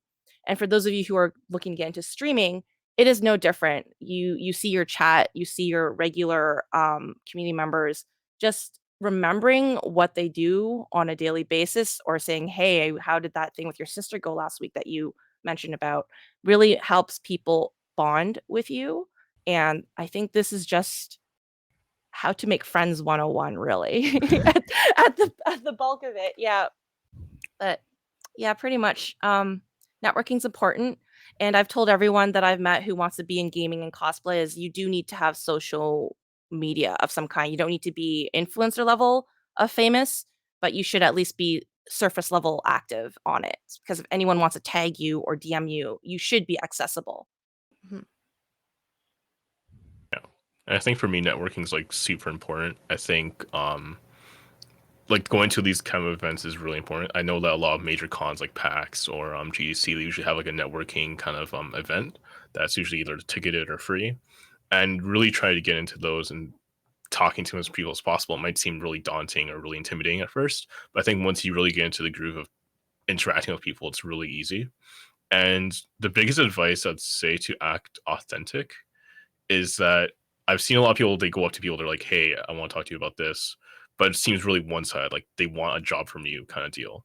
But I think my approach, specifically for me, when I'm working with like events or sponsors, is I want to make it more collaborative, not like being selfish about, hey, I want to do this for my company, do this for my org, but I want to bring in their background into what we're thinking of doing.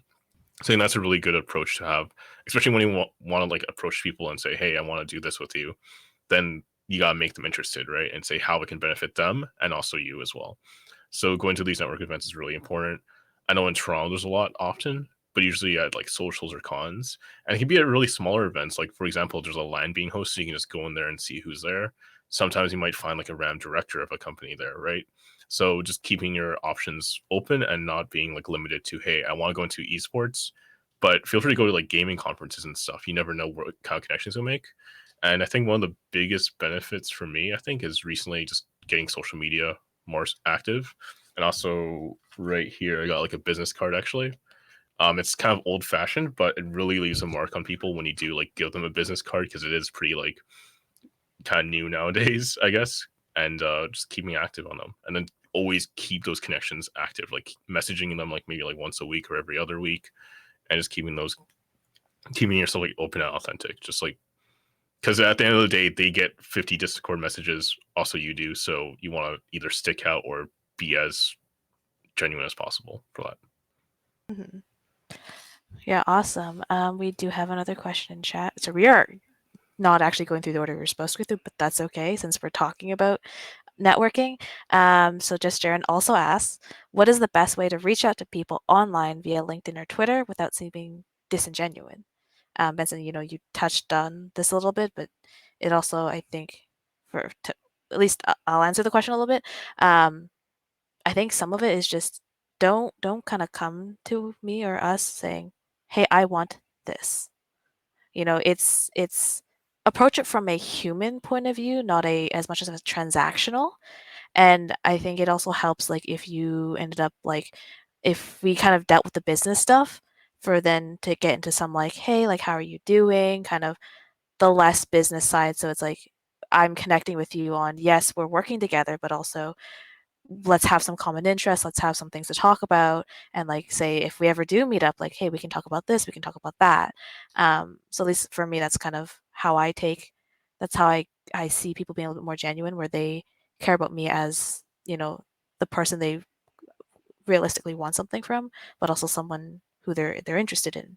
But to the rest of you three, how do you kind of sort out the genuine from the disingenuine conversations you're having?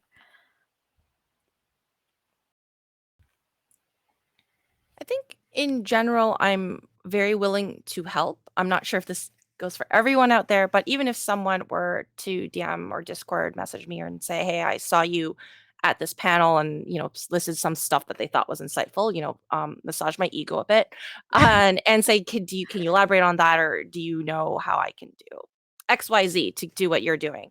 I'm probably not gonna ignore it. I'll do my best to help. And I feel like everyone I've at least met in my career has been of the same viewpoint, that we'll do what we can to help you. But you still have to do a lot of the legwork yourself. Like, we're not just going to hand you a job or anything like that. But we can give you advice for sure. That's a good point, Vicky. I think when we talk about the importance of networking, we're also neglecting being qualified for the job is the most important. But getting your foot in the door, yeah, networking is important. Um, I'm the same way. I'm probably less publicly accessible though than I think most other people in similar roles, or Vicky or Benson. I'm not really on social, but for those that do reach out to me or that I meet at events or they hit me up on LinkedIn, I'm generally willing to help. It's a lot easier to help though when I understand what you're trying to do and why. So if you come at it from the human approach, like Vicky said, and like, like you understand that it's another person. If I also connect with what you're trying to achieve, or if you find some sort of similarity in like my roles or career path, it's a lot easier for me to help you. If you're trying to be a game dev and be an engineer, there's probably less I can do for you, and I probably don't know that path as well. But if you're just reaching out to me because, hey, you work at XYZ company and I want to work there, I'm an engineer, can you help me out? I want to, but it's difficult for me to, right? Because I don't have the craft to understand how to help you. Um, if you're like, hey, I would love to eventually get into leading a marketing team. Currently, I'm volunteering for social, for live tweeting, XYZ esport. I'd love to understand like how you got to where you are, or any suggestions you have for me in my career path that I can help you with, right? So if you make it specific as to what you're trying to achieve, but also you understand that I like an individual person who works at the company that you're interested in is not like your gateway in, because that's not how it works. I'm more able and willing to help. Yeah, I think one of the biggest components is also just being really honest about your intentions. I feel like a lot of people come up to you and say, "Hey, I want to." They're super vague about it, right? But if you come up to people and you want to network and they're honest about what you want to achieve by like making the connection, I think that's a really good point to have. Um, yeah, just being as genuine as possible. Like, I feel like a lot of people, they go up to you, they say, "Hey, I want to do this," but they're not very sure, or you can tell they're not very like committed to what they're talking about. Just being honest and being sincere about like what you want to do. So as what SM mentioned, like saying, "Hey, I want to do this and this," like be as descriptive as possible, but also be as honest as possible as well, because that's what puts us on your radar. If you just come up and say, "Hey, I want a job here," you're not really telling us much, right? So you always want to be as descriptive as possible and just say, "Hey, I want to do this and this." Or if you want to like kind of show off yourself a little bit, that's also fine. It gives us more room to know what you're trying to achieve. I think for sure, like all of those are really, really good points. I think it would be really helpful. Um, I've actually noticed that esports is one of those also special spaces, because I think like 95% of the people you reach out to, their opinion is, yeah, I'm down to help. Like, how can I help? And they'll have that conversation with you. Whereas, we hear about, I guess, the traditional business world where it's a lot of shut doors and just coldness in a sense. But I think, the sports and gaming industry is really unique in that we are very helpful and we do want to help people grow, albeit, genuinely help people and grow and all that stuff. But anyways, so for the youth that are trying to get careers that are similar to each of yours, is there any kind of like schooling or education you would advise them to go into? Because that is, I guess, always the traditional thought of education then career. So is there any kind of books or degrees or anything like that that you would recommend? I think that would depend what area you want to work in because it's very broad. There's a technical side of esports, there's event planning, there's marketing, which I feel like at least half of us here are marketers. And so you really have to think about what your skills are and how you could fit into esports. But the great thing with esports is I think there's so many diverse roles. I'm sure there's something for you that you can create a role even for yourself within an organization. But I think you should focus on transferable skills first and foremost. Can you manage a project? So project management, time management, budgets, um, just I guess also basic business acumen is very important, as well as communication skills, interpersonal skills come into play. But other than that, I don't know how to answer this because when I got into this industry, there weren't such a thing as like degrees in esports. You had to come from a different industry to transition into esports and gaming. But I don't know right now if people will look for a diploma or whatever in game development or esports planning, that kind of thing. But yeah, I think focusing on stuff that gives you those transferable skills and experiences that would be useful in this industry is important. In terms of resources for indies, I can only speak about Canada and probably Ontario. But if you also want to work with the indie studio, because I feel it's a bit easier to get your foot into the door with a smaller company than a large company because there's a lot more competition with larger companies. And if you just want something on your resume to say, yeah, you've worked in gaming, look at indies around here. Workwithindies.com is a good place to look for job postings, but also understand granting agencies and different funding bodies within Canada, because saying about how to navigate that landscape will go a really long way, especially in this country.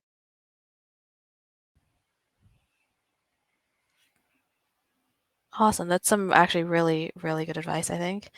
I guess Benson or SM, I think obviously, marketing degrees, probably preferable. But I guess, is there any other way for I guess young people to kind of educate themselves more on specifically like esports marketing or esports event running?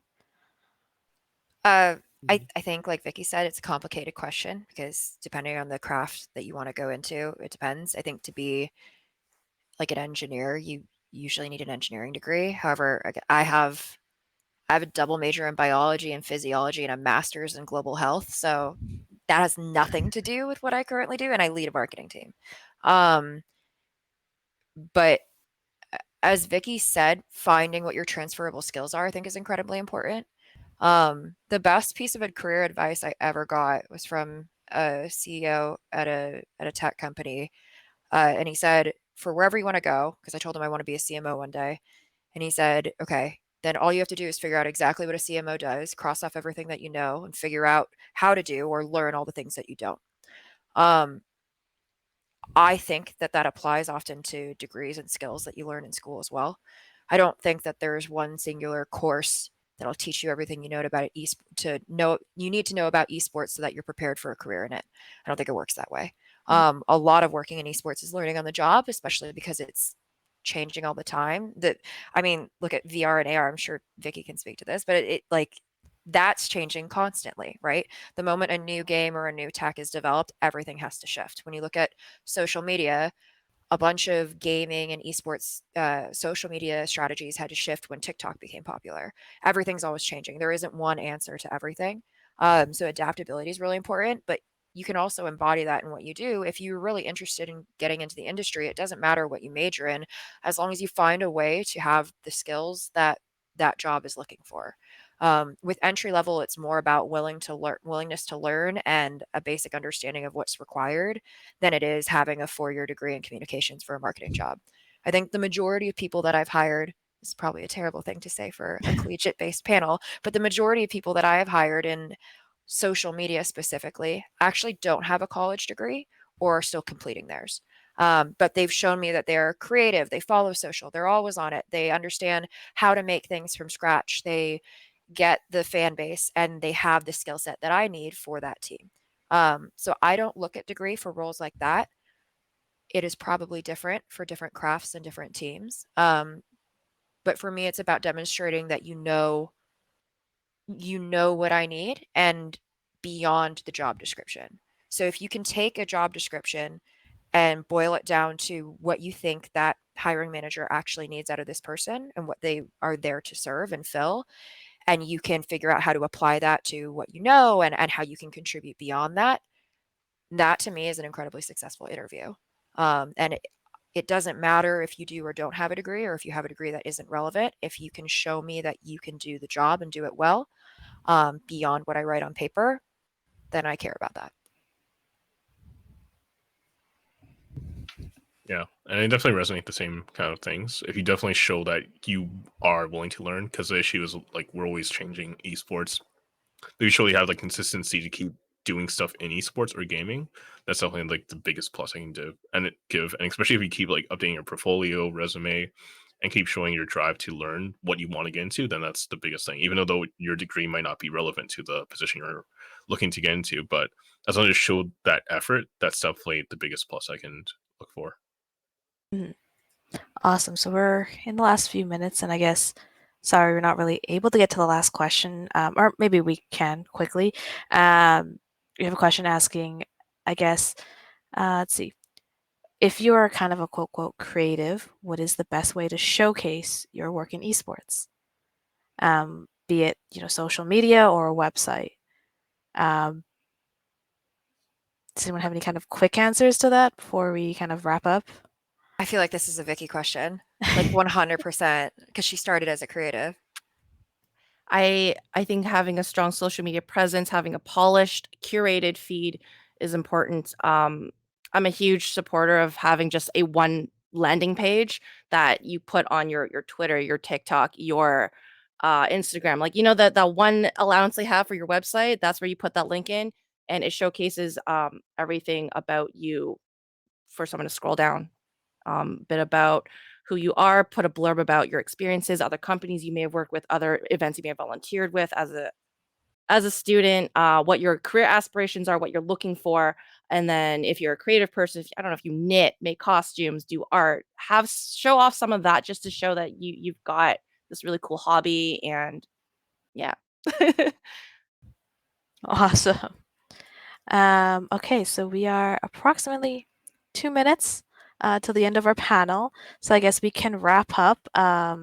First off, thank you, Vicky, SM, and Benson, for joining us here at CIE, being panelists, talking to us about your careers and kind of the things you've gone through and the things that, how to help other people trying to get in here. Do you guys have any last words? Okay, that sounds very morbid. Do you have any kind of last comments to say, before we kind of end the panel?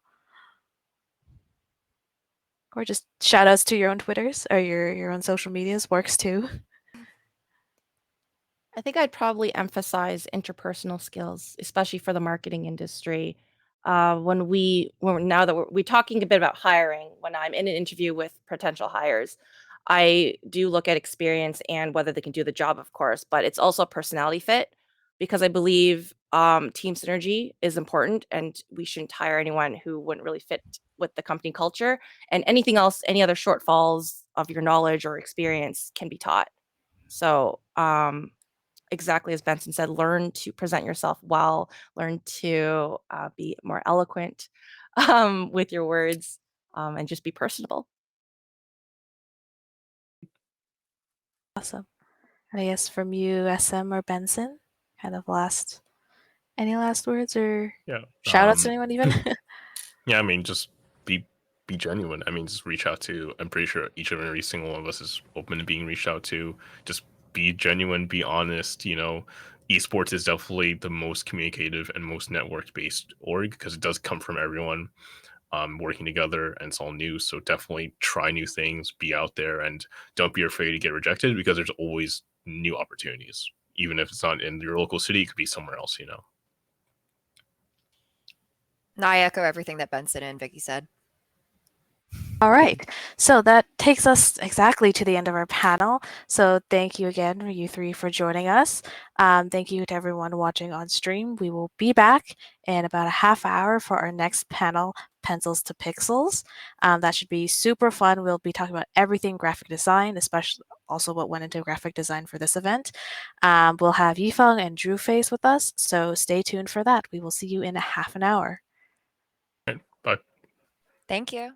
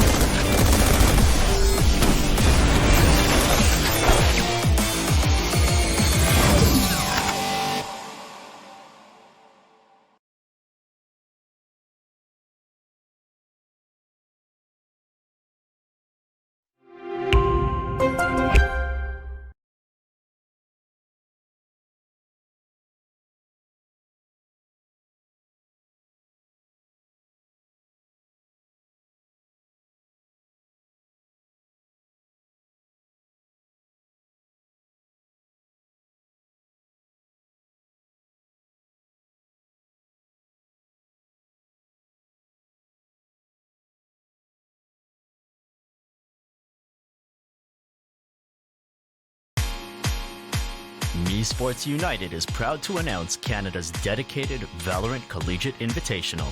MECI Valorant begins with Western and Eastern Canadian divisions.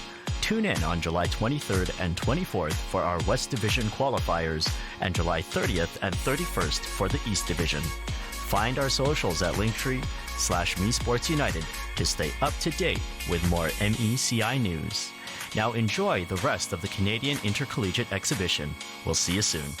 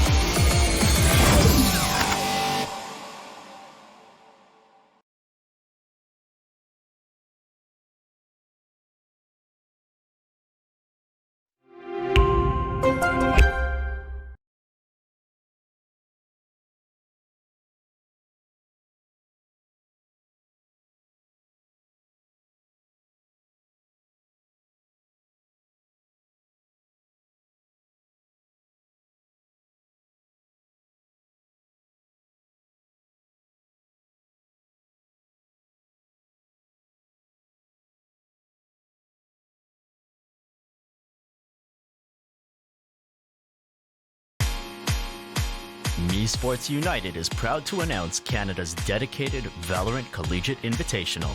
MECI Valorant begins with Western and Eastern Canadian divisions. Tune in on July 23rd and 24th for our West Division qualifiers and July 30th and 31st for the East Division. Find our socials at linktree/MeSportsUnited to stay up to date with more MECI news. Now enjoy the rest of the Canadian Intercollegiate Exhibition. We'll see you soon.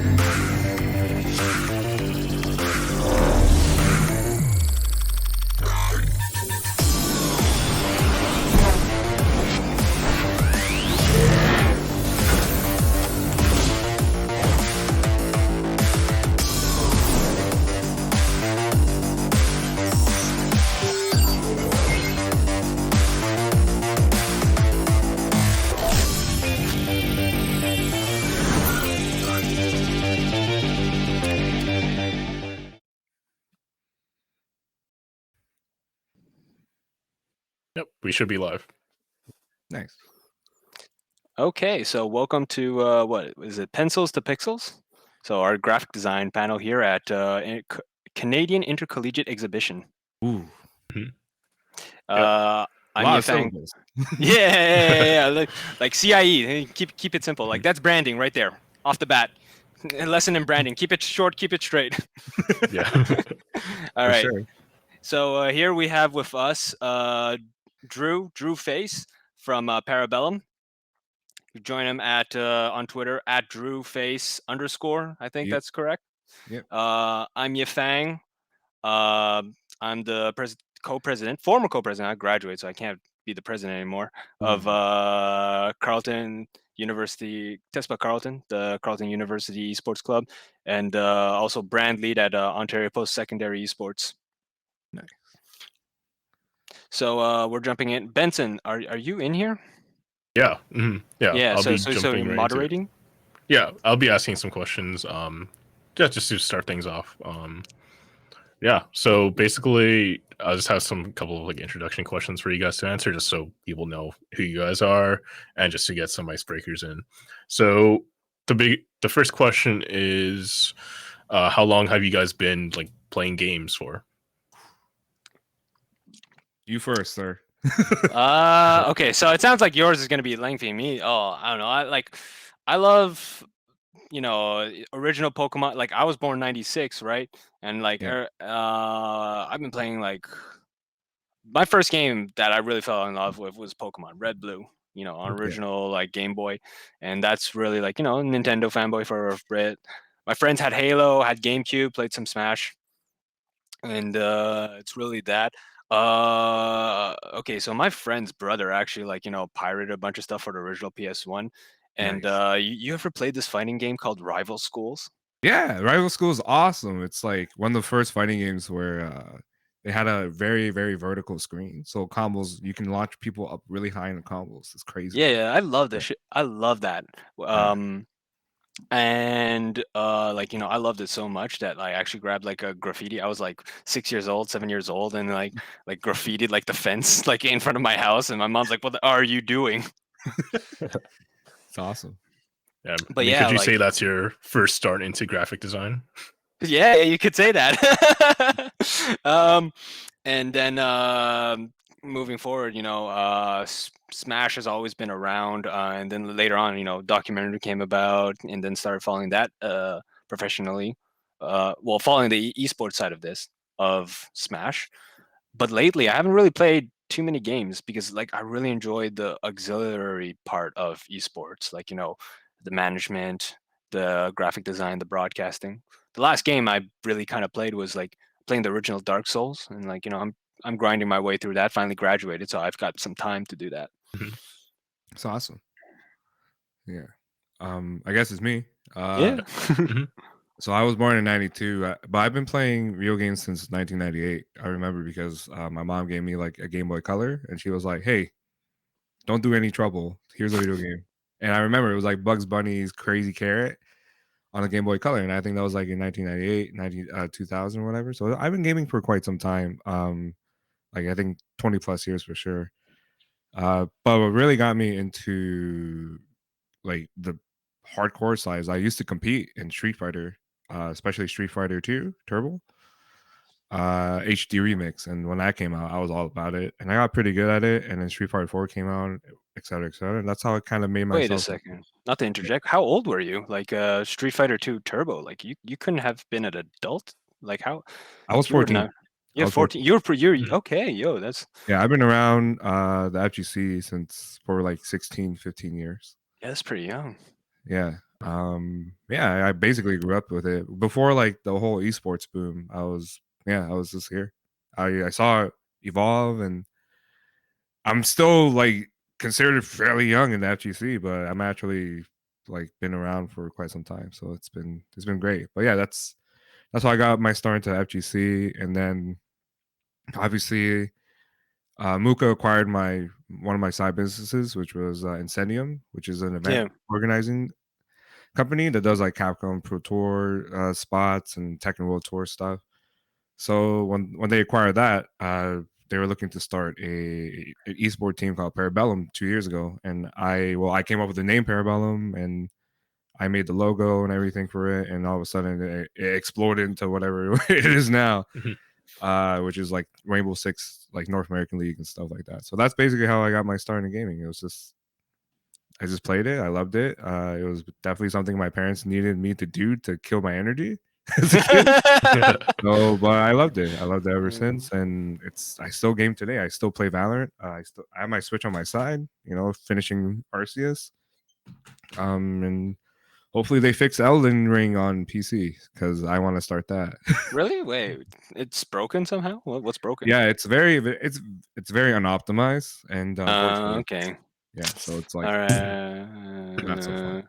Well, I've got time. I'm planning to like go all the way like Dark Souls 1, Dark Souls 2, Dark Souls 3, maybe Sekiro, and then Elden Ring. Nice.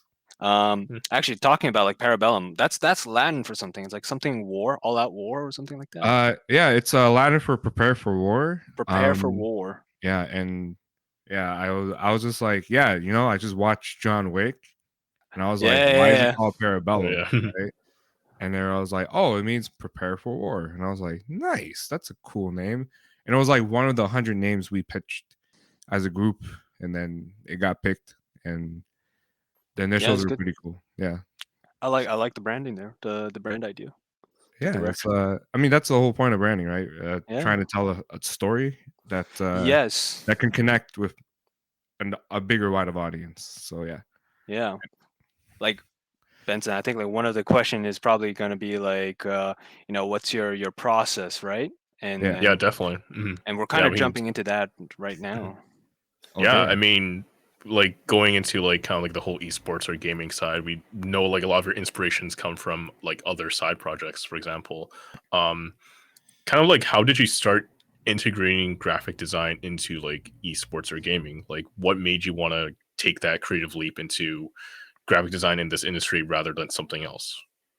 Well, actually, unironically, I started my entire career not in esports whatsoever. Me neither. Yeah, for me, I did a lot of marketing. I was 22, 21, and I managed to graduate. I got a magazine article because apparently my schoolwork was good enough to get featured. Oh, that's a little casual flex, but not really because I don't really magazine, but like whatever. And that happened, and I got a job at marketing for towels, and you wouldn't believe it, but you learn a lot about typography and like advertising and a lot of advertising mentalities and how to reach an audience that way because, well, people buy tiles, they need to, right? So I got into marketing that way, and then from there, I don't know, I started like branding for other sub companies that the tile business person owned.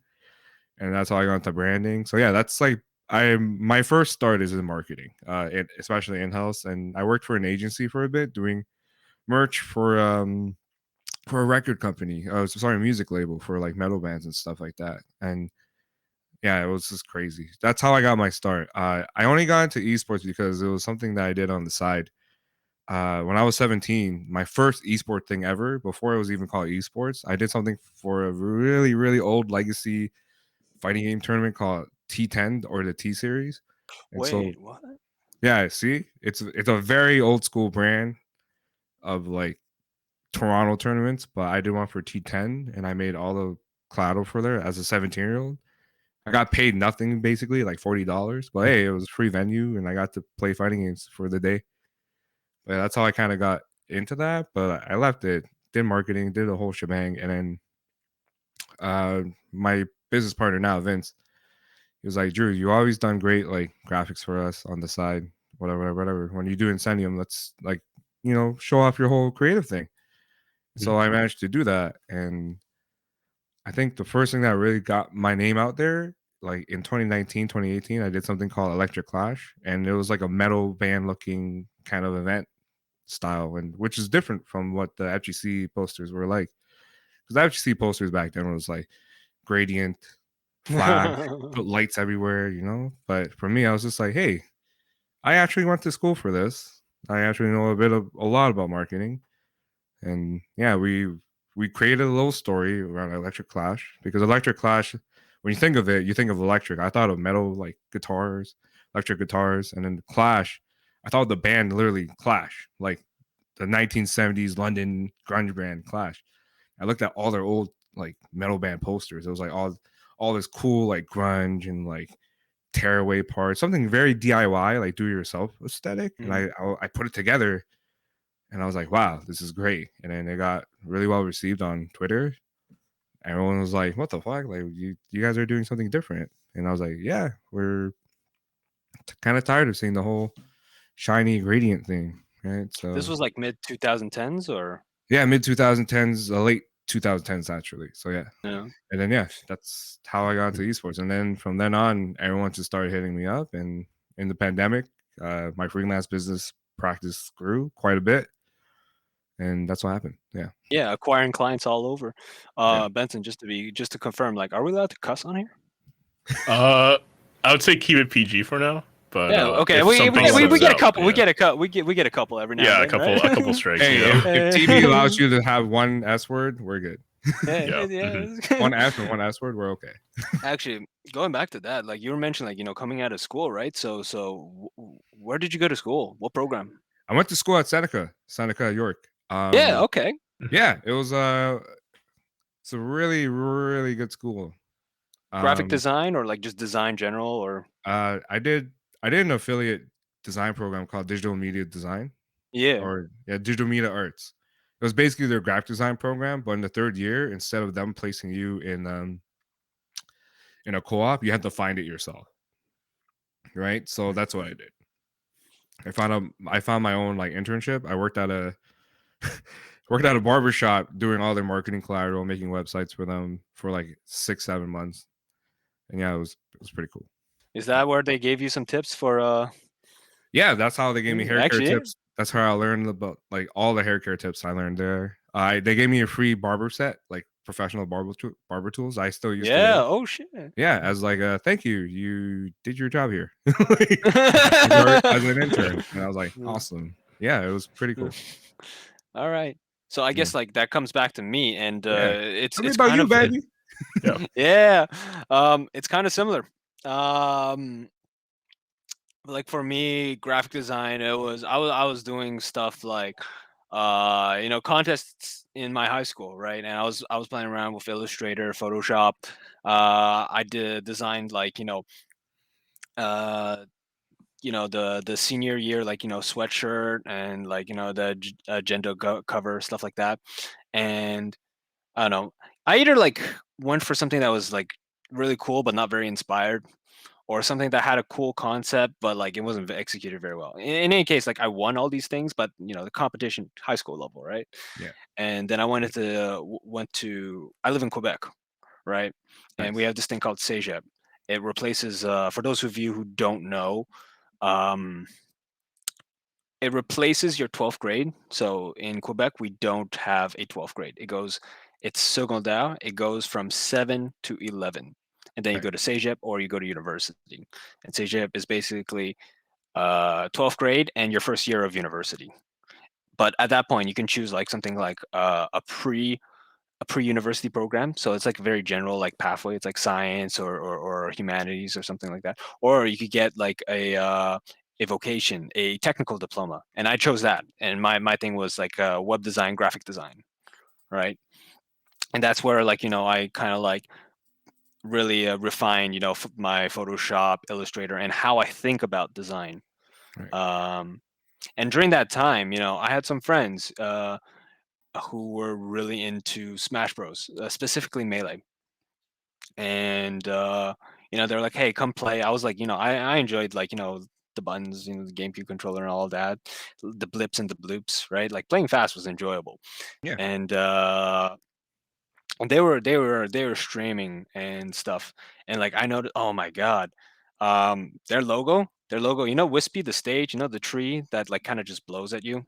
Yep. Yeah. That was like they grabbed like like a super low resolution like original like Kirby version of that, like PNG. It's like 16-bit, and then just put like a puff of smoke on it because they all smoked weed, and they were like, yo, let's tell them like we smoke weed, please smash. Yeah. Right? We're so Yeah, and cool. then like, yeah, okay, now that's like that's our logo. And I'm like, no, no, no, no, no, this is no good. And like Ottawa at the time had like a couple of big tournaments coming along, and I was like, hey, let me redo your logo. Let me and then like later on I was like, you're gonna stream, and then like they showed me like what their stream setup was like. I was like, Right. no, it's not gonna, no, no, no, no, this is not gonna do. And then, like I did that for them, and since then like I became like part of this community, and then I got into university, Right. and I became part of that community as well, like continuing to do like this graphic design stuff and the streaming stuff. And like at that point I kind of realized I kind of suck at games. At that point, like like my fingers like ain't built, I ain't built like you. Right. And I was like, but I love games, I love video games, they contribute so many like fond memories, Right. so I want to contribute differently. And that's why I'm like, I graphic design I'm good at like managing organizational stuff. Well, not yet, like that university is when I really like started learning that stuff, but like Yeah. streaming, like I have some experience in that. Mhm.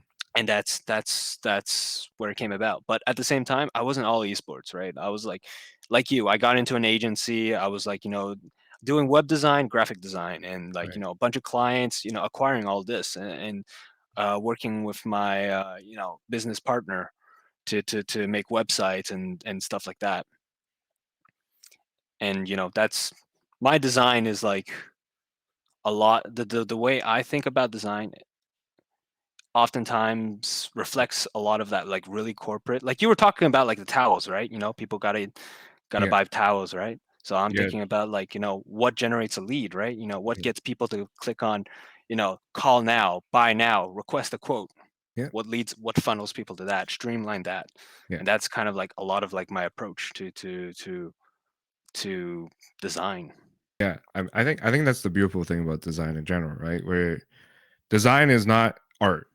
No, Not at it's all. communication. It's Yeah. there's a goal, there's a point, it's a It, problem. a lot of people tend to say it's like practical art, but the thing about design is that it's supposed to, just like art, it does provoke a reaction. But unlike art, there's an interaction. You can interact with design, right? For example, I agree. I make a poster. That poster is going to have a call to action, right? That call to action could be Yes. like buy a tile or come to this event. You do design, for example, for a website, and I know you do a bit of production too. You do design, and there's an interaction. So maybe yours isn't a direct sale per se, but like for example, you do production. Well, someone's behind the screen has to like change all the numbers, change all the names, the templates for that. So that's an interaction, right? And I think that's the beautiful thing about design. It still has that artistic in perspective about it, where you can. It's somewhat subjective, but it's also very very practical. Like it has a Right. use, right? So yeah. What's your process for design? What is like what are you thinking when like someone presents to you, I want this one. This is my goal. I want to say, let's say, I want to promote my event. Right.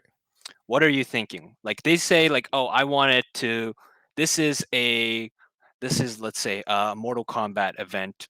Right. What are you thinking?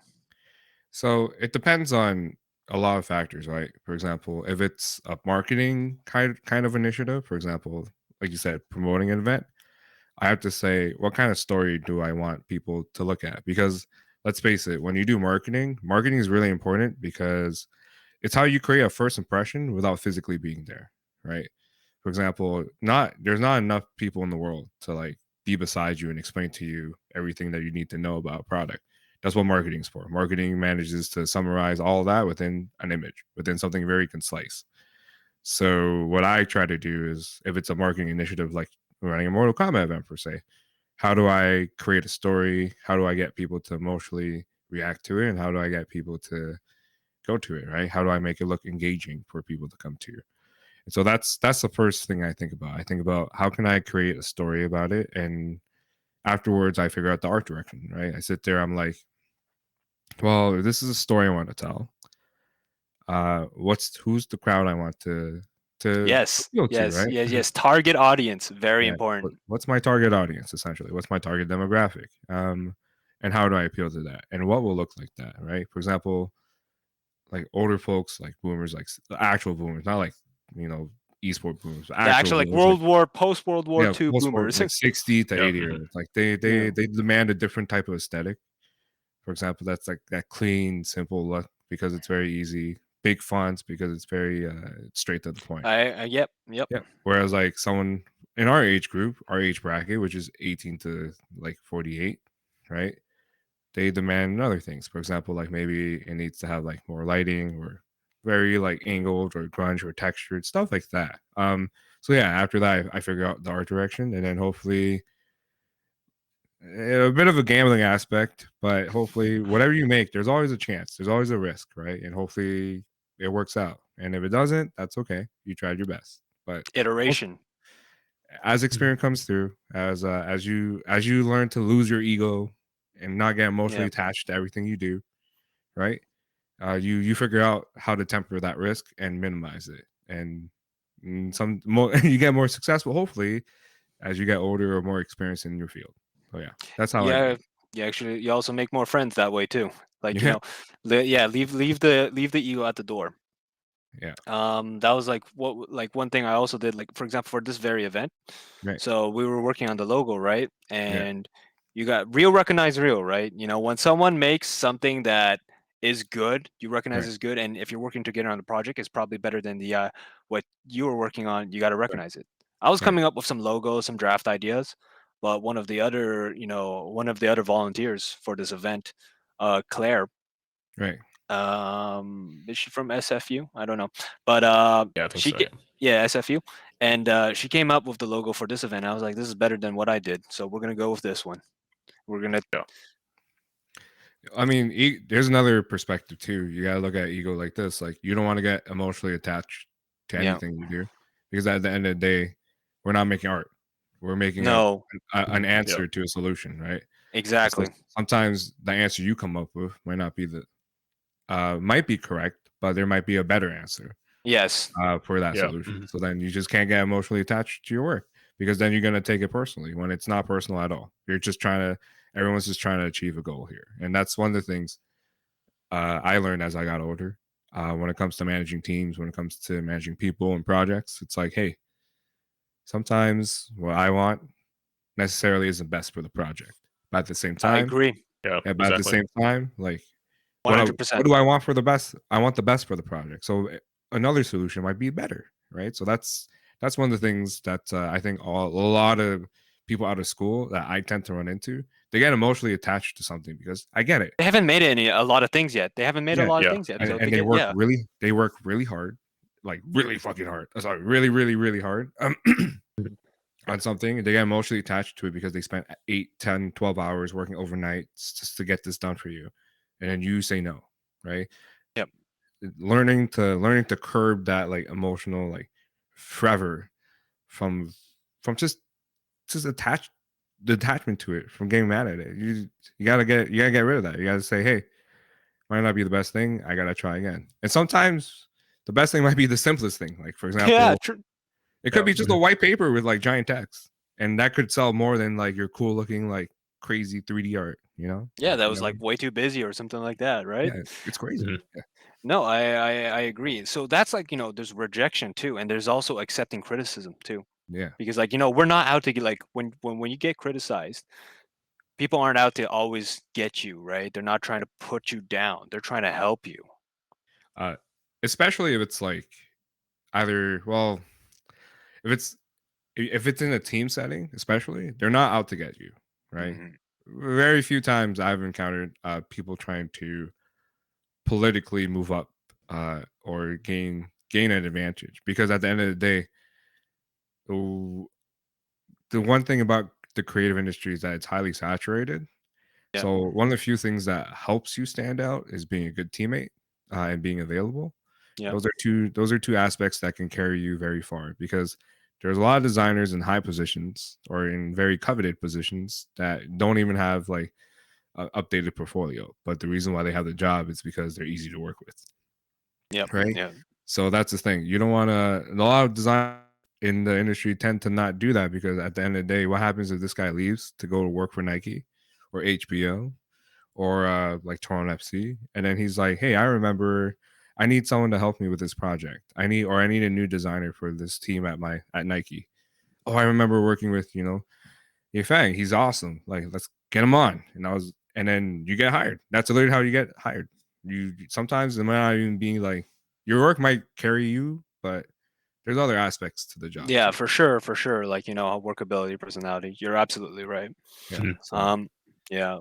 yeah. Like, So as for very few times, like taking feedback is one of the most important things, because it gauges you as a character, as a person, essentially. Y- Right. So, yeah. I agree. And Like, yeah, like a we, lot of we young were, designers too. Like yeah, that's their biggest problem. Yeah, like I find. you were mentioning simplicity and solving a problem, right? Right. And going back to that, like that's how I think about design as well. Like Right. it's communication, right? I'm trying to encode a message, decode and have the audience decode it and understand it Right. as effectively and efficiently as possible. Do you know Ollie Moss, like Uh, the designer? yeah. Yeah, he did like what was that fire, like fire, not firefighter, but like you're fighting forest fire game. Right. Yeah, he did the designs, and like for that, I like the way I want to think about things is how, like, kind of like what he does is that there's when you present to me with your branding problem, your your print design or your web design problem, I want to be like in as little visual elements as possible, Right. represent what you're about, your message. Two things, like, and you mentioned these earlier. So one of them is like, the what you're about, the message, what you're trying to say is like, Yeah. are you trying to say like, we're an FGC organization, Right. we're a League of Legends tournament, Right. we're what, Yeah. and The then the call to second action. one, Yeah. exactly, call to action. And then the second thing is like, what you mentioned was emotion, Right. was you want what you want to feel. Like you were talking about like all these grunge things, like that you were inspired from, right? Yeah. For your designs, and like that evokes a certain emotion when people look at this. Like they say like, oh, this is like high energy. This is Yeah. like like a little bit chaotic. This is like, um, and then like you can have two esports organizations about the same thing. Like they're both like League of Legends stuff, but like the emotion they evoke, what they're about, like what they're. You mentioned art direction, right? Right. What what they want in an audience, what they want to say about themselves can be different. One can be like, we're super clean, we're by the book, we're et cetera, et cetera. The other one Yeah. We're is like, safe. we're safe. The other one's like, we want to be chaotic, we want to be like, we're the rebels of the space, right? Right. And that all of that can be communicated in design, and efficiently and effectively.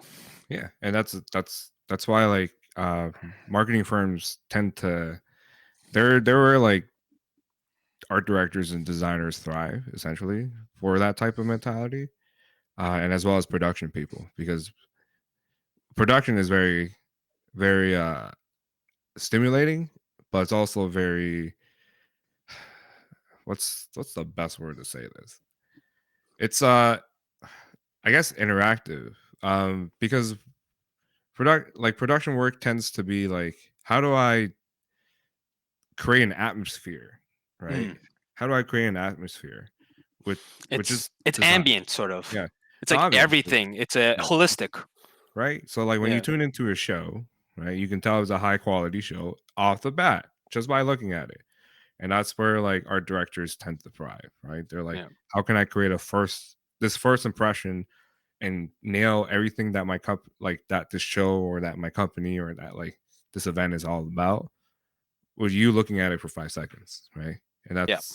it's like it's a puzzle that like every design project, every design challenge will meet, and it's where we make our bread, man.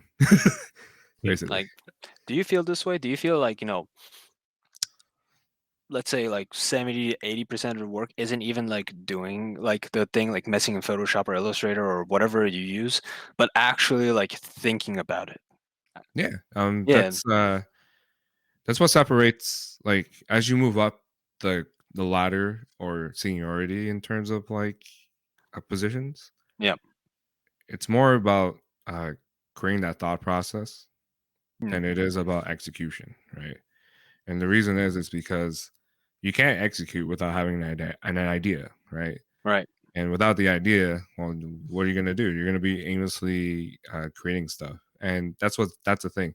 You don't want anyone or your company that you're representing to look incohesive, because it shows you. It says a lot of things, right? It says like either the company's like not on the same terms, or like there's like it's a messy company, and that leaves a, like I said, a bad first impression. Whereas, when everything looks cohesive or everything at least looks well thought out, it looks like you got your stuff together. And there's tons of companies that spend more money on marketing, more money on art direction, more money on art just to look cohesive, because that's the challenge. You, as a designer, you tend to create something that leaves a lasting impression. Again, communication, right? Like it's not even just the message, it's the medium too, right? Yeah. For example, we're young. Why are we using like print media when we should be using like digital stuff? When we should And be that using says a social lot. media graphics, right? That says a lot. That says a lot, right? Whereas, like, let's say, like I said, actual boomer generation, 80, like, because my recent client is a hospital, 60s, 80s, right? Mhm. Why are we using social media when these guys don't even have Twitter? Yeah. When like 80% of the user base, or 76% actually, doesn't use Twitter. People who need hospital updates in that age bracket, right? So, Yeah. And like going back to like what you said to cohesion. So you got the people, like you've got your social media and you got your print media.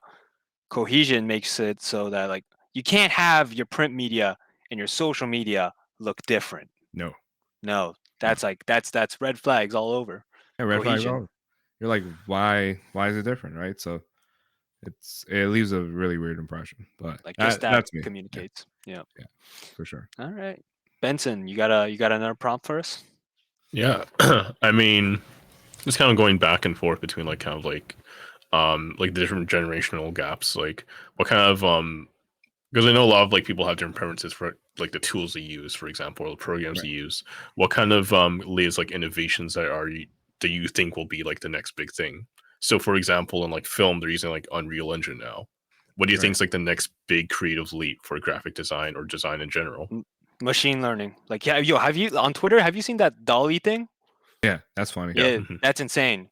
Like extrapolating for that, like once like professional, like once it's being used in professional like that is the next level. Like, okay, there's one thing of automating things, right? Right. Like computers are capable to make like a decently cohesive design, right? But for now, there's like it's missing something. It's like I would say like we're not quite out of a job yet.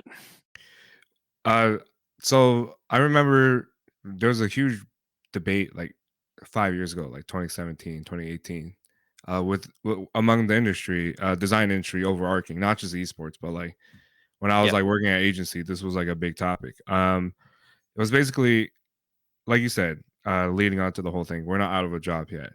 The mentality 5 years ago was that machines and AI can't develop and understand how to evoke the human emotion, which is part of art, which is part of design, which is why our jobs are somewhat protected. But years later, now in 2022, that mentality has shifted, right? With all the AI automation, it turns into like, is AI able to provoke and an emotion from humans, and that's a question that we're all gonna have to face in the future, right? But yeah, I think it's interesting. it is. I think the way it's like it's not it's thought about wrong, because I think like I've seen a few examples where clearly the AI like evokes an emotion out of me. Like the design I think is actually really good, Right. but like it actually like seems like there's something to it. But I think either A, it didn't do it purposefully, or two, it was given enough parameters to work with, right? I think like there still needs to be a mind to understand, once again, your target audience, what message you're trying to evoke, what the themes, etc., all that is, for the AI to make something usable for So now. so here's a really big food for thought as design, because like let's face it, typography is a human made thing. Design is something that human made as well.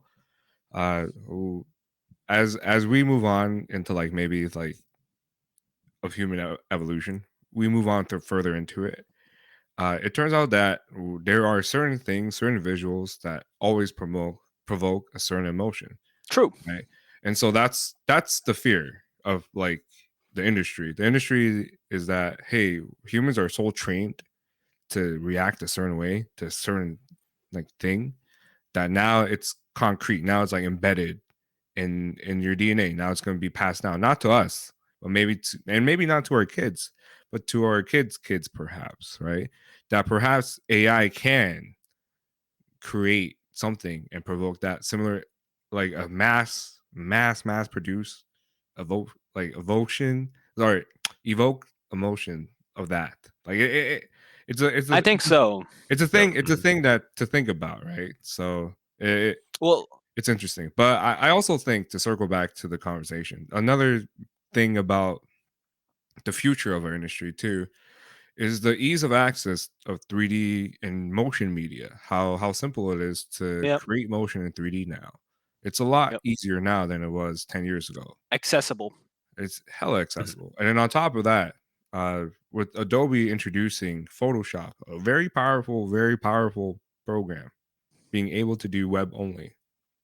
That's those are the two things directly that will influence our future, right? Now you have like web-based, powerful automated tools, and you have Yep. web-based, powerful design tools, right? And then on Yeah. top of that, the accessibility for creating 3D stuff. Like Blender is more accessible than ever.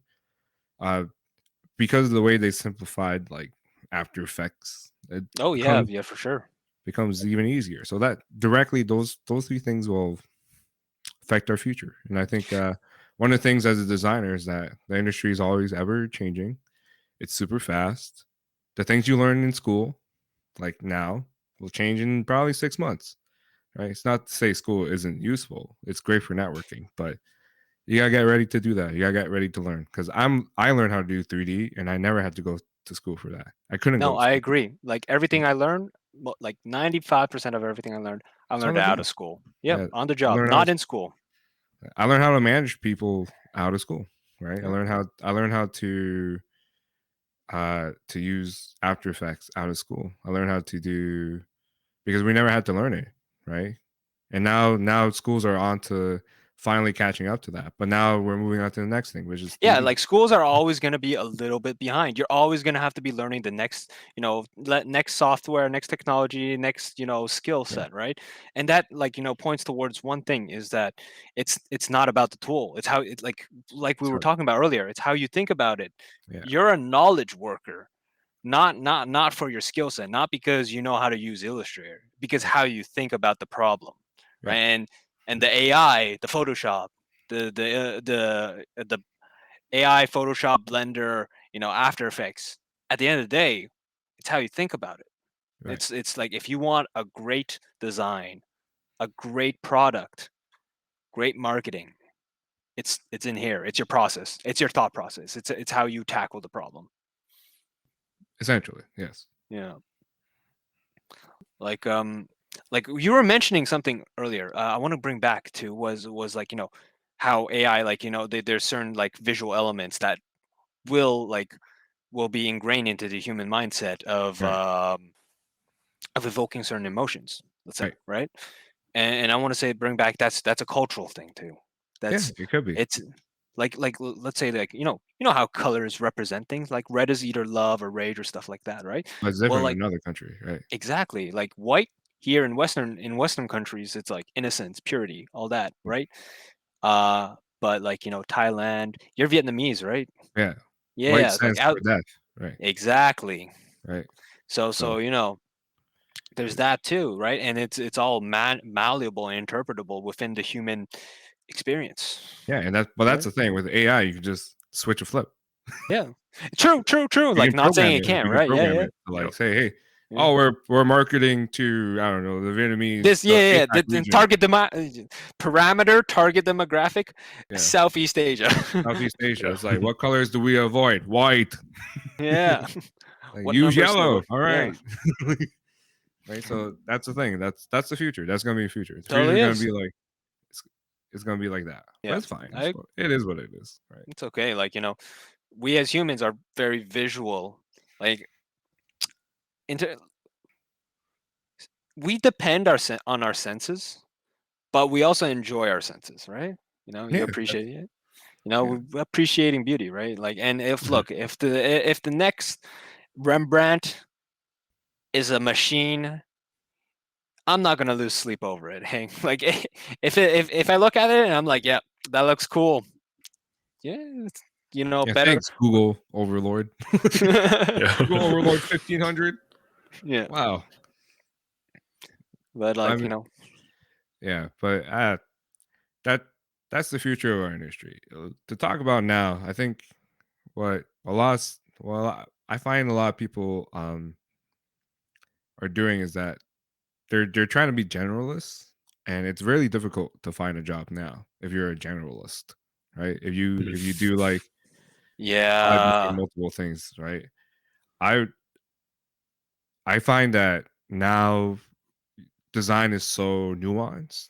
You have to find an umbrella or a branch a to niche, specialize right? in, a niche to Mhm. specialize in. Yeah, Because if you don't, well, no one's going to hire someone who's not specialized in something. You might be really good at other aspects, but it's the way you present yourself. It's not no, I necessarily agree. what you can do, right? For example, all of us here have branded ourselves as esports designers, right? Esports like experts in design. But You we're also burn yourself out if you're so generalist. Too yeah, many and you're also hats. Yeah. Mhm. yeah, too many hats. So it's like all of us here, our specialty is esports, but we all have multiple different backgrounds. We've Yeah. both done like production, we've both done marketing, right? People don't Yep. know that, but it's part of our skill tree. So it's like, but that's how we make our brand better. So you want to survive. That's my biggest takeaway. It's like figure out what you want to specialize in. And don't make it general like esports design. Like for example, hey Fang, No. you're an excellent production designer. Yeah. People hire you to like make all the awesome bright lights and moving graphics and like controllers of like the streams. For me, Like people hire me to do like art direction of a poster marketing campaign, right? Or merch. That's I'll- like, yeah. interjecting, I'll say this right off. Like anyone who's listening, like if you want to make a career, like you want to jump in, like hit the ground running.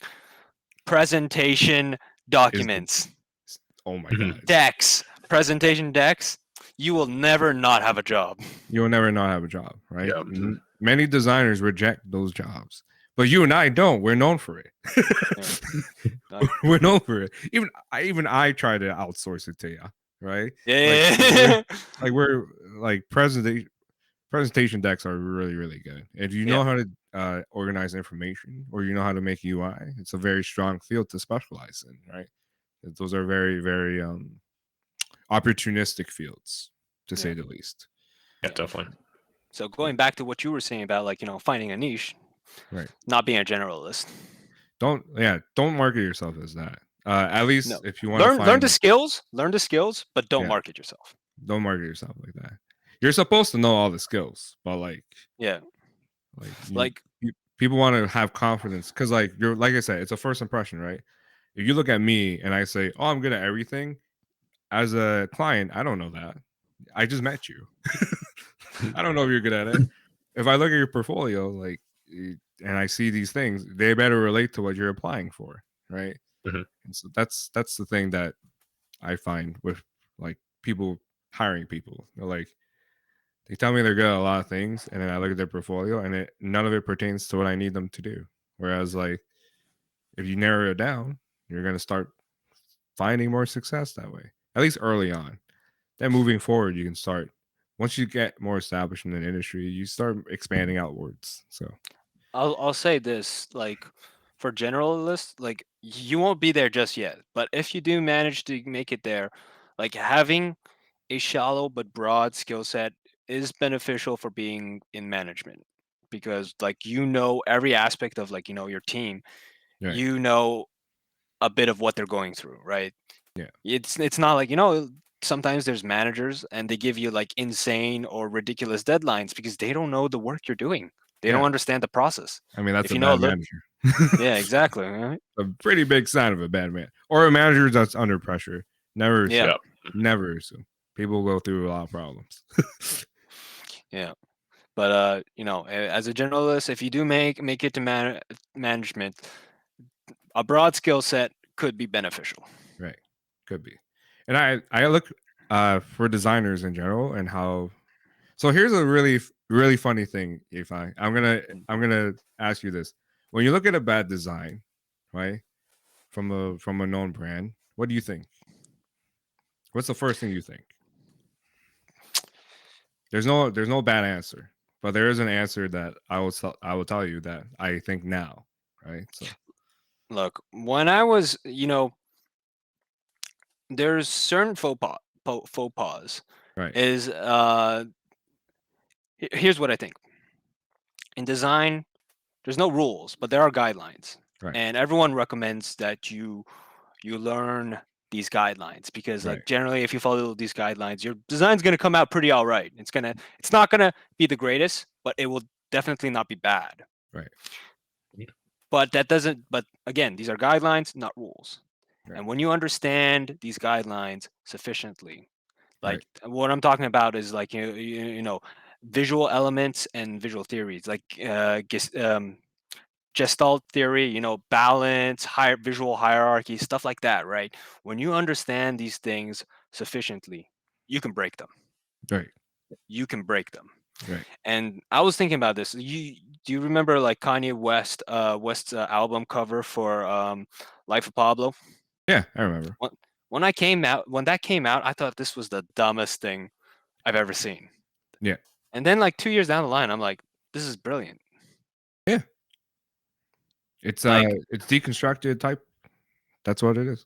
yeah, like sometimes Or it's brutalism, essentially. yeah, brutalism, yeah. Um, brutalism, some pieces of minimalism, Right. like and like yeah, you can, like there's also that like looking back in the past to like learn like inspire yourself from various art movements. Like you're gonna get a lot of like you're gonna get a lot of runway from that. Right. But what I'm going to here with is like shit, I like kind of lost my thought, but like you know what I mean, right? Like Right. So essentially, when I look at let's say a big company like, for example, Adidas releasing something that's visually to me not up to par, yeah, the first question I ask is, do they have the adequate time to release this? Right? Why yeah, is it not up to par to me? yeah. And I go, and a green flag that I look for in a designer per se or in employees is like, when you look at that, how do you react to it? Are you instantly criticizing it, or in your mind are you considering all these other factors? And the reason why I say that is because a lot of times when you move up the ladder, you can't make your best work all the time, right? No, I No, agree. I no, no agree. one's going to give you the time to, right? Especially No, when you have a deadline. And sometimes, well, this is beneficial for students because sometimes you can't do your best work. All you can do is make sure you do it right, right? Or you can right. do up to par because sometimes you don't have the deadline. Sometimes you don't have the resources. Sometimes you're managing multiple projects, or sometimes there's a lot of other factors in play that don't help out with creating the product in a great way. So I asked that because we're both on the same length. There's wavelength. you can't really criticize that a work unless you've been in that person's shoes, unless you know the whole story behind it. Yeah. And for me, I learned like I think like 4 years down my career, 5 years when I started managing projects. Man, like sometimes you can't make the best thing. No, I you agree. can, Yeah. right. Like, But all you can do is you do your best within what you're given, and if you can turn lemons into lemonade, congrats, you're great. Sometimes you can't, and sometimes you gotta accept that. yeah. Do you feel sometimes like, you've made you're more into like when you design, Right. you sometimes get into the zone. You get into I don't know, I forget like the technical term for it, but the zone, right? Time flies fast and you're like just designing, you're into it, and and the product ends up coming out great. Right. I find it like as my experience goes on, it's harder to get into there. Right. Like I have to think about things more, and like you said, like it's not always my best product, but I find like looking back into my past, I like, oh, this was genuinely inspired, despite like being kind of early in my career. Right. And like nowadays, I'm just kind of okay with that because I feel like if I try every time, it's gonna burn me out. Well, I mean, you're supposed to try it every time, but sometimes you can't do it, and sometimes you just leave with something that you might not think is awesome, but your client, as long as your Yeah, client, no, yeah, exactly, right. right. So, and that's the weird part. Like the best works I've been known for are not my best works at all. Right. Like I did a crazy like Madden show. It was like not my best work, and it was hampered by like a board of CEOs who like kept changing everything last minute, and the final product was like not up to what I liked, right? Because we did something awesome and it turned out to be but it was a work that people thought was great, and Yep. it got me a job freelancing for like other people. Like Yep, other big that's companies that I don't think I client can acquirement name yet. process. Yeah, so it's like sometimes, like I said, to circle back, getting emotionally attached to a work is No, yeah, I can agree. be very dangerous, Mhm. and Yeah. that's the Yeah. thing. That's why when I look at when I hear designers like instantly shit on stuff, especially on Twitter, I'm like, Yeah, you don't know. Yeah, you don't understand what did that designer go through? Because I bet you he's better than you. That's why he's hired by the company. But I bet you they don't have the same time constraints you would have, or maybe he has to go through 7 boards of revisions, and that's not fun. Like when you Yep. have to change work 3 times. Like for me, I have a three charge rule. Like if you revise things 3 times, they're free. I have the same one. I have the But same thing. but the Yep. 4th one is an extra 50% of what my charges, because at the end of the day, you're wasting my time, which is very You're wasting. valuable. Yeah, yeah. Because I have like Yep. other clients to attend to, and 2, you don't really know what you want. Which I asked you when I started brief, what do you want? Yeah, right. So that's the thing, and I bring that up because it's like it's a bad habit new designers or designers out of school have. They look at something bad, they're like, "That's bad," and I'm like, you It's can't say that first. You have to say, "Why is it bad?" Or why don't you like it? Is it because you don't like it? Is it because it doesn't fit the job? Like, there's a lot of questions to it. So Yeah. Mhm. I find early designers, they have like a few situations. It's like a Dunning-Kruger syndrome. yeah, There's like imposter syndrome, and then they Right. learn a bit, and then they're like, oh, I'm tough shit, right? Like Yeah. I know I know. everything, and then you go even higher, and then it's like, oh no, I don't know nothing. I don't Yeah. know nothing. Yeah. Like in terms like relative to their skill set. And that's the thing. The more experience or more higher up the ladder you go, the more you realize that, like, yeah, Humble yourself, right? it's very humbling. It's very like the more Yeah. higher you go, the more humbling it is, because anything can ruin your work. Like literally anything, right? Like you could literally make it pink, and all of a sudden, maybe that week, pink is the wrong color of the month. Like maybe it represents the wrong thing, right? Like I've seen so many situations where designers are like looked at some like so someone big name could come out with something that's visually simple, and they're like, oh, I could have done that. And I'm like, why didn't you? Right? Yeah. Yeah, And like that's they're the telling thing. me like you might have the technical skill, but like you didn't think about it, right? Yeah. Or you weren't in that you weren't in that boardroom where the CEO and the board of investors was like, wow, the awesome thing you're super talented and great at that would have made this unique. We don't like that. Right. So Mhm. It's it's a thing that I find students out of school, they always think they know everything, and I'm like, if you did, you wouldn't have to go to school for it. Yeah, Like, I think even though- oh, go ahead. Yeah. Like, even then, like, and then it comes back, like, people who are self-taught. Don't look down on people who are self-taught. Oh, I'm mostly self-taught. Yeah, exactly. We're all pretty much self-taught, even though we went to school, right? Yeah, like at one point you have to teach yourself. Yeah. But yeah. Yeah, definitely. Yeah, I think like the demographics definitely adjust based on like their experience. So like I guess like every graphic designer has like a layer to them that they develop over time. So I think that's definitely a unique perspective. Right.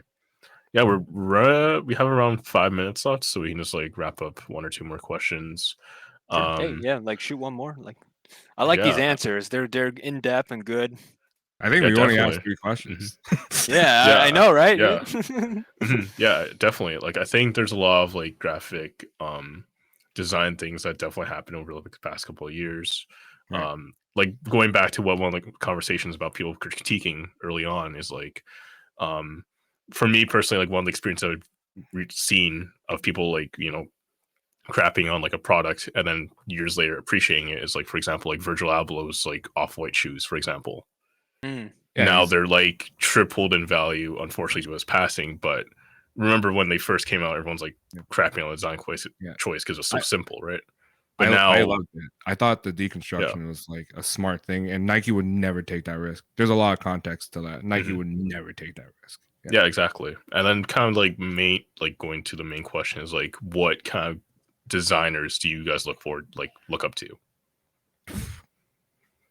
Like I mentioned earlier, like I think I said Ollie Moss. I meant Ollie Wood. Ollie Wood.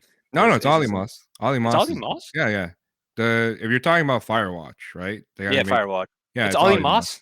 Yeah, it's Ollie Moss. Man, I get those the confused, but like, yeah, it's his work. It's his gradient work. He's known for that.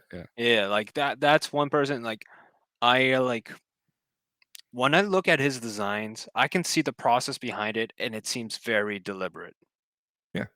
Yeah, like that's one I look up to. I can't think of like many others off the bat. Like, yeah, I'm gonna hand the baton off to you for a second while I think. So I have a lot of people I look up to in terms of. Oh, you? Yeah, I'm inspired by you a lot. Oh, like, I'm nothing, man. I'm nobody. I'm really nobody. Yeah. I look up to a really great hand drawn logo branding marketing illustrator named John Contino. He's fantastic. He does a lot of work for Nike in sports, and I'm very influenced by sports design because that's what I want to do. And that's what I try to do now in esports. Actually, like a lot of your recent designs, like I've seen them, like they kind of reflect that. Yeah, like I actually got my start as a sports designer, doing like that's how my work got known. And I bring that to esports, and he's one of the first few people to bring a different element. He brought a hand-drawn element to Nike ads. He would hand draw, hand vintage everything, and it was quite beautiful and interesting because Nike's all about innovation. They're not about moving tradition. Backwards. Yeah, but they move backwards because of how strong this guy's storytelling was in his work. So it's really awesome. Another guy is Aaron Draplin. He's a brand designer who's basically like me. He's very loud, obnoxious, swears a lot, straight to the point. Hey, you're selling yourself short.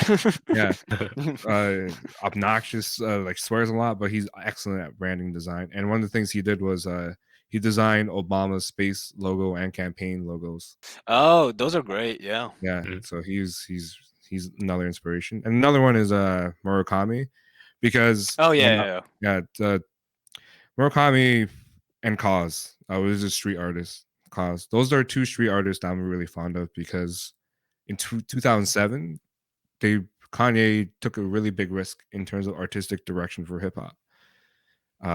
And he got like Murakami, a Japanese street artist, to design something for him. His graduation album cover. Yeah, I'm thinking, the Kanye Bear, with the cool, crazy colors. And back then, everyone, hip hop was a very homophobic place, so they thought all these beautiful colors and all these things were like very very gay, but they're not. They're awesome. There was great designs, and then the color combinations made it a unique looking album cover, and that we still feel that influence today in terms of like streetwear culture for art stuff. And same with Another one. Cause. Cause is like he broke down the American mascots like Mickey Mouse and stuff, Yeah.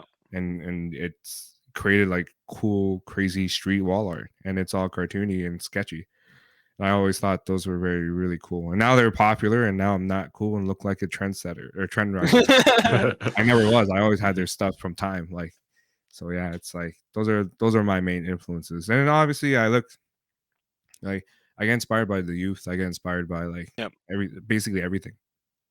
No, yeah. Sorry. So yeah. Well, like I was just gonna say, like another one. Like now that you mentioned Murakami, Nigo was one for me. Yeah, like I love like kind of like the depth and also it's like deep but also simple, right? That dichotomy of his style. Also once again like being involved in the hip hop industry and sort of like scene. They have a lot of great designers like in that like another thing for like urban stuff, like sometimes I look at skateboard decks, some of I'm a skater myself, Right. and like sometimes going down to the local skate shop and looking at boards and seeing like how they do it. I like the names don't really reflect back, but like the brand does. I love the beauty of skate culture. It's very counterculture, and that's what the skate Yes. deck represents. The skate deck represents a very like counterculture, and down to the earth, down to the streets type of Yeah. vibe. And I think that's and it's crazy. Like it's a universal symbol, almost. Oh yeah, Right? yeah. So yeah. Yeah. Yeah, definitely. Yeah, I think that was our last question. So, yeah, I'll give you guys one last shout. Feel free to say anything you guys want. Shout out your work, where the audience can find you, and what you're planning next.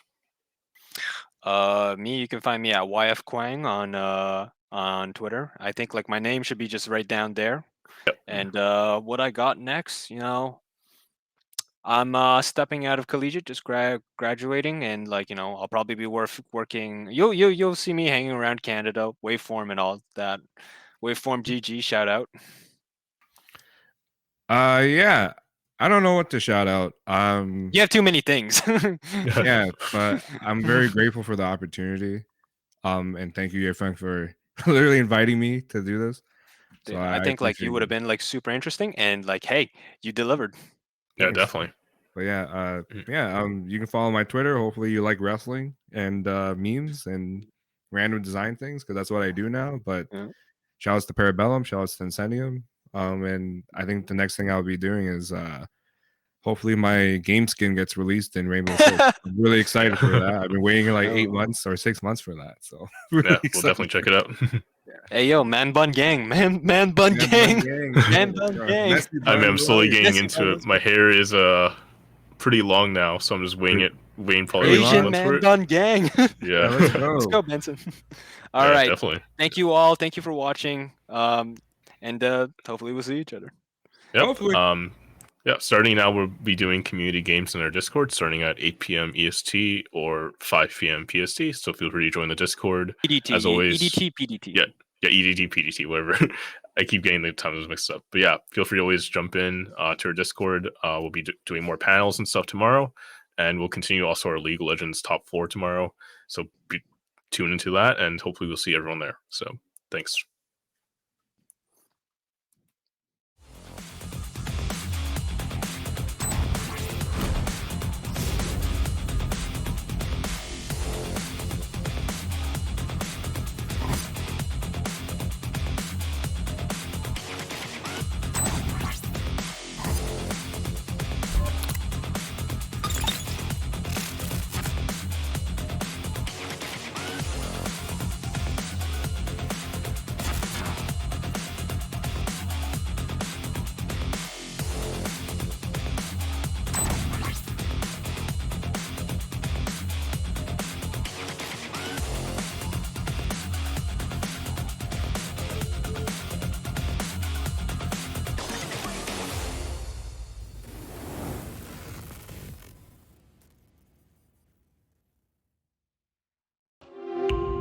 you